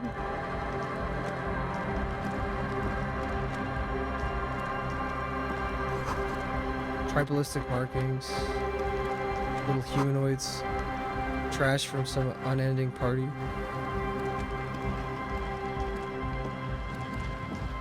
The tent is just tarpaulin fabric covering a pile of stuff. The flap is open. Inside, 3 young men are listening to some new form of music. It's like nothing you've ever heard. One of them looks at you. Come on, get in and close the flap behind you. The warm stuff's getting out. Sorry, we barely have room for one. You go ahead. I'm too old for this. I'm actually not, he thinks. I just dislike delinquents. I'm sure you will feel right at home. I'll keep watch. Wow, he's talking shit. I'm not one of them. Filled with what appears to be water. The label says distilled. Speaker. There's plenty of room. You could have a woman in here. What the fuck? You see a youngish man bleaching the tips of his hair with a toothbrush. He puts the toothbrush down and extends his hand in greeting. Hello, I'm Andre. It's a pleasure It's so weird they kicked the girl out.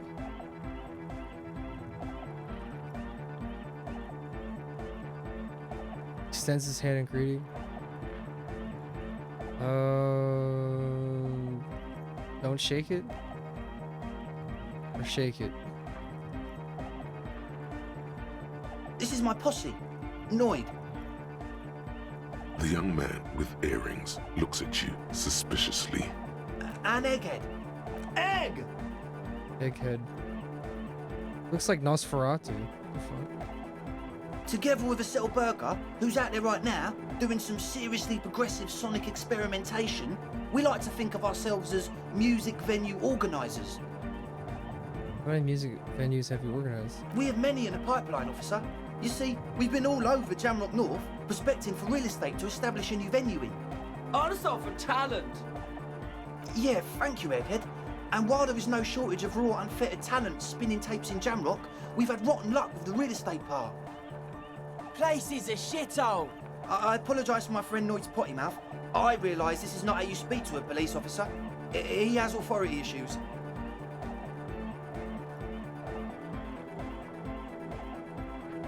There's no place. This place is pretty bad. Which brings me to the problem of occupied ecclesiastical property. I bet you've noticed the derelict hive of narcomania on the coast. What are you talking about? I'm talking about the church. And I'm not exaggerating. Even a place of spiritual refuge can become a magnet for all sorts of dopeheads and burnouts if left unattended. Dopeheads! Burnouts! Well, I'm sad to say, that's exactly what happened. Sad because we were just about to put Martinez on the map with one of the maddest dance clubs in Jamrock. Nah, strike that. In Revachol. Strike that! The world! And sadder yet, because the dopeheads and burnouts holed up in there were the worst kind. He leans back a little, watching you with a steady, serious gaze, letting you imagine just how bad those dopeheads and burnouts really are. Good. This calls for an opinion. You're an expert in those. I won't stand for narcomaniacs of any kind. No narcomaniacs on my watch. Yes, yes. And the worst part is, they're also spooky. What exactly do you mean I was spooky? hoping you would be the judge of that, officer. All I can say is, their spookiness is the kind that keeps us from restoring this church into a community centre and a place of spiritual refuge. Also, they don't eat or clean the building. Shit's gonna collapse. People just want to spin tapes without them spooking it up. Place has bad. We believe in nothing, No one Slabowski. can dance like that. Thank you, Egghead. So you're gonna look into it, right? It should be a police matter. Getting them out. Whatever spooky stuff they're doing, I'm sure it's not what the Ecclesiastes meant their property for. I'll look into it. All right, man. Did you put the padlock on the door? Yes. I asked Noid to install a measure against more drifters wandering in. It's a temporary fix, just something to contain the situation. I had to do it in an hurry. Not my best work, but it should hold for a while. I need the key. Of course. Noid, give the officer the key. All right. Oh shit. Be the cool cop. It's as if time is frozen somehow. Fuck. You think you can sense the key moving in the air. Yeah, this is going to be way cool. Don't ruin the cool by overdoing it. Raise your hand in front of your face with a bit of a... Blam! Straight in the eye. Straight in the old eye orb. Man up. It's nothing. Pick the goddamn key up. Put it in your pocket and move on. With your hand on your eye, picking up the keys. I'm getting way too old for this. Where were we? My bad. Well, oh well. As always, we'll be right here, waiting patiently for the news. Yeah! Yeah. These fucking dope heads. These fiends.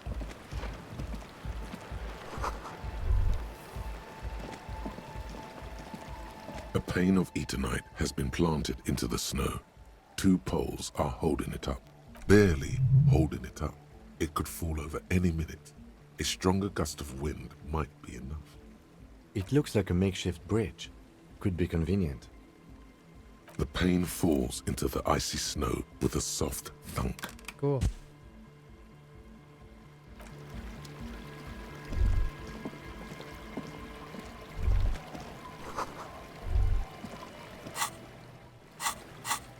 Wompty Dompty Dom Center. Yeah.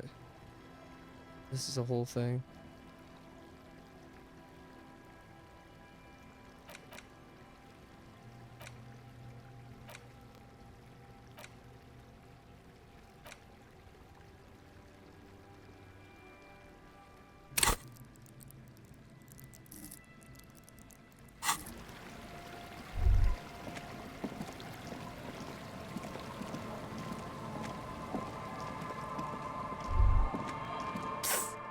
There's something feral crouched between the rocks. Something primal. Something forbidden. Back away. Very slowly. Where is it? There, by the water. Oh shit. Check that out. Leopard bodysuit.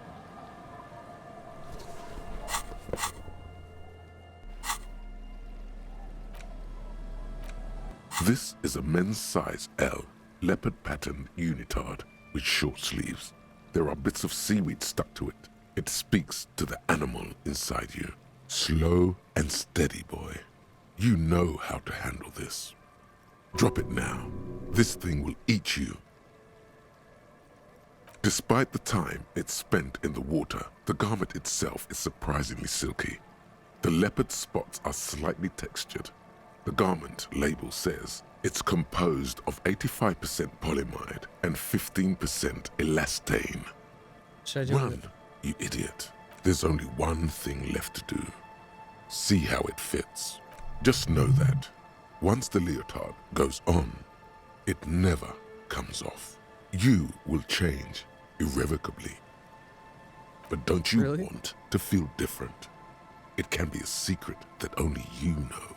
Try it on, but only for a moment. You slip from your briefs into the leotard. It's very tight.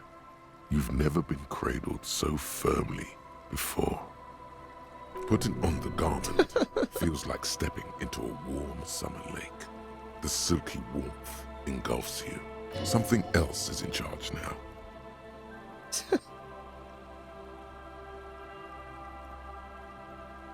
Put this thing off. It's on very tight. You might rip it if you take it off now. Again, once the leopard comes on, it's never ever coming off. Rip it off. You tear yourself free from the leotard and hurl the crumpled mass into the corner. It's someone else's problem now. Jeez. Well, put your clothes back on.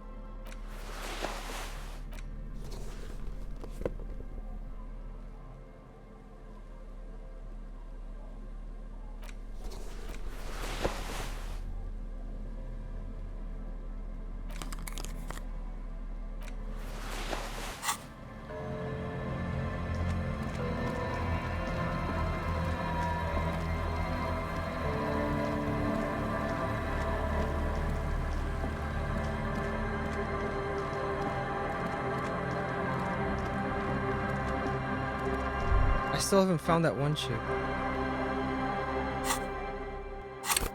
Oh, I don't have gloves. Shit. Neck and gloves.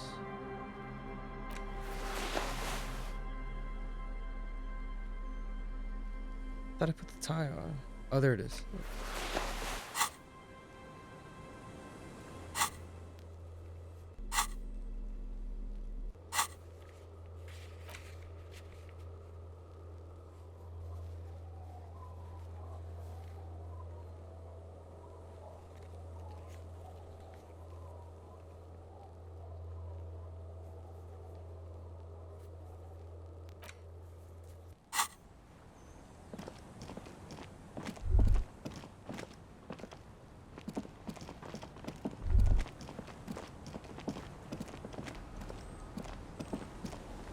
Our tenant, the policeman. I hope the way... Me? No one. Just an old washerwoman. Mother Oh, called this me is Isabel. if that's what you're asking. And my married name is Sadie. Now it's your turn, Mr... Lieutenant W. Freighter Harry Dubois. You can call me Tequila Sunset. Quite a handle you got there. So many titles. One of them double. Eh? What's Sign this this. about? Come now, I can't read all the scribble. Tell me what it says. Everett wants to turn part of the village into a little youth center. Huh. I might be half blind, but it looks like part of the village is gonna be a street. The best part. The part we need to get out of our houses. I see Lillian's name is already here. The girl is too trusting. Either way, I won't sign union papers. What do you have against the union? I've seen it all before. You think they've got our interests at heart? Rich men are always selling poor men promises they never plan to keep. Then the poor get pushed out of their homes and the rich get a little richer. Yeah. That's the way it goes. So, no, I don't trust the fat man, and neither should you. Well, I don't trust him, but I need to do this. Continue the plot. Our tenant, the policeman. I hope the waves don't keep you up at night. Suggestion. Do I have anything for that? I don't think so. Suggestion. Here we go. Naval coat. There's so many clothes now.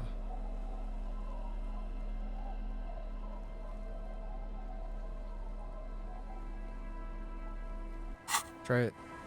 Our tenant, the policeman.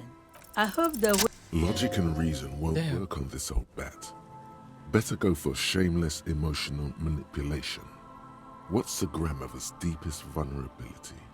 What's going to happen to Lillian's kids, the twins, little Lily? What do you mean? What's going to happen? We are gonna grow up, of course. I raised my own kids in this village, and they are doing fine for themselves. They didn't end up like the moribund alcoholics. Went to the drunks.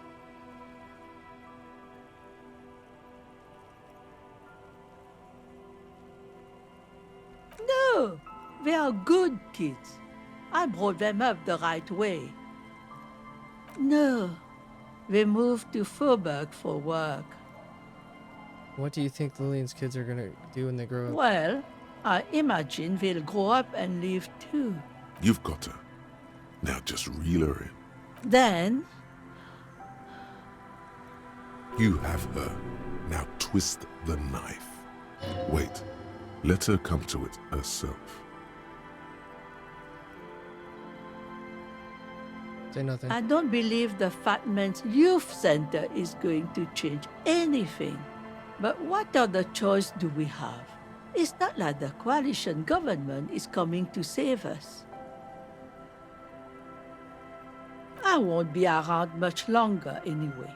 Not with the dampness in my bones. If they want to take a chance, who am I to stop them? You've got to put the kids first. Aye, we do. We do. But how do we do that? Start by signing these papers. Reluctantly, she takes the pen from your hand, scribbles her name on the line, and hands everything back to you. See that you didn't just get us all screwed. I might be half blind, but I have a good memory for treachery. Let's go, Melit. About the documents you signed, Everett plans to muscle you out with construction noise. Oh shit, maybe I shouldn't do this then.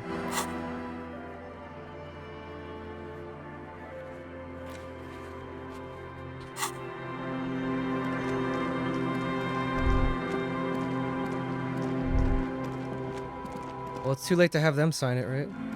Tequila Sunset.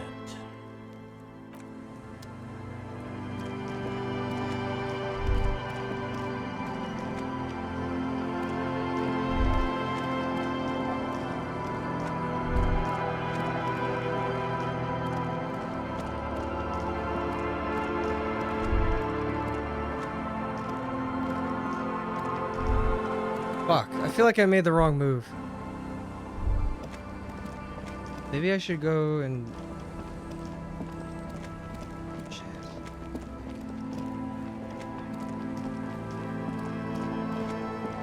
Tell her the Our truth. tenant, huh? I like to see him try. If anything, I am gonna muscle him out with construction noise. Get out of here, trying to ruin my day. And that youth center better be a good one, or you'll have trouble from me. I wield an army of drunks. Do not underestimate the effect of such a force, if it's pointed to the right direction. Alright, well, let's go find him then.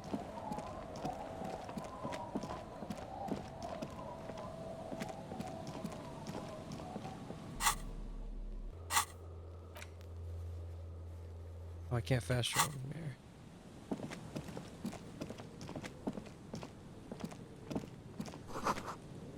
They left their music collection beneath the tarpon. Wait a minute. How do I get over there? I want music.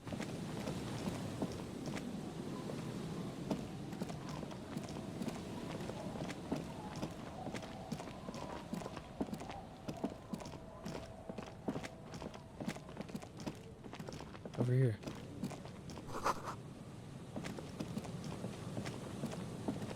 Sick.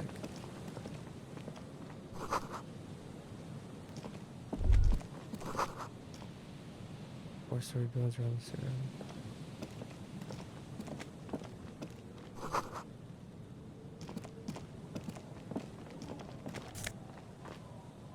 Smallest church in St. Says.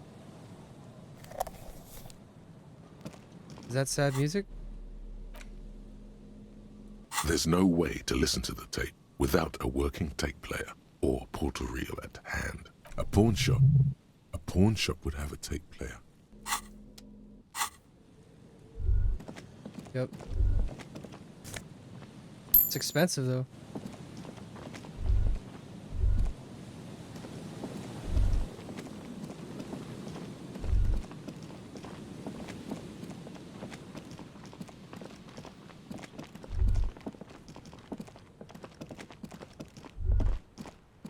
Shit, how do I get over here?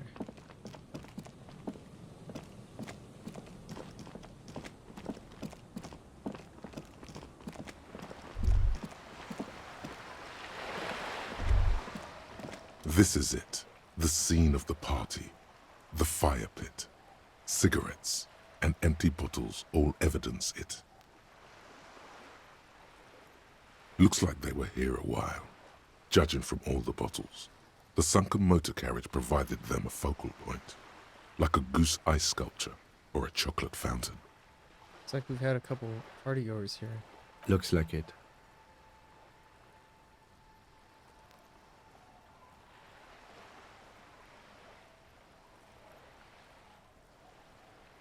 Hey, let's keep moving, detective.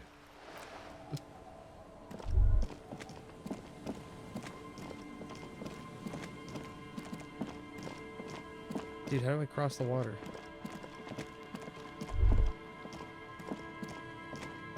Oh, this way. True. Right.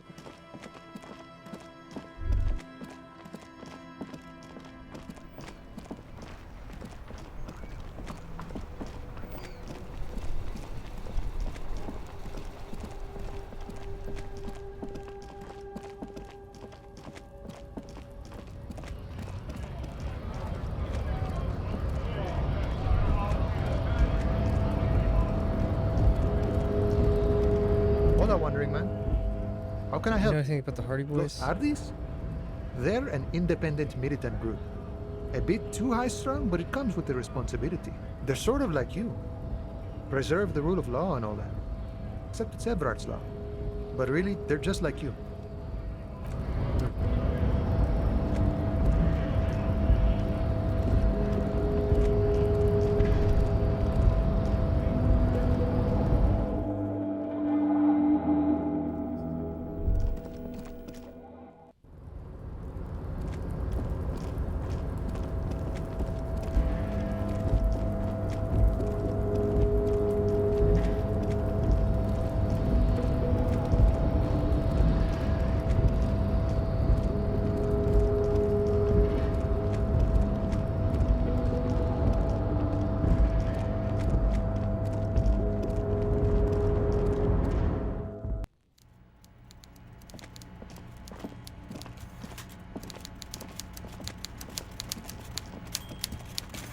Mr. Dubois, I hear the meeting with Titus was a glowing success. That's such a relief. Titus can be a handful sometimes. Now, what can Everard Clare do for you today? I'm told the union is involved in the local drug trade. I've just finished investigating the local drug trade.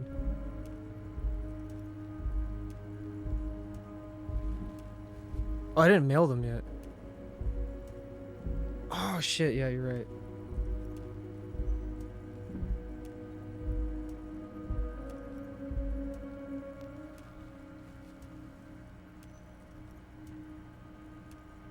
What? Harry, how could you say that to me?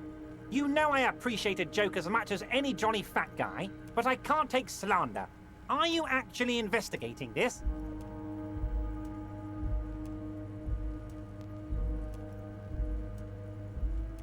No, I'm not. You've hurt me, Harry. Me, a friend. But you know what? And gets over it in 2 seconds. Seems like it didn't really hurt him. I trust you, like I trust all my friends. And I know you'll never talk to me about this again, because you don't want to wound me. So do what you want, and let's change the subject. Thank you for your understanding. We will continue to do what we must. You too, Lieutenant. You know, I like you, but you never were my favorite. I'm a Harry guy. I'm Team Harry. None taken. Did we have anything else to do here, Harry?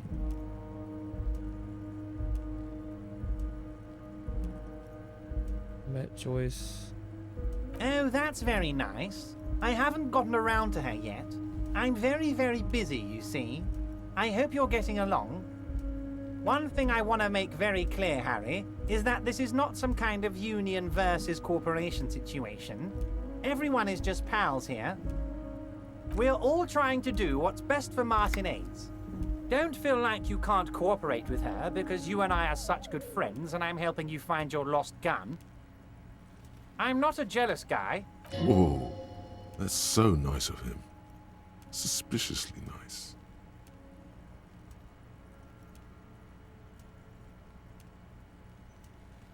What happened to the previous negotiator? Joyce said the previous. What do you mean, Harry? Nothing. I let him go. Made concessions for the company in previous negotiations.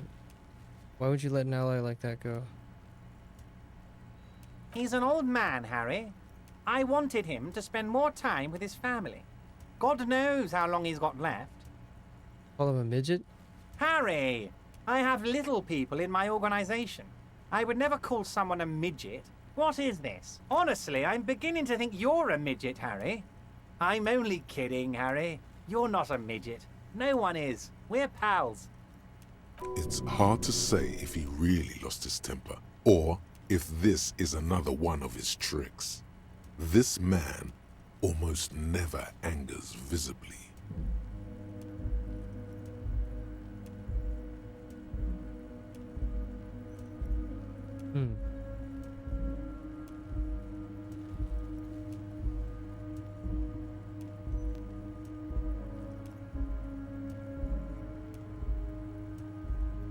Why haven't you let her in to see you?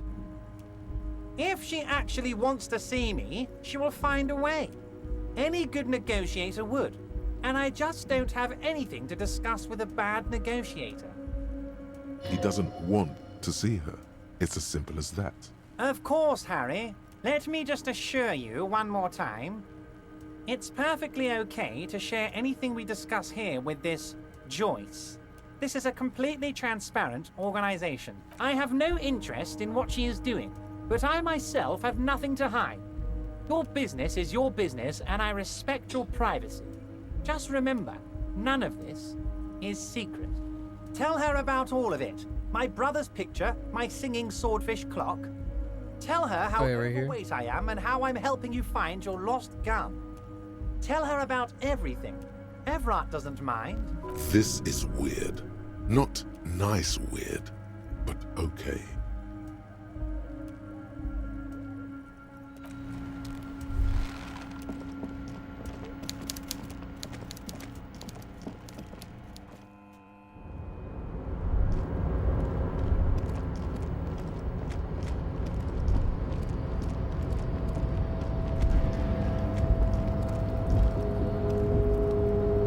What's going on? Oh shit.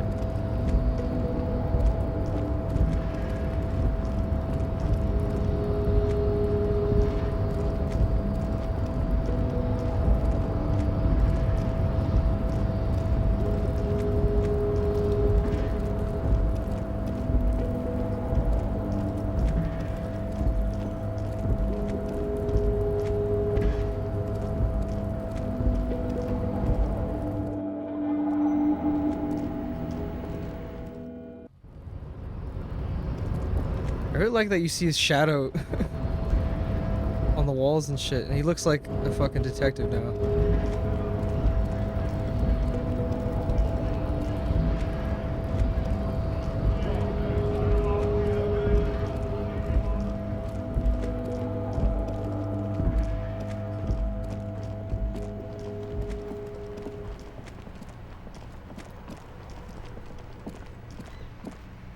The dented yellow mailbox greets you with its graffito, and you drop the white envelope in the darkness. It lands with a soft thud on what sounds like a couple of letters. Let's go back to Everett. This better be worth it after what we did. At the mailbox. The box seems happy. Fuck you. There is a hollow, saddened ring as you kick the Levantourier mail collection box. It sounds betrayed. I healed from that. Even. Cool. You really showed that mail collection box. The lieutenant pats the box on the head, ever so slightly, before walking away. If you want to heal, all you gotta do is just kick shit. That's cool.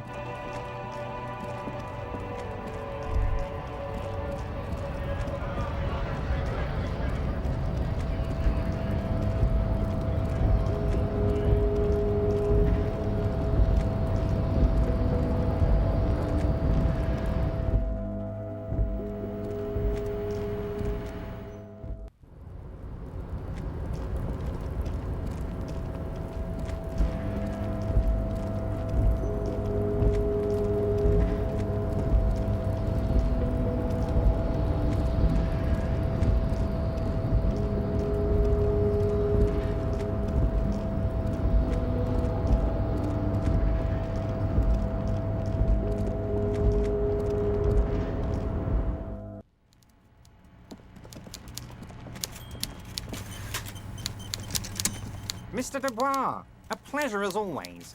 The Golden Boy returns once more. Wonderful. Simply wonderful, Harry. Of course. I already knew this. My friend, the mailman, confirms the letter is on its way. You've done a great thing today. You've given the children of Martinez a future and proven to be a true man of the left. I can finally trust you now. You're in my inner circle. You too, Mr. Kitsuragi. We can talk about anything.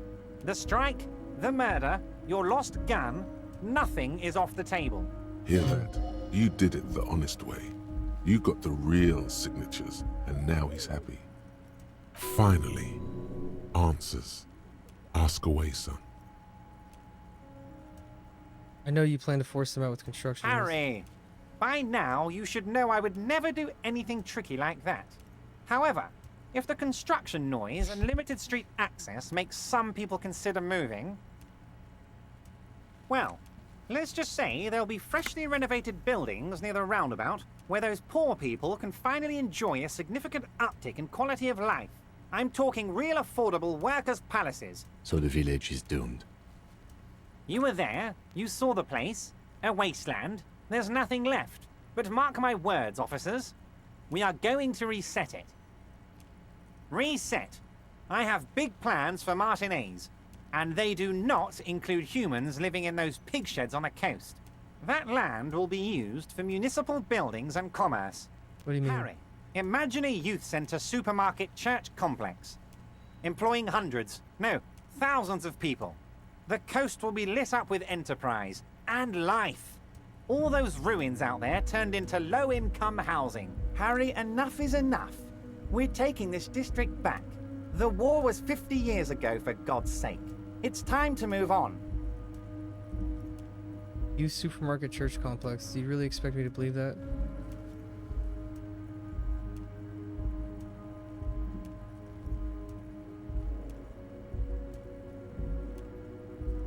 Yes, I do. I got the centre, I got room for a retail complex, and in 4 years, I'll get the church too. The wheels are already turning, Harry. The wheels of progress. This post-war limbo, I won't stand for it. There are kids practically playing with their own feces out there. It cannot go on. The pain is true. He's seen kids do worse than that.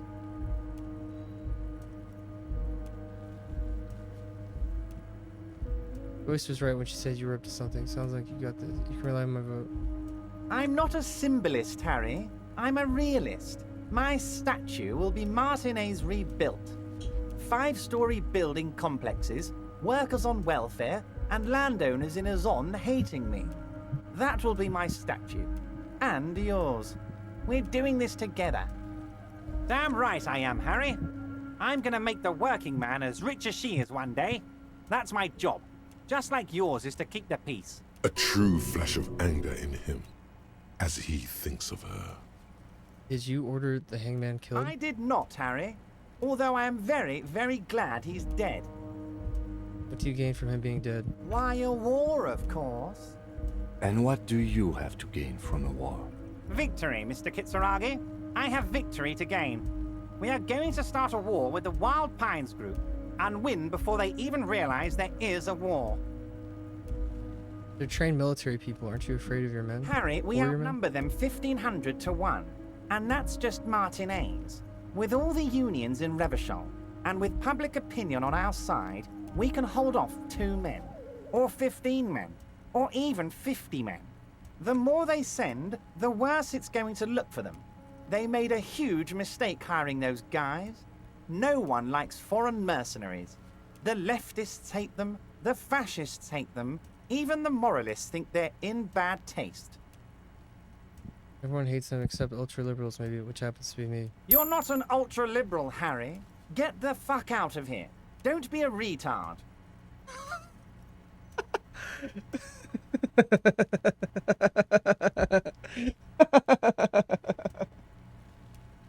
Ooh, God, that's funny. I did not expect the hard R. Oh.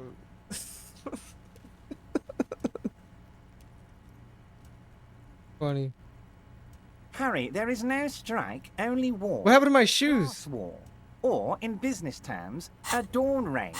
Or wait. Is that when you still pay them something? Because we won't do that. I have shoes that make me get more money from that. We're not gonna give nothing. We're gonna take Terminal B away from them. The roads, the gates, the containers, that big crane, even the damn coffee maker. We're gonna take all of it for the people, and fuck Wild Pines. So that's why you haven't let Joyce in? Yes. It's also why I let that midget Gaumont go. He's too nice. I can't put him through this. Plus, he knows how to get in here. That woman can't tell her tits from her asshole. She has no chance. Why are you telling me your plans? Because we're friends, Harry. Besides, it doesn't matter now. You can go tell her if you want. It won't change the course of events. We have a significant head start. It's already happening. How many of you guys are there in the union? 2,372. Plus yours truly, of course. Oh, you mean what sort of goods are going to be flowing through? How am I going to replace all the contacts we'll lose once the poo-poo hits the fan? The clients who'll ditch us? Harry, we've thought of everything. We've been running back channel negotiations with all the major clients. I think the company will be unpleasantly surprised to see how many of them stay loyal to Martinez and to the new competitive contracts we can offer. With renewed zeal sparked by communal ownership, the men will be shipping those containers double time. You'll be surprised to see how fast things go without parasites latching on. We'll have our hands free to pursue bold, exotic new revenue streams. That's drugs. Drug trafficking. Drug trafficking? Don't be stupid, Mr. Kitsuragi. There are perfectly legal, 100% ethical chemical factories on the Samaran Isola. You don't need to be colonialist about it. All they do is produce components to keep the pharmaceutical industry running. That's people's health we're talking about. Old grannies, little babes, people with disabilities. Wow, a neurochemical, psychoactive labor uprising stroke hostile takeover. That's just the type of theirs, man. That sounds shady. Digging it ever. No, I don't like this plan. The company thinks transporting these chemicals in bulk looks bad, has bad optics, may be illegal in some countries. The Debarders Union, however, we're all about the large volume column. In bulk shipping, large volume column is a major buyer, a shark. We're gonna transport the living daylights out of those materials, Harry. So your sick kid can get his Benefed, and your wacky uncle doesn't have to come off risperazole. Benefed is a children's cold medicine, usually apricot flavored, and risperazole is used to treat severe psychosis. And the kids on the street can get speed and pyrrolidone. I'm an old-fashioned guy, Mr. Kitsuragi. I sometimes grab a beer with the boys, but I have no idea about the things you just mentioned. But if I were to supply ingredients for some sort of rainbow party, I would make sure the Union took a fantastic share, and I'd keep that stuff far away from Martinez. He's basically admitting to it.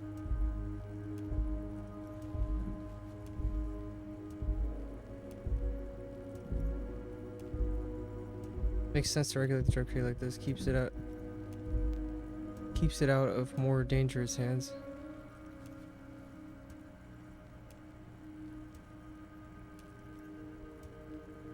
Yeah. All this work.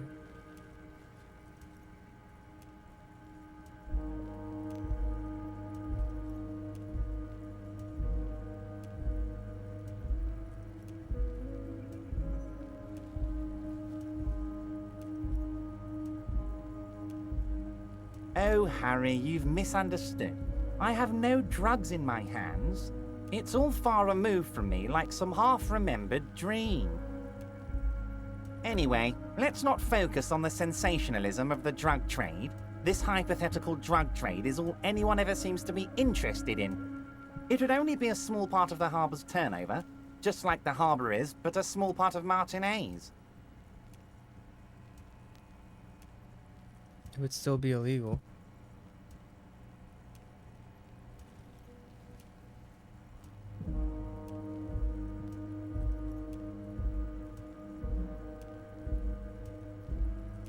Let's look at the big picture. Martinez as a whole. There are little girls out there with dreams of making music. Young mothers who want to start businesses. Models who want to walk catwalks and steel welders who want to weld steel. I'm gonna unite them all into one economic body. We're gonna incorporate this place to Kingdom Come. Everyone's gonna be in on the wealth, and everyone's gonna pull their weight. It has the word incorporated in it, and I mean, like, I'm a money guy.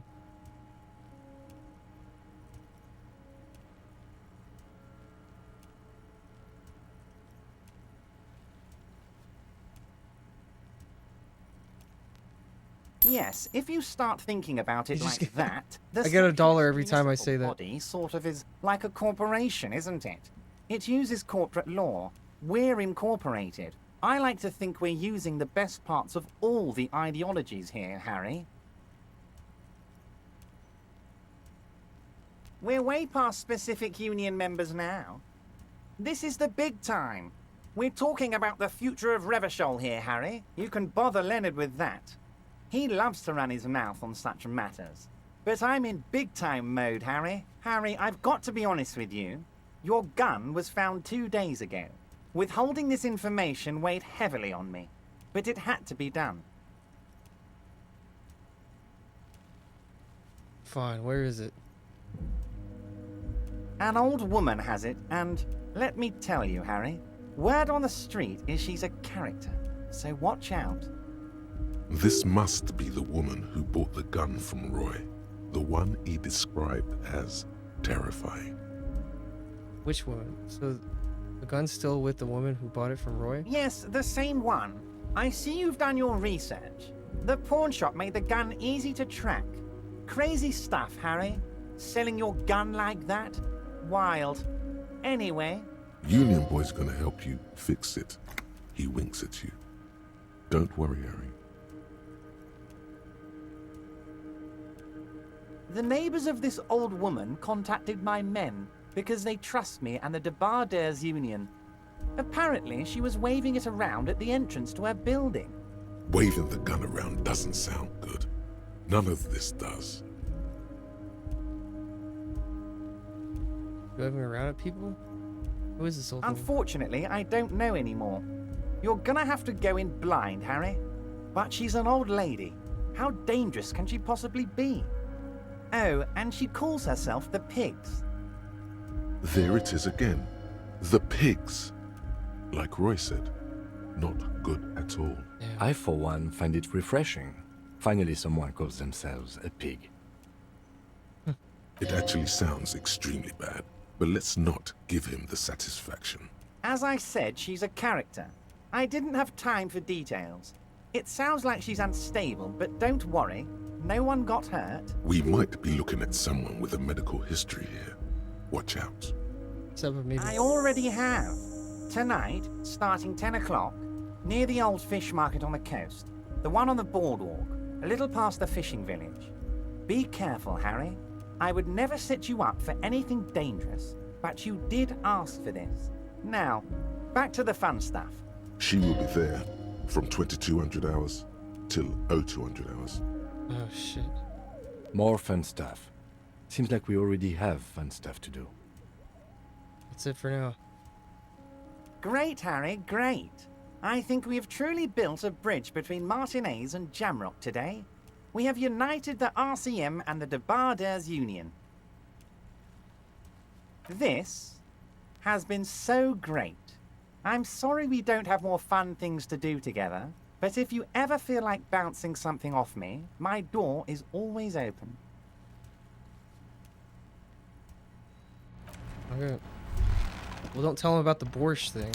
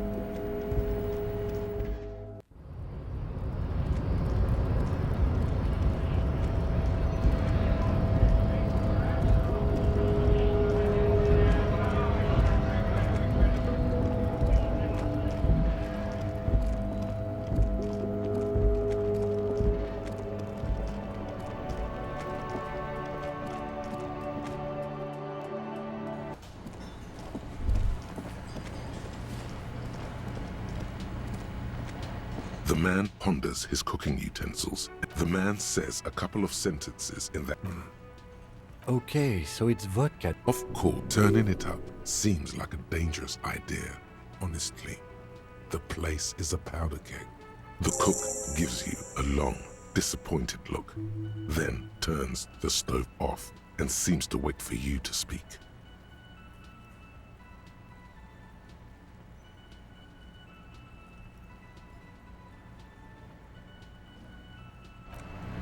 Cool. We solved that now.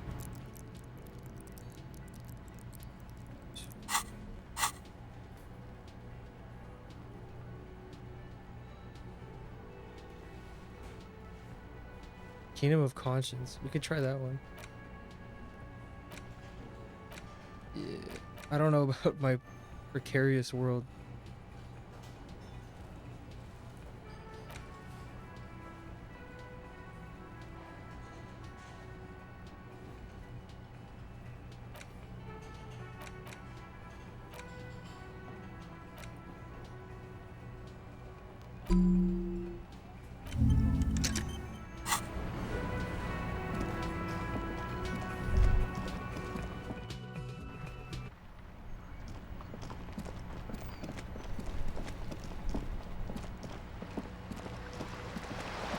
Go talk to Joyce.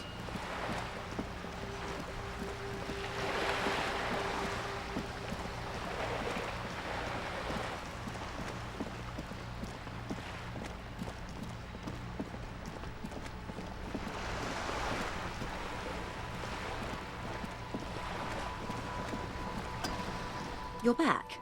Good. What can I help you with? Got my badge, by the way. By love, you did.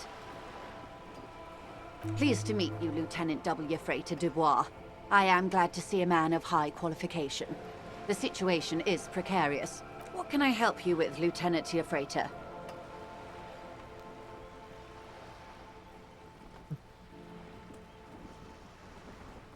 This reality. It's related to the medical episode. I have trouble remembering the most basic terms of reality.